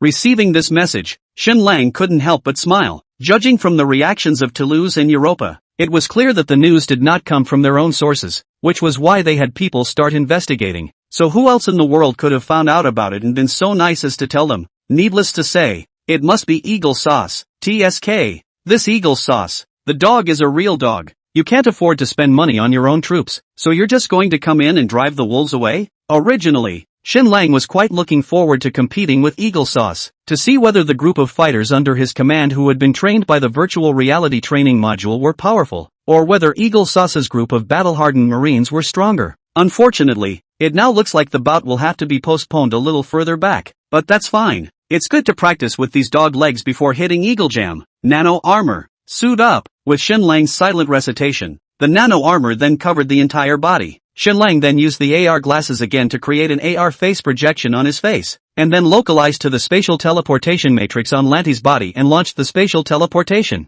In the next second, Shenlang appeared in Lanti's base camp in Somali. Big brother? When Lanti saw Shenlang, who had suddenly appeared, he immediately saluted him with a pious face. To the side, the several personnel who were reporting information to Lanti couldn't help but freeze, and then immediately came back to their senses and knelt down on the ground with a frenzied expression. Greetings, divine messenger. All get up. Shenlang waved his hand. In fact, he had already told Lanti and this group of people several times, he is not a god angel, and there is no need to kneel to him, but this group of people just do not listen. Once they meet, do not say anything, first kneel one. Over time, Shenlang also listened to it. Shenlang asked, what matter are you discussing now? It's about the Toulouse and Europa. Ranti said, what do you say, big man? Do you think we should teach them a lesson and show them whose territory this Somali really is? It's natural to teach a lesson. Shenlang smiled. I've also been forgetting to ask before, is this Toulouse and Europa countries powerful over here? It was originally quite big, but now, except for a few stinky little forces, most of them are our people. Lanti pointed to a few key members across the room and said, they're the leaders of a few of the biggest forces on our side from the Toulouse and Europa countries. Seeing Shenlang's gaze fall on himself with Lanti's introduction, those few power leaders who had already stood up knelt down once again. See divine envoy. Shenlang waved his hand, signaling them to get up, and then said, tell me, what are the plans of Toulouse and Europa? A backbone immediately replied, at the moment, they didn't reveal any plans to us, they just asked us to investigate this matter. Another backbone then added, however, according to their operational habits in previous years, after investigating the relevant information, their first step is to mobilize us, the armed forces, to launch operations against the target. If we can take care of the target successfully, then the operation will be over. If we can't take it, then the next step will be for them to send over a couple of the mercenary corps they feed. Although these mercenary groups are ostensibly private civilian forces, in fact, their armament, including training methods and methods, are all exactly the same as the regular army. And they even share information support from the military. Compared to these mercenary corps, most of these armed forces on our soil are unbeatable. So basically the battle will be done soon. After listening to the introductions of several backbones, Shenlang thought for a moment and then smiled. Everyone, can you act? All the Samari cadre, including Ranti, huh? Facing the bewildered crowd, Shenlang smiled. It's idle anyway. Let's put on a great show first to treat this bunch of Eagle Sauce doglegs to a good time. Ruthlessly slaughter them first. Shortly afterward, the intelligence services of the Toulouse and the countries of Europa were receiving returns from Samari. Report, sir. The one who cooperated with Sia in the construction of the harbor is not a Somali official, but a newly risen warlord force in Somali. According to the investigation, the leader of this warlord force is named Lanti, originally a local pirate army in Samari, and then gradually grew into a top 10 armed force in Samari under the support of a certain arms group in Eagle Jam. Half a year ago, not knowing what forces he had offended, the Lanti armed forces suddenly fell apart, leaving only 2 or 3 kittens, and was thus bullied by warlords of all sizes. However, just 2 months later, he didn't know which force he had received support from, and quickly annexed a dozen or so neighboring warlords, occupying a port on the outskirts of the capital of Somali, and leaping to become one of the top 3 warlords in terms of overall strength in Somali. With their strong military power, they forced the official Somali and several other warlords to recognize their de facto control of the port. Then Lanti approached Sia to expand the harbor. Now it looks like they should just accept their support. After listening to the intelligence department's report, the heads of the Toulouse and the Europa countries were shocked and angry. Damn it! Such important information, and you guys are only investigating it now? In that case, in fact, the Summer Kingdom has been in contact with them since early on. However, until today, you guys surprisingly didn't realize anything. You guys say, what's the point of us giving you so much money every year? Bunch of useless losers. Facing the angry rebuke from the bigwigs, the chief of the intelligence department shrunk his head at this time, not daring to refute a word. After a good deal of venting, the bigwigs of the countries began to discuss ways to deal with the situation. It's really no big deal. Didn't some other forces try to get their hands on Somali before? In the end, they weren't just gotten rid of bias and disgrace. That's right. Straight old rules. Let's get that group of indigenous forces in Somali moving first. It's about time that after giving them so much arms and money every year, it's time to reflect their value. That's right. So it wasn't long before some warlord forces on the Somali side received orders from the Toulouse and Europa countries to make sure they destroyed that harbor and took out the Lanti who had dared to cooperate with Xia. When Xinlang looked at the instructions from Toulouse and Europa that were handed over by a few of his backbones, he couldn't help but smile. All go get ready. The show is officially on. And so, half an hour later, the residents of Somali were horrified to find that the warlord's forces, which had not been on the move for nearly 6 months, had suddenly poured into the harbor area on the outskirts of the capital late that night. One look at the stance. The inhabitants of the neighborhood of the Somali capital then realized that, I'm afraid, the war between the warlords was about to begin again. AI. In the face of this situation, the residents of Somali couldn't help but sigh, a hint of sadness showing on their faces. These past few months had seen a rare time of peace in Somali, so much so that they had been led to believe that there would be no more war in Somali. As it turned out, the facts told them that it was nothing more than their delusion. Somali, still the same old Somali, that war-torn hell without a glimmer of hope. Just this one night, the inhabitants of the neighborhood of the Somali capital slept through the night almost under the sound of continuous shelling. By the time they stepped out of the room the next day, they could even smell the choking odor of gunpowder in the air. That's the odor from exploding shells. What's the situation? Could King Lanti be dead? Soon. However, with the sound of bursts of artillery fire, it was made clear to them that the battle was still going on. This means that King Lanti is still alive. They're still fighting. The sound of this cannonade lasted all day and all night. The next morning, the heads of Toulouse and Europa received the latest information from Somali. As a result of a day and a night of fierce fighting, the warlords' forces to which they belonged had gradually pushed their way into the harbor and would soon complete the elimination of the Lanti forces. However, the fierce counterattacks by the Lanti forces have resulted in heavy losses of their arms and personnel, which need to be replenished urgently. According to reports from those warlord forces,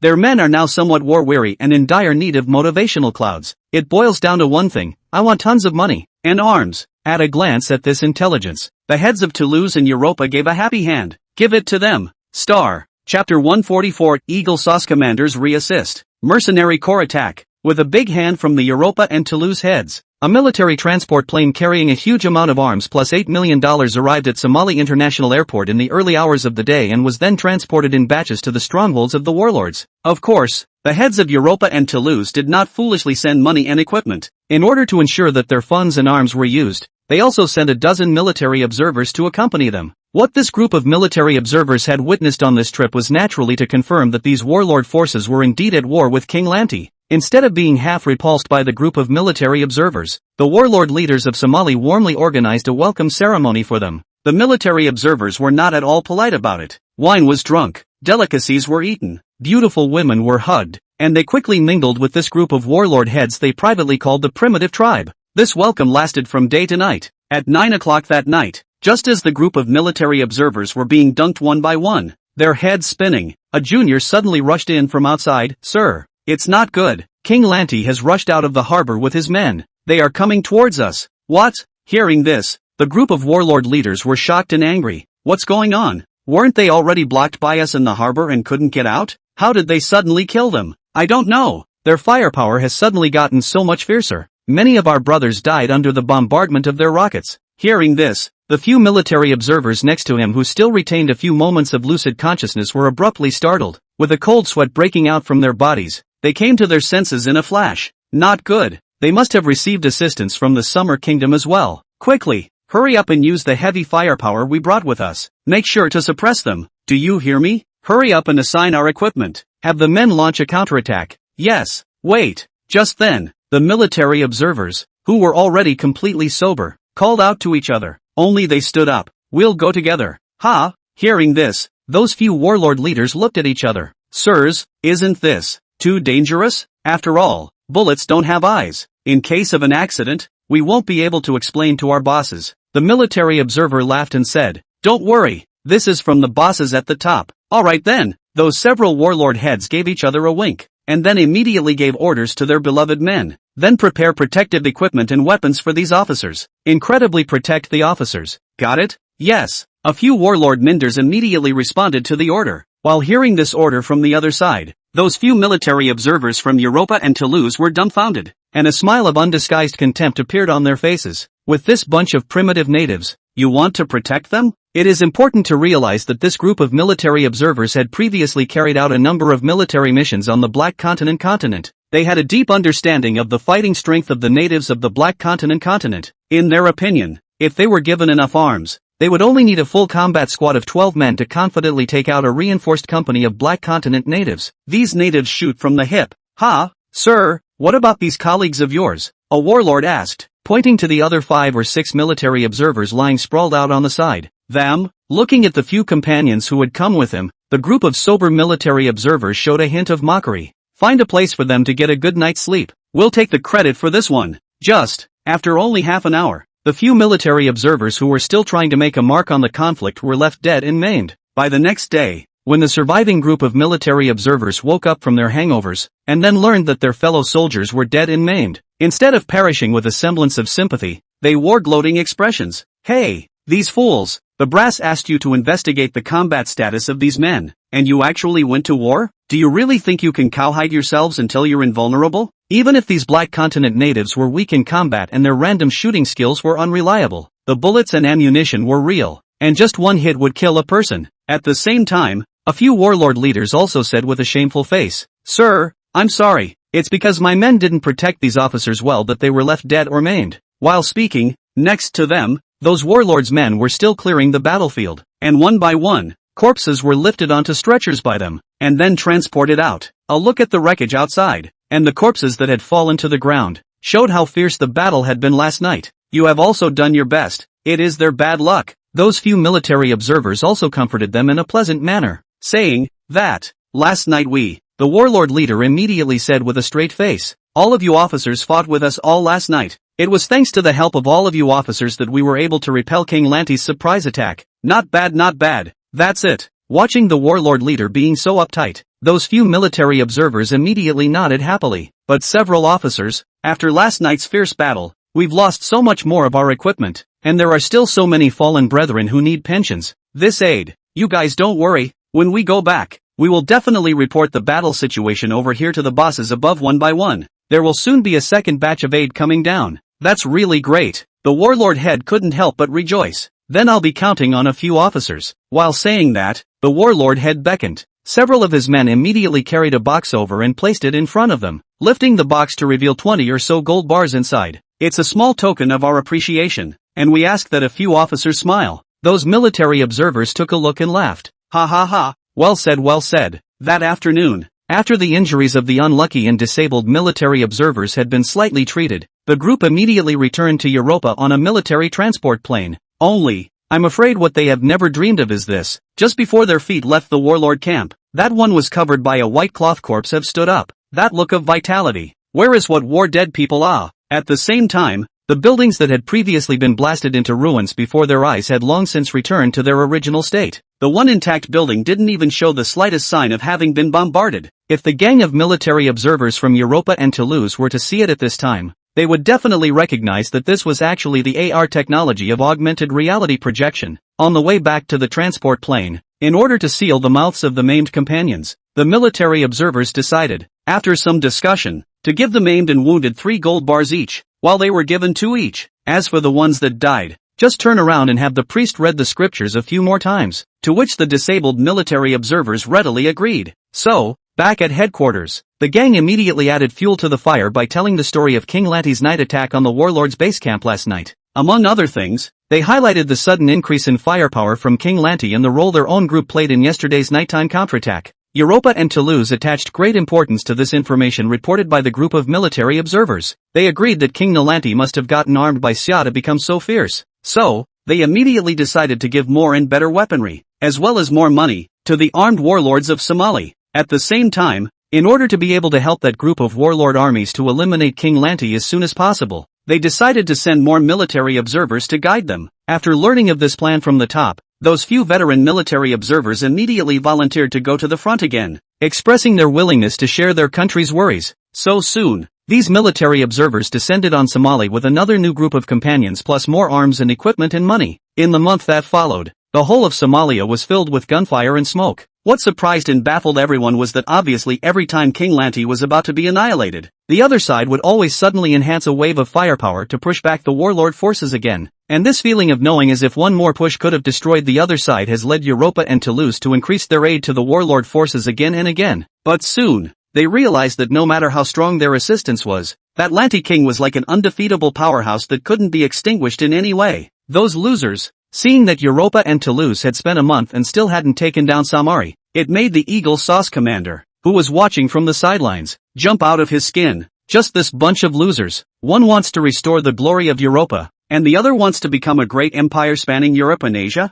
I'll be damned. Eat ing. The director of intelligence asked, His Excellency the Commander-in-Chief, what should we do next? Then Europa and Toulouse haven't even sent out that gang of mercenaries until now. It's clear that they don't want to pay the big bucks. A glint of wisdom flashed in the Eagle Sauce commander's eyes. Then let me help them be ruthless about it. So it wasn't long before Europa and Toulouse received another message saying, Sia's port project in Somali would soon be completed, and by then, the port would be able to take on cargo ships of more than 200,000 tons, and it could even be used to resupply Sia's warships. Upon reading this news, Europa and Earthier's chicken were instantly anxious. What the? I've already dropped almost $100 million down on even military equipment plus cash, and as a result, not only did King Lanti fail to destroy him, but he didn't even stop the construction of the harbor in Sia. What the? Sure enough, those Black Continent natives just can't be trusted. It's better to get a professional team to do professional things. So, in a fit of pique, Europa and Toulouse immediately stopped their aid to the Somali warlords and instead gave orders to the several mercenary corps under their control,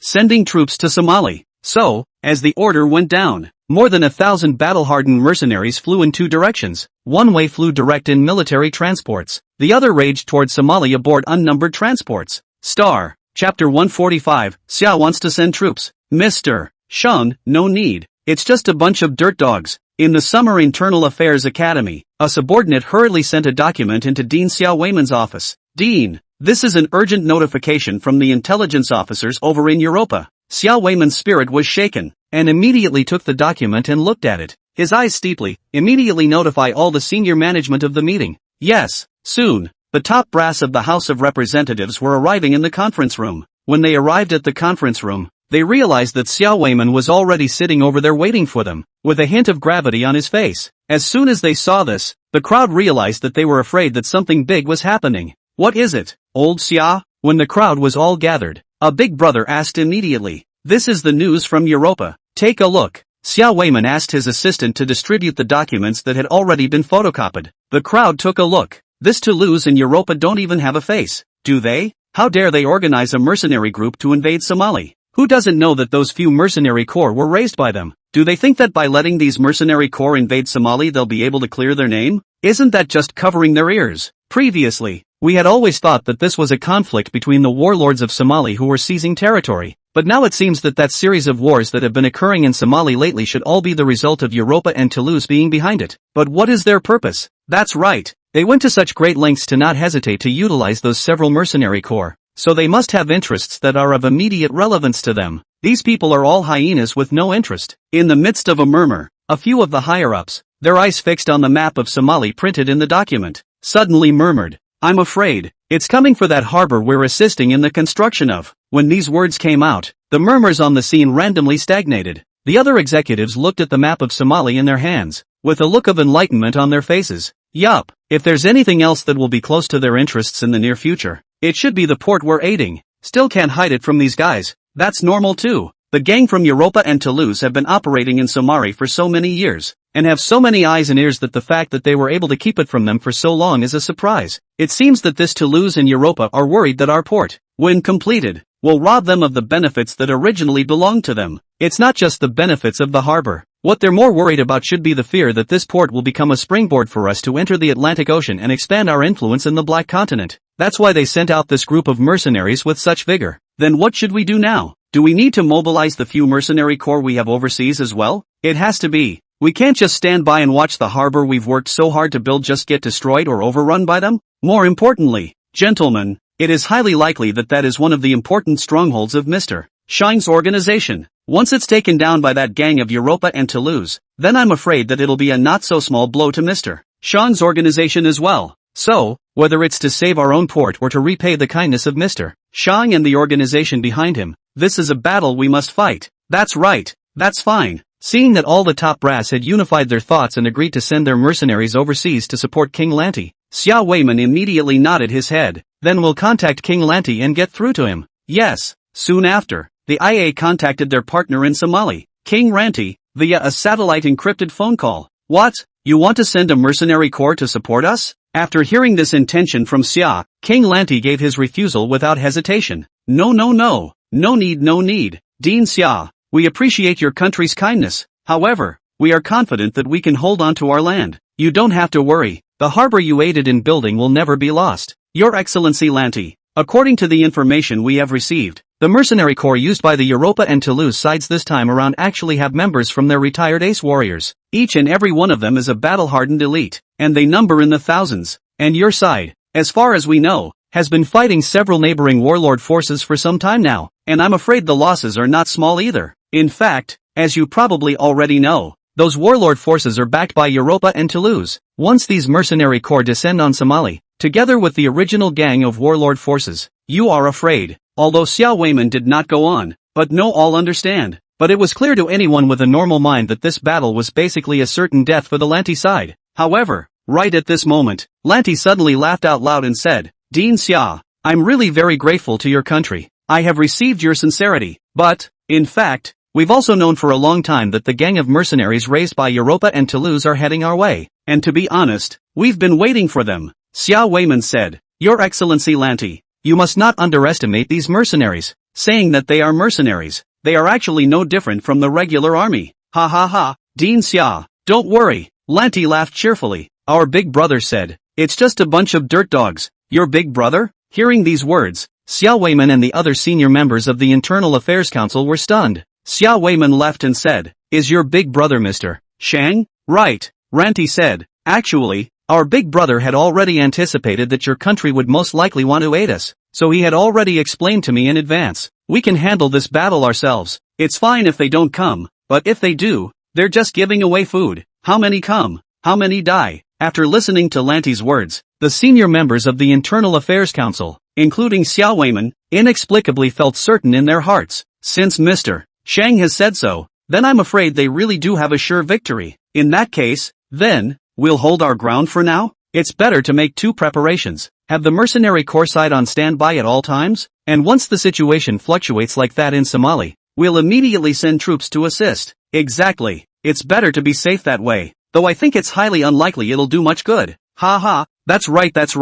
Mr. Shang has never been a man of his word, and his words are never mixed with water. If he says that the other party is a dirt cheap dog, then it's basically a no-brainer. Just as the executives of the Summers House of Interior were having a pleasant conversation, on the Somali side, Lanti hung up the WeChat encrypted phone call, then respectfully said to Shen Lang, who was sitting in front of him, Big brother, according to your orders, I have refused the assistance from Xia. Well done. Shen Lang nodded approvingly. What Lanti had just said had naturally come from his authorization. The reason why he refused was, for one thing, because Shen Lang did not want to drag Xia into such a dispute. As for the second one, this next battle was originally what Shen Lang had been looking forward to for a long time, wanting to use it to verify the combat power of this unit under his command. And what about those mercenaries that Xia has overseas? Basically, but anyone who was sent out overseas by Xia was the existence of a per capita soldier king. If this bunch of king of soldiers mercenaries came, then he wouldn't be able to play anymore. What are we going to do next, big guy? Lanti asked for guidance. Looking at the cautious Lanti, Shen Lang said, Lanti, how long has it been since you've been back to your old job as a pirate? Ranti froze for a moment, then thought of that unforgettable night in the beginning, and immediately said with a blushing face, that, big guy, I haven't done any pirating since I met you that day. That's right, since that day after meeting Shen Lang, all of his family's assets were taken in one pot, and then the team was scattered, but also had to be bullied by a group of jumping clowns every day. Where yo time to be a pirate Any interest in getting back into the business again? Shenlang smiled and said, this time, let's do him a big favor. Lanti, Somali local time, 3 a.m. This is the point in time when a person is most likely to be sleepy. A transport ship carrying over 500 men quietly arrived offshore of Somali. The transport was really a ship from the Turkish Navy. In fact, originally they had planned to dock directly into a harbor under their control. However, just 20 minutes ago, a thick layer of sea fog suddenly lifted offshore of Somali. The fog covered the sky and completely obscured the line of sight beyond 2 meters, making it impossible to see the surrounding scene clearly. Therefore, they could only choose a place close to the harbor and then transport the group of mercenaries to the shore via transport boats. With that, it took them nearly an hour or so to finally get the gang of mercenaries to shore, and then they were ready to return to the ship. But just then, a strong light suddenly shone out from the shore in the sea, locking straight onto the transport ship and the group of more than 500 mercenaries. At the same time, with a gust of wind, the mist that had filled the entire sea began to dissipate rapidly. Then, the gang of mercenaries were shocked to see. It was less than 30 meters away from them. There were a full 20 tanks hugging them in a circular pattern. In the gaps between tanks and tanks was an armored car with a heavy machine gun mounted on it. Same as this. At sea, a dozen or so 10,000-ton freighters wrapped the transport ship offshore. Each freighter carried 4 or 5 tanks. By now, the guns of all the tanks had all been aimed at them. Gentlemen, just as the group of mercenaries were stunned, Lanti stood on the bow of a freighter and utilized the radio to shout to the crowd, "Welcome to Samari. Allow me to start by introducing myself. My name is Ranti. I believe that's the target of your infiltration into Somali this time? It's great to see you all here. And now, it is my honor to announce to you the good news. You guys, kidnapped by me, mercenaries." Meanwhile, 2 transport planes carrying more than 400 people had quietly arrived at high altitude on the outskirts of the Somali capital and began parachuting. Just as the parachuting process was halfway complete, several rockets trailing fire burst from the hills below the transport. There are rockets. With a heartbreaking shriek, the rockets burrowed as far as they could into the transporter, with the sound of several explosions. In addition to the 200 lucky winners who had already landed earlier, the rest of them fell into a box. Chapter 146, Spitting Blood on Europa and Turtle Ears Chicken. Mr. Shang Yyds. At this moment, Shenlang was standing in the air in Somali. He watched coldly as the 2 transports crashed in explosions, and as he witnessed the ripples in his mind as one mercenary after another was transferred out of the transports and landed in a box. In this battle today, either they die or they die themselves. Compassion? It doesn't exist. After glancing at the 2 transport planes that were falling, Shenlang turned his eyes to the other group of mercenaries who had been lucky enough to parachute down from within the transport planes. The truth was that it wasn't some goddess of fortune that was favoring these mercenaries. It was just that Shenlang wanted to use this group of people to test the fighting strength of his men, so he deliberately left them a way out. Through the camera device on the nano armor, Shenlang clearly captured the terrified expressions of the group of mercenaries who were still floating in the night sky. Only Shenlang faintly ordered, "Let the snipers eliminate half of them first. Only headshots are allowed. Anyone who hits the wrong spot will have $100 deducted for each wrong shot."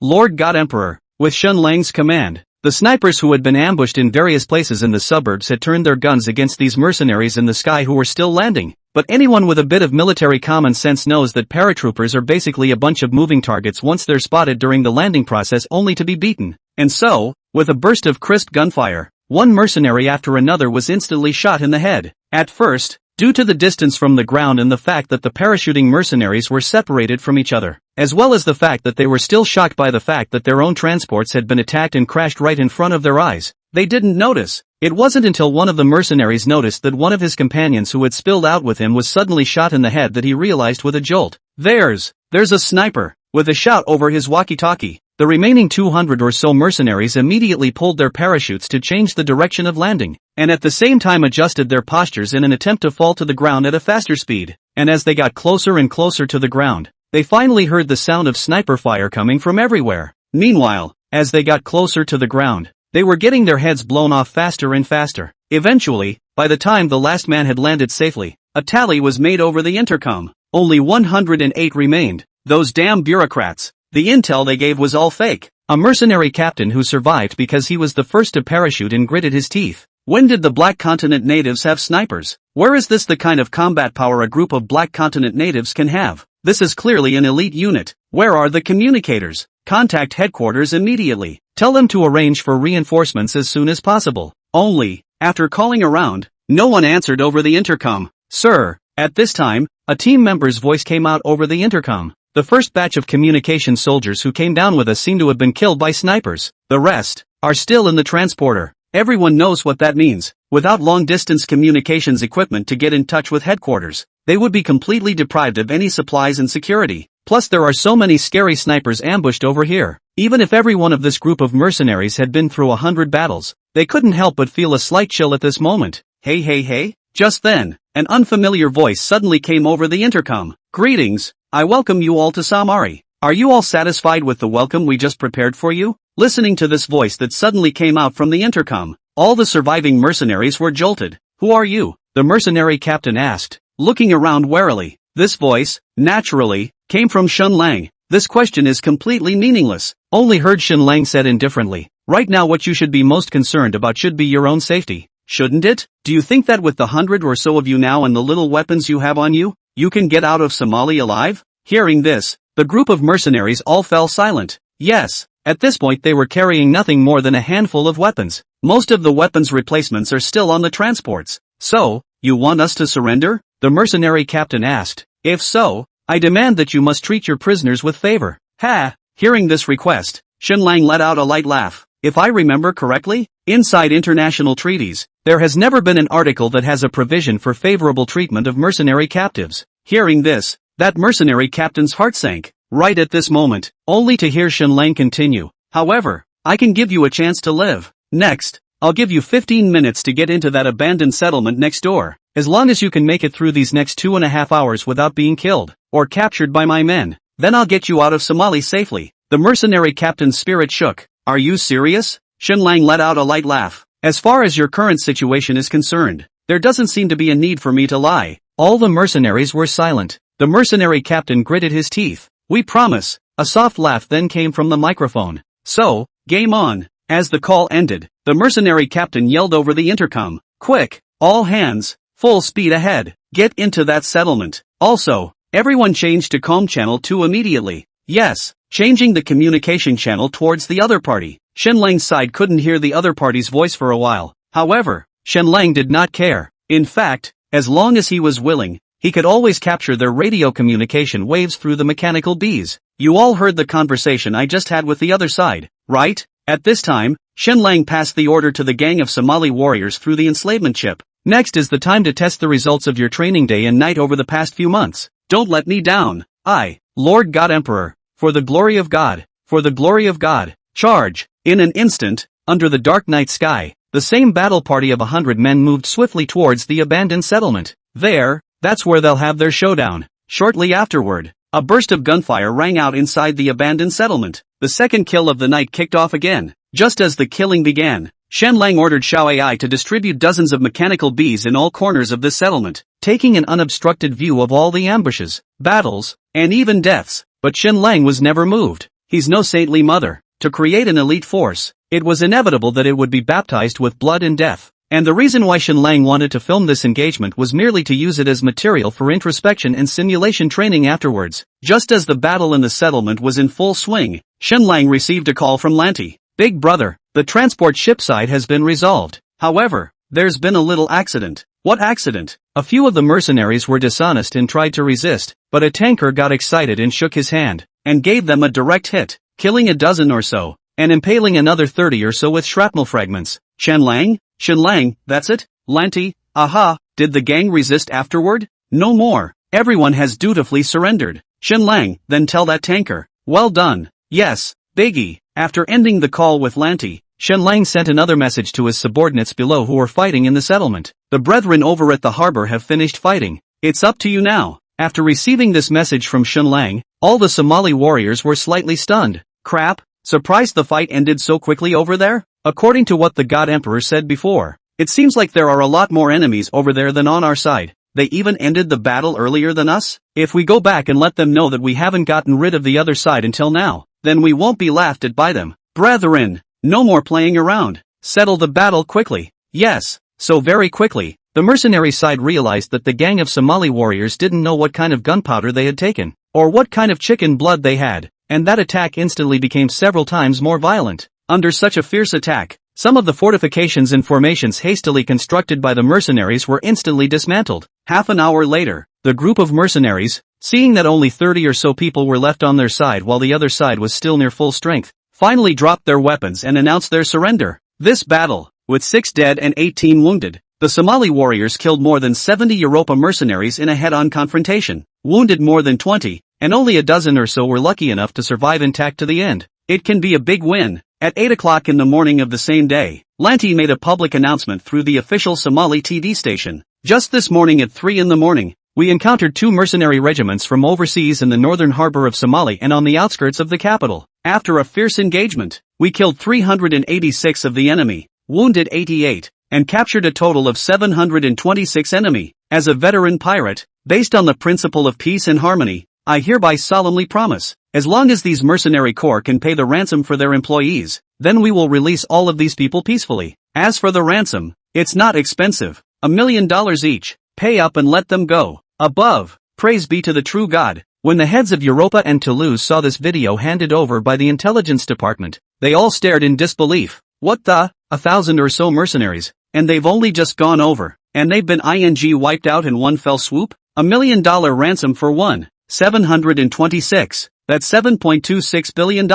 That's enough to build 2 destroyers. But, if this ransom is not paid, then, in the future, what other mercenary corps will give their lives? For a while, the heads of Europa and Toulouse were so depressed that each of them nearly spat blood. At the same time, the executives of Xia's Internal Affairs Bureau also saw the video. When they saw that Ranti had actually resolved the battle so quickly and had wiped out those mercenary groups, all the top brass of the House of Representatives were dumbfounded, then excited. Mr. Merchant Cowhide, if you say your opponents are dirtbags, they are dirtbags. Resolve the fight overnight. Mr. Merchant YYDS. Star. Chapter 147, Global Sensation. Blackmailing hawk sauce. This announcement by Ranti on TV was an instant global sensation. My God, this Somali pirate is so powerful? How could even the international mercenaries be no match? More than 1,000 mercenaries. That's enough to start a war. My God, what the hell is going on? Yeah, can someone tell me what's going on? Why are these mercenaries in the Somali region? And they got into a firefight with the Somali pirates? Who hired them? What's the purpose? In fact, as long as we know which corps these mercenaries are from,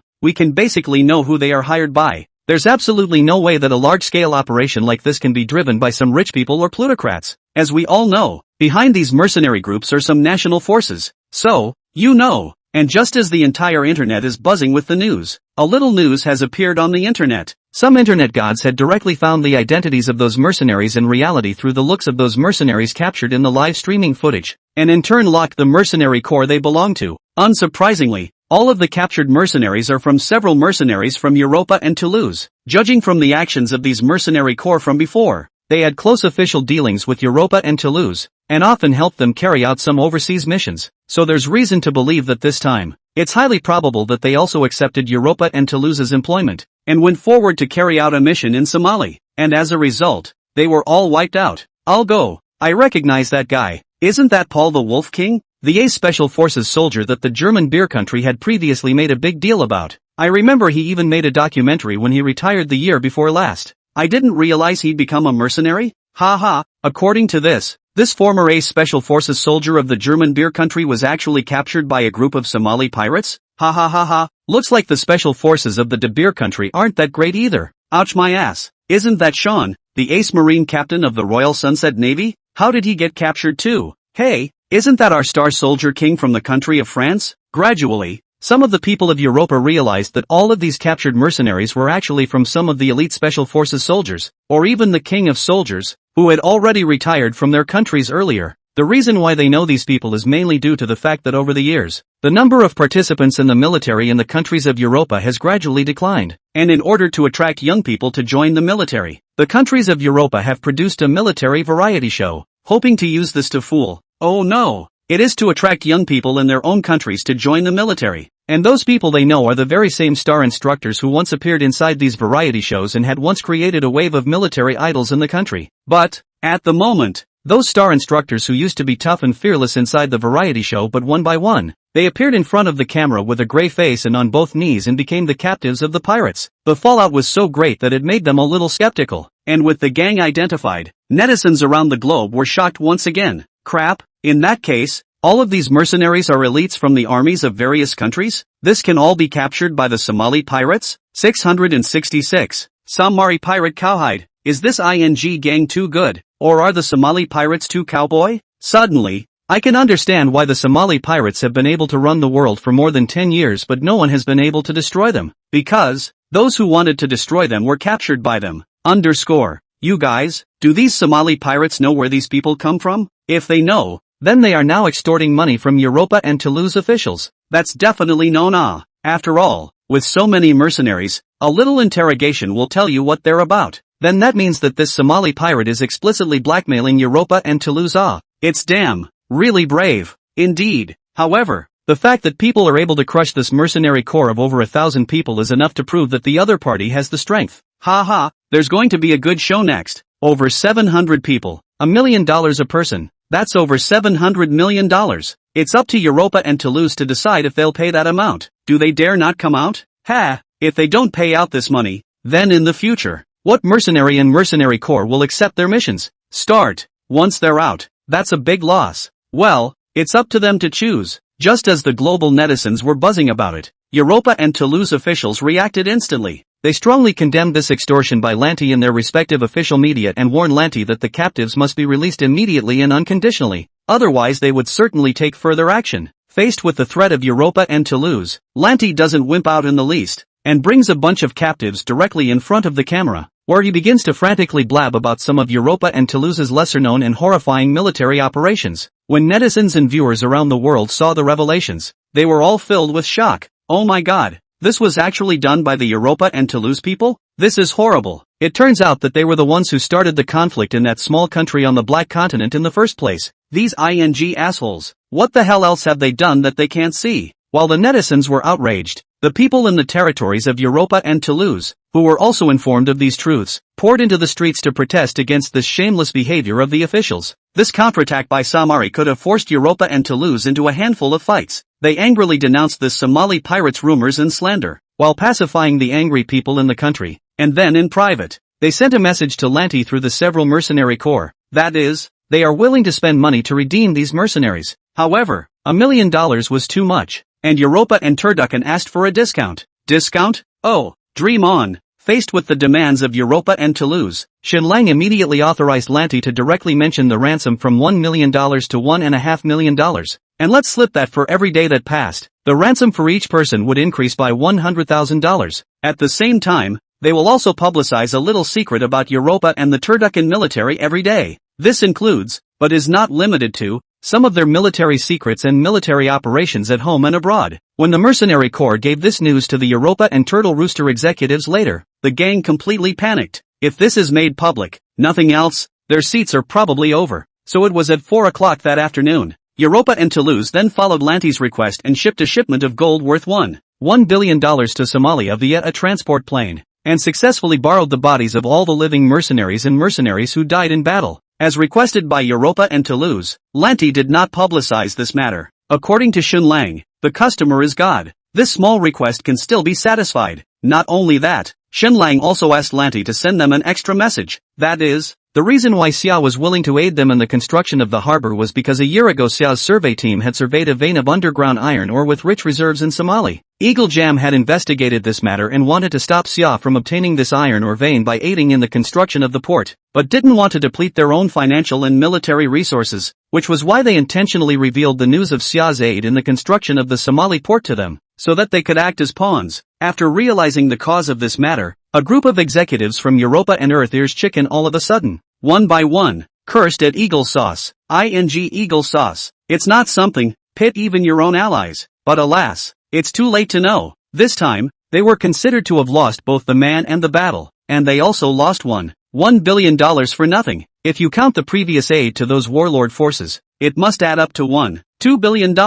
And until this time, Europa and Earthier Chicken also realized that, dare to make a mess. This Lanty King and that gang of warlord forces have been acting all the time? Thanks to myself, I had always thought that this Lanty King was nothing more than a less powerful indigenous warlord. Now that I think about it, I'm afraid that the other side had already taken complete control of Samari. If they had known all this, they certainly wouldn't have acted so recklessly. Damn it, blame it on that shameless Eagle Sauce. and at that moment, the Eagle Sauce commander was walking into his commander's office at a light pace, ready to begin his office. His Excellency the Commander. Just a few minutes after the Eagle Jam commander took his seat, the Director of Intelligence knocked on the door of the room and walked in. Seeing the other party come in, the Eagle Sauce commander couldn't help but smile and greet him, saying, "How's it going? Is it true that our allies have taken down Samari?" In the opinion of the Eagle Sauce commander, although the strength of his gang of allies was a bit worse, it was still more than enough to fight a small Black Continent native warlord. As a result, it took him by surprise.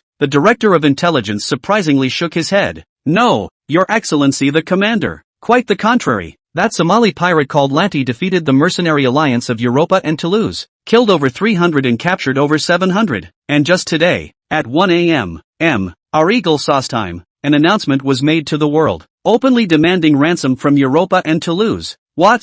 That gang even won? The Eagle Sauce commander froze for a moment, and then lost his laughter. A ransom from Europa and Toulouse? Ha ha ha, how could they possibly agree to that? Unless they're insane. Just then, I only heard the Director of Intelligence say, "Just now, I got the news that Europa and Toulouse arrived in Somali with $1 billion worth of gold, and then picked up all the mercenaries. They seem to have agreed." Eagle Sauce Commander, Sigma, eh? Also, just now, I received a call from Lanti, and the other party said that they have already learned quite a few of our secrets from those surviving agents. If we don't pay the ransom, they will publicize those secrets to the world. What? The Eagle Sauce Commander was furious. How dare they? Looking at the silent Director of Intelligence, the Eagle Jam commander suddenly realized, they, it seems, really dare. Give it to them. Forcing back the urge to spit out blood, the Eagle Sauce commander gritted his teeth fiercely and made a decision. Also, get me in touch with Europa and Toulouse. I feel the need to talk to these allies about how to deal with Samari.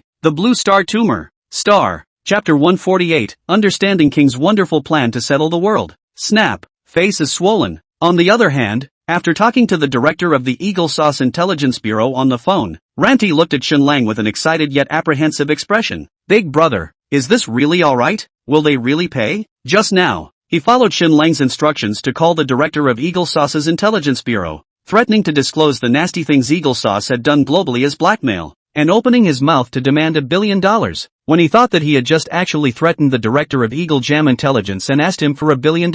Ranti's little heart was still thumping from nervousness and excitement. Only, after the excitement, a twinge of concern sprang up in Lanti. What if they don't agree? That's Eagle Sauce, the #1 country on the blue planet. Now that we've already offended Europa and Turtle Chicken, and then Eagle Sauce, that's basically the same as offending half of Blue Star. Ah, Shenlang smiled and said with certainty, "Don't worry, they will definitely give." But, wouldn't we be offending Eagle Jam as well? Lanti asked hesitantly. Shenlang glanced at him lightly. What? Do you still want to go and curry favor with Eagle Sauce? Looking at Shenlang's eyes that skimmed over lightly, Ranti instantly broke out in a cold sweat, only to see him snap to his knees. "Please forgive me, big brother, that's not what I meant. I'm just worried that once I completely offend Eagle Jam, it will lead to a full-scale invasion of Samari by him." Looking at Lanti's terrified appearance, Shenlang waved his hand and said, "Get up, you have to remember." Shenlang said indifferently, "Since you chose to serve me, then don't have any other thoughts. As for whether Hawk Jam will invade Samari, you needn't worry, with me, but anytime a single missile from Hawk Jam makes it to the ground on Somali soil, it's on me. It's the big guy.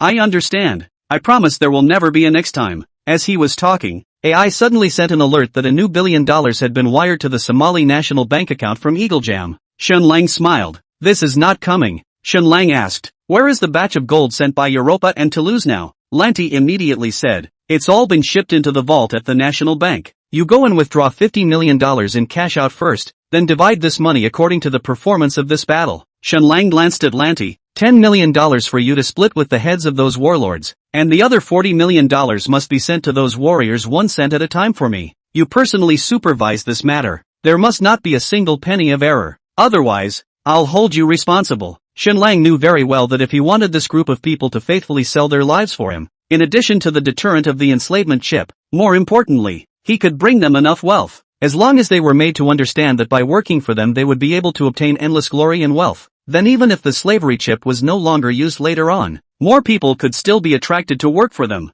For example, the Lanti in front of us, at his peak, before he pledged his allegiance, he was only making $2 or $3 million a year. But now, in less than 6 months, he already had $5 million in cash alone on hand, Even if there was no enslavement ship, this alone was enough to make Lanti die to Shenlang. Of course, it's time to knock it out of the park. The carrot and the stick is the only way to tame a loyal dog. Ranti immediately raised his hand and said, "Yes, don't worry, big brother, if there's a single penny wrong, I'm willing to cut myself to thank the true God." After waiting for Lanti to go down, Shenlang recruited a group of experts and scholars in the field of economy and finance in Somali. In the past few months, Shenlang specifically allocated several virtual reality training pods to build a virtual Somali world modeled after Somali, which was used for experts and scholars in the field of economics and finance to study and simulate research. In this virtual world, this group of experts and scholars constantly simulated economic reforms, and after months-long simulations and countless economic crashes and financial collapses, this group of experts finally found a path of economic reforms suitable for Somali. Now is the time when they are ready to take the first step towards economic reform in reality.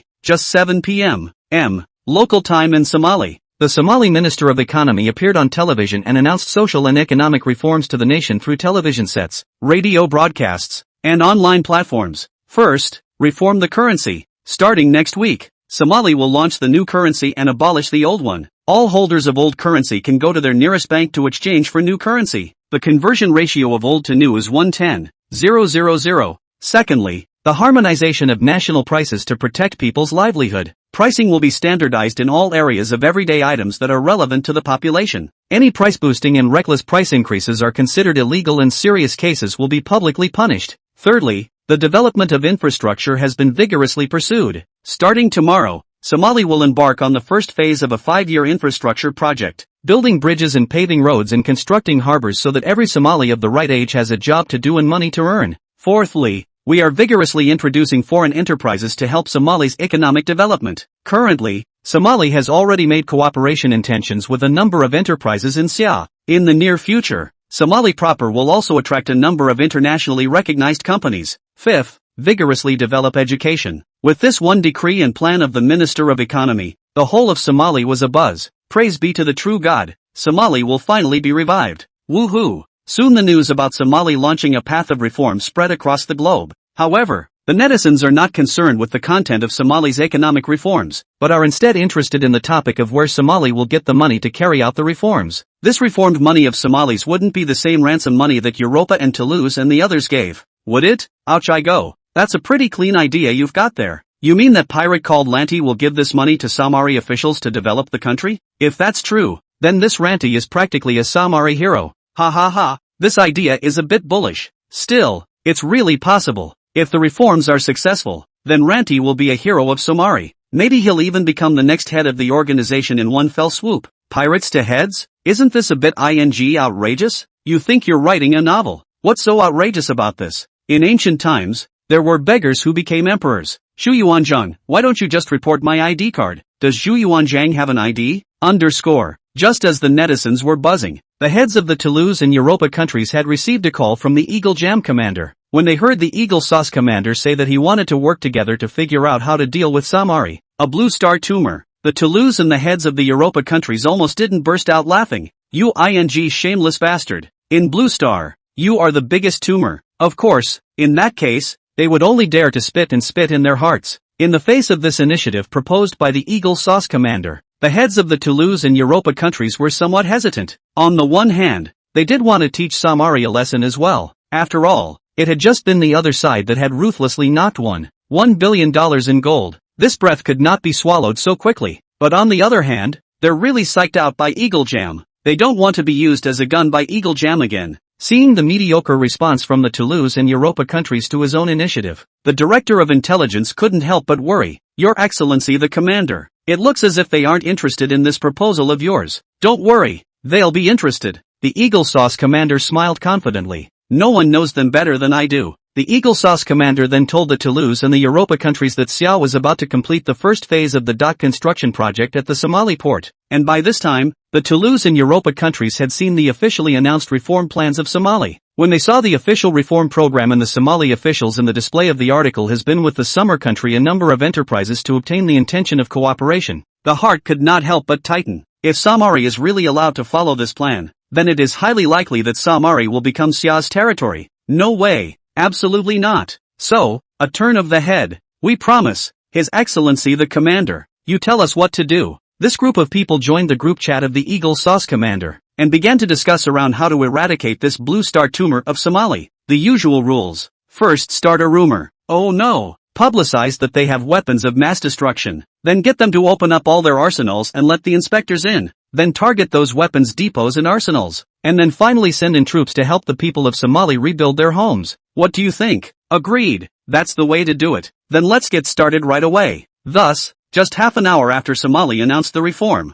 the Western countries represented by Eagle Jam began to frantically speculate on the news that Somali was developing weapons of mass destruction, and strongly condemned Somali. We strongly demand that Somali open all weapons depots and arsenals for inspection by international organizations to allay the international community's concerns about this incident. But, half an hour later, Lanty turned on the live stream in a basement. He was seen looking at the camera with a surprised look on his face and said, "We do have weapons of mass destruction, but we didn't develop them, we picked them up. Look." As the voice dropped, the camera pivoted and locked directly onto several pieces of clear glass labeled with radioactive markings, and inside the clear glass, a huge peace bomb warhead was lying quietly. Just a couple months ago, we accidentally picked up a dozen peace bombs while fishing on the beach. I was afraid that it would be too dangerous to keep these together, so I had a few of my men bring a few overseas, and now I only have 5 left here. Eagle Jam Commander? Toulouse and the countries of Europa? What the? We're just making up a rumor. And your ing real? What the? And a couple more overseas? Where? Is it in Europa or in Eagle Jam? Get your ing word straight, asshole. A few minutes later, all the news about Somali's development of weapons of mass destruction was taken down from all the media in the Western countries. At this moment, along with the Eagle Sauce Commander, the faces of all the Western countries were all swollen. Chapter 149, Mr. Sean Cowhide, Hawk Sauce, Samari, you don't talk about martial arts. Just as Somali was announcing the first 5-year plan on social and economic reorganization, far to the east, in the country of Sia, the House of the Interior, a group of high-ranking members of the House of the Interior are also discussing further cooperation with Somali. The top brass of the House of Representatives are unanimous in their agreement to increase technical facilities assistance in Somali to help them complete various basic transportation facilities including roads, railroads and airports. In the eyes of those shallow-sighted Western countries, Somali is just a major transportation route that holds the Red Sea and the Hard Sea. But in the eyes of the Summer Palace, it is more than just a major transportation route by sea. Somali, likewise, could be the starting and ending point for transportation deep into the central continent of the Black Continent. As long as the transportation veins of the Black Continent could be opened up, then Sia could completely use Somali as a springboard to import a steady stream of Sia manufacturing into the Black Continent, and at the same time, the resources of the Black Continent could be transported through the transportation veins and then shipped back to the country in a steady stream. More importantly, as long as Somali's national strength flourished under Sia's assistance, it would inevitably become a model for Sia's overseas assistance and economic cooperation. At that time, there would naturally be other countries from the Black Continent that would take the initiative to come to the door and ask for cooperation. That's the real value of Somali. In order to be able to fire the first shot, the top management of the House of Representatives naturally attaches great importance to this first batch of cooperative projects, and the enterprises involved in the cooperation are also strictly controlled, so as to strive for a successful shot. And just when the top management of the Internal Affairs Council was in full swing discussing about the aid programs and enterprises deletion, suddenly an officer of the Internal Affairs Council knocked on the door of the conference room and hurriedly handed a tablet computer to President Siawayman. "Dean, look, this is the news that just came out over at Eagle Jam. This Eagle Sauce wouldn't want to make trouble again, right?" Siawayman joked as he took the tablet and fixed his eyes on it.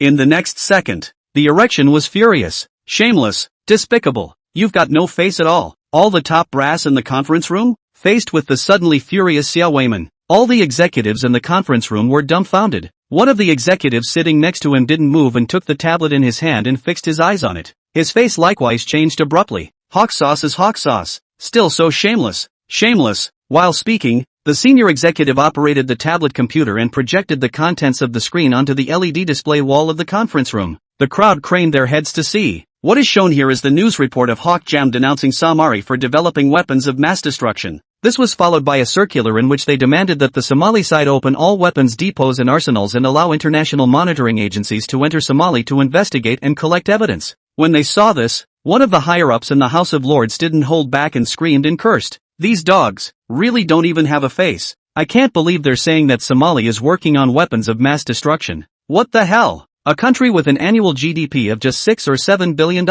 A country where the average level of education is not even elementary school. You're saying they're developing weapons of mass destruction? With what? With sand? That's bull asterisk asterisk asterisk asterisk. Isn't that their usual style? They never care if others believe it or not. As long as they believe it themselves, it's enough. This eagle sauce exposed the news of Somali's so-called development of weapons of mass destruction sooner or later. But at this time of the year, clearly wanting to sabotage our cooperation with Somali. That's right. That must be it. The first step would be to stigmatize Somali for developing weapons of mass destruction, then demand access for inspection, and in one fell swoop, map out all of Somali's places where weapons and ammunition are being developed and stored. Then the second step would be to directly launch long-range missiles to target and clear these places, so that Somali would lose its ammunition reserves. And finally the third step would be to send in troops to invade.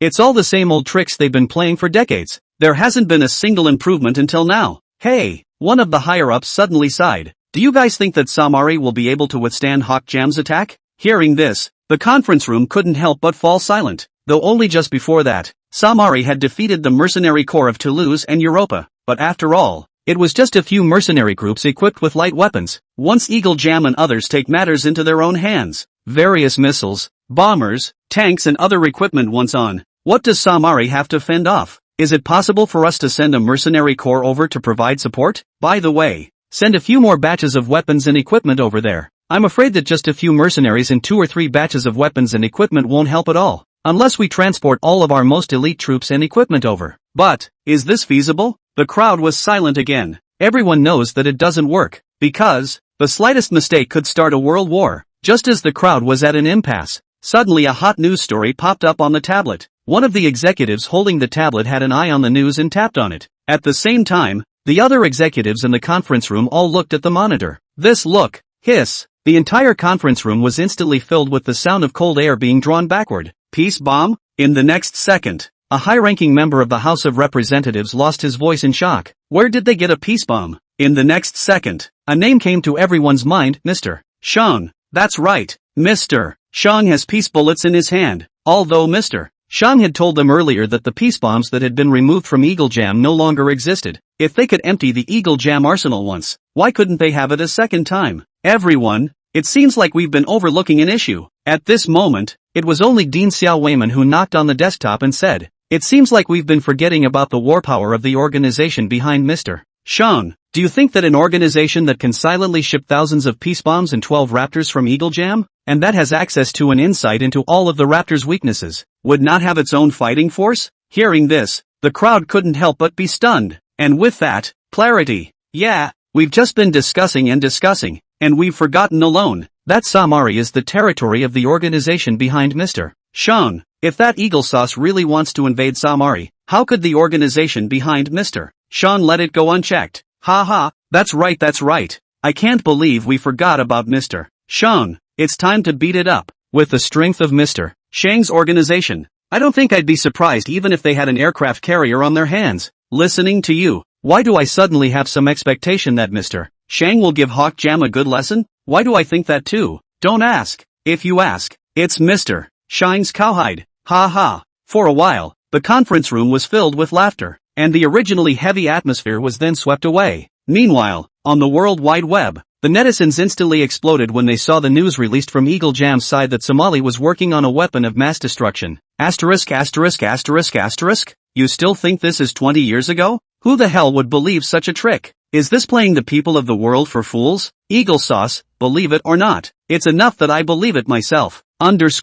These days, house prices go up every year, stocks go down every year, and only Eagle sauce's cheek is the only thing that hasn't changed a bit over the decades. Ha. Just as the crowd was ranting and raving about Eagle sauce's shamelessness, a netizen suddenly posted a screenshot of the video to the internet. Wah! You guys go watch Somali TV live. They're showing peace bombs on the air. What? The netizens were bewildered. What the hell? A peace bomb? There's a peace bomb in Soma? Are you kidding me? It's so possible. Countless netizens screamed impossibility while their bodies were honestly clicking on Somali TV's live streaming platform to take a look. Wah, there's a ING peace bomb? Dick big friend help me out. Is this really a peace bomb? Why does this peace bomb look so familiar? Wah, Doesn't this look just like the missing peace bombs from that Eagle Jam batch that was publicized by the Eagle Jam media a while back? This pirate said they picked up this peace bomb while fishing on the beach? Ha ha ha. What the hell? Who can see a peace bomb on the beach? Wah ha ha ha ha. Somali cowhide up ah. Didn't you say we were working on weapons of mass destruction?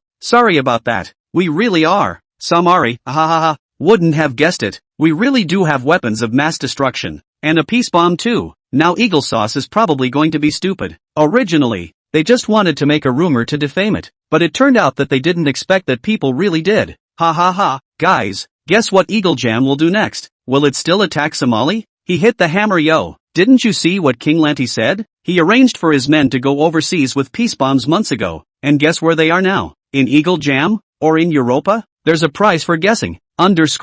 Wahahaha, you guys go check it out. Eagle Jam's site has taken down all the news. Ha ha ha. I can't believe they took down all those news that blame Samari. Laughing my ass off. So, it's pissed off? Hawk Jam, good for you Samari. I'm just slandering you. And you ended up with a ING peace bomb? You don't talk about martial arts. Ha ha ha ha ha. Just as the netizens were teasing Eagle Sauce. In a video conference between Eagle Sauce and Turtle Chicken and Europa Courtier, the gang had gotten into a fight. Technically, it's the Eagle Jam commander who was being mobbed by the heads of the other nations. What's going on? Where did the peace bomb come from in Somali? Unity if I'm not mistaken. Those peace bombs seem to be a few of the peace bombs from the batch you lost earlier, right? His Excellency the Commander. We need an explanation. Did you already know they had peace bombs? Deliberately trying to bring us down so we can help you top off the peace bombs in Somali? In the face of the crowd's questioning, the Eagle Sauce commander was getting more and more depressed and angry the more he listened. All of you shut the up. You bunch of dumbasses. I'm a ING. Poof. Not waiting for the Eagle Sauce commander to finish his sentence, a mouthful of old blood spurted out once again.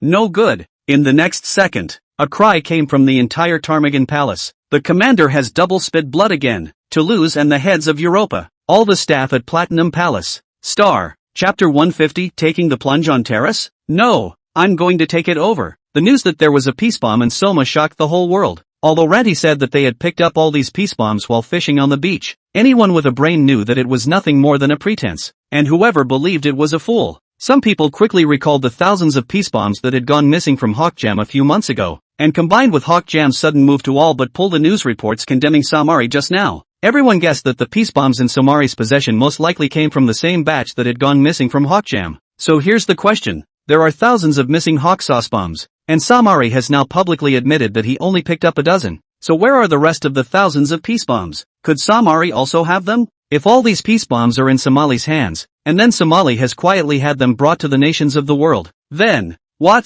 For a while, the officials of various countries were a bit numb. Of course, the numbest of them all were the Toulouse and Europa nations closest to Somali. As the saying goes, they are thieves, and they are well aware of all the lackluster things they have done in Soma over the years. If Samari really wanted to retaliate, then the first choice would surely be among them. Damn it! Right now, as a matter of urgency, we must confirm just how many peace bombs they sent overseas. Where exactly have they been sent? Didn't that Lanty King say that he just picked up 12 of them? 6 left the country in the live broadcast, so the ones not sent overseas should be 6. Ha! Are you being silly? They said they picked up 12. So you really think it's 12? Can you use your brain to think about it? Those are peace bombs. Do you really think you can pick them up by going to the beach to catch a fish? This one is most likely just a smokescreen they're putting out. Perhaps they will have more peace bombs in their hands than what is exposed. Just then, the head from the turkey said, since it's a smoke bomb, then, is there a possibility? Actually, they don't have any peace bombs in their hands at all? Upon hearing this, the heads of the Europa countries sneered.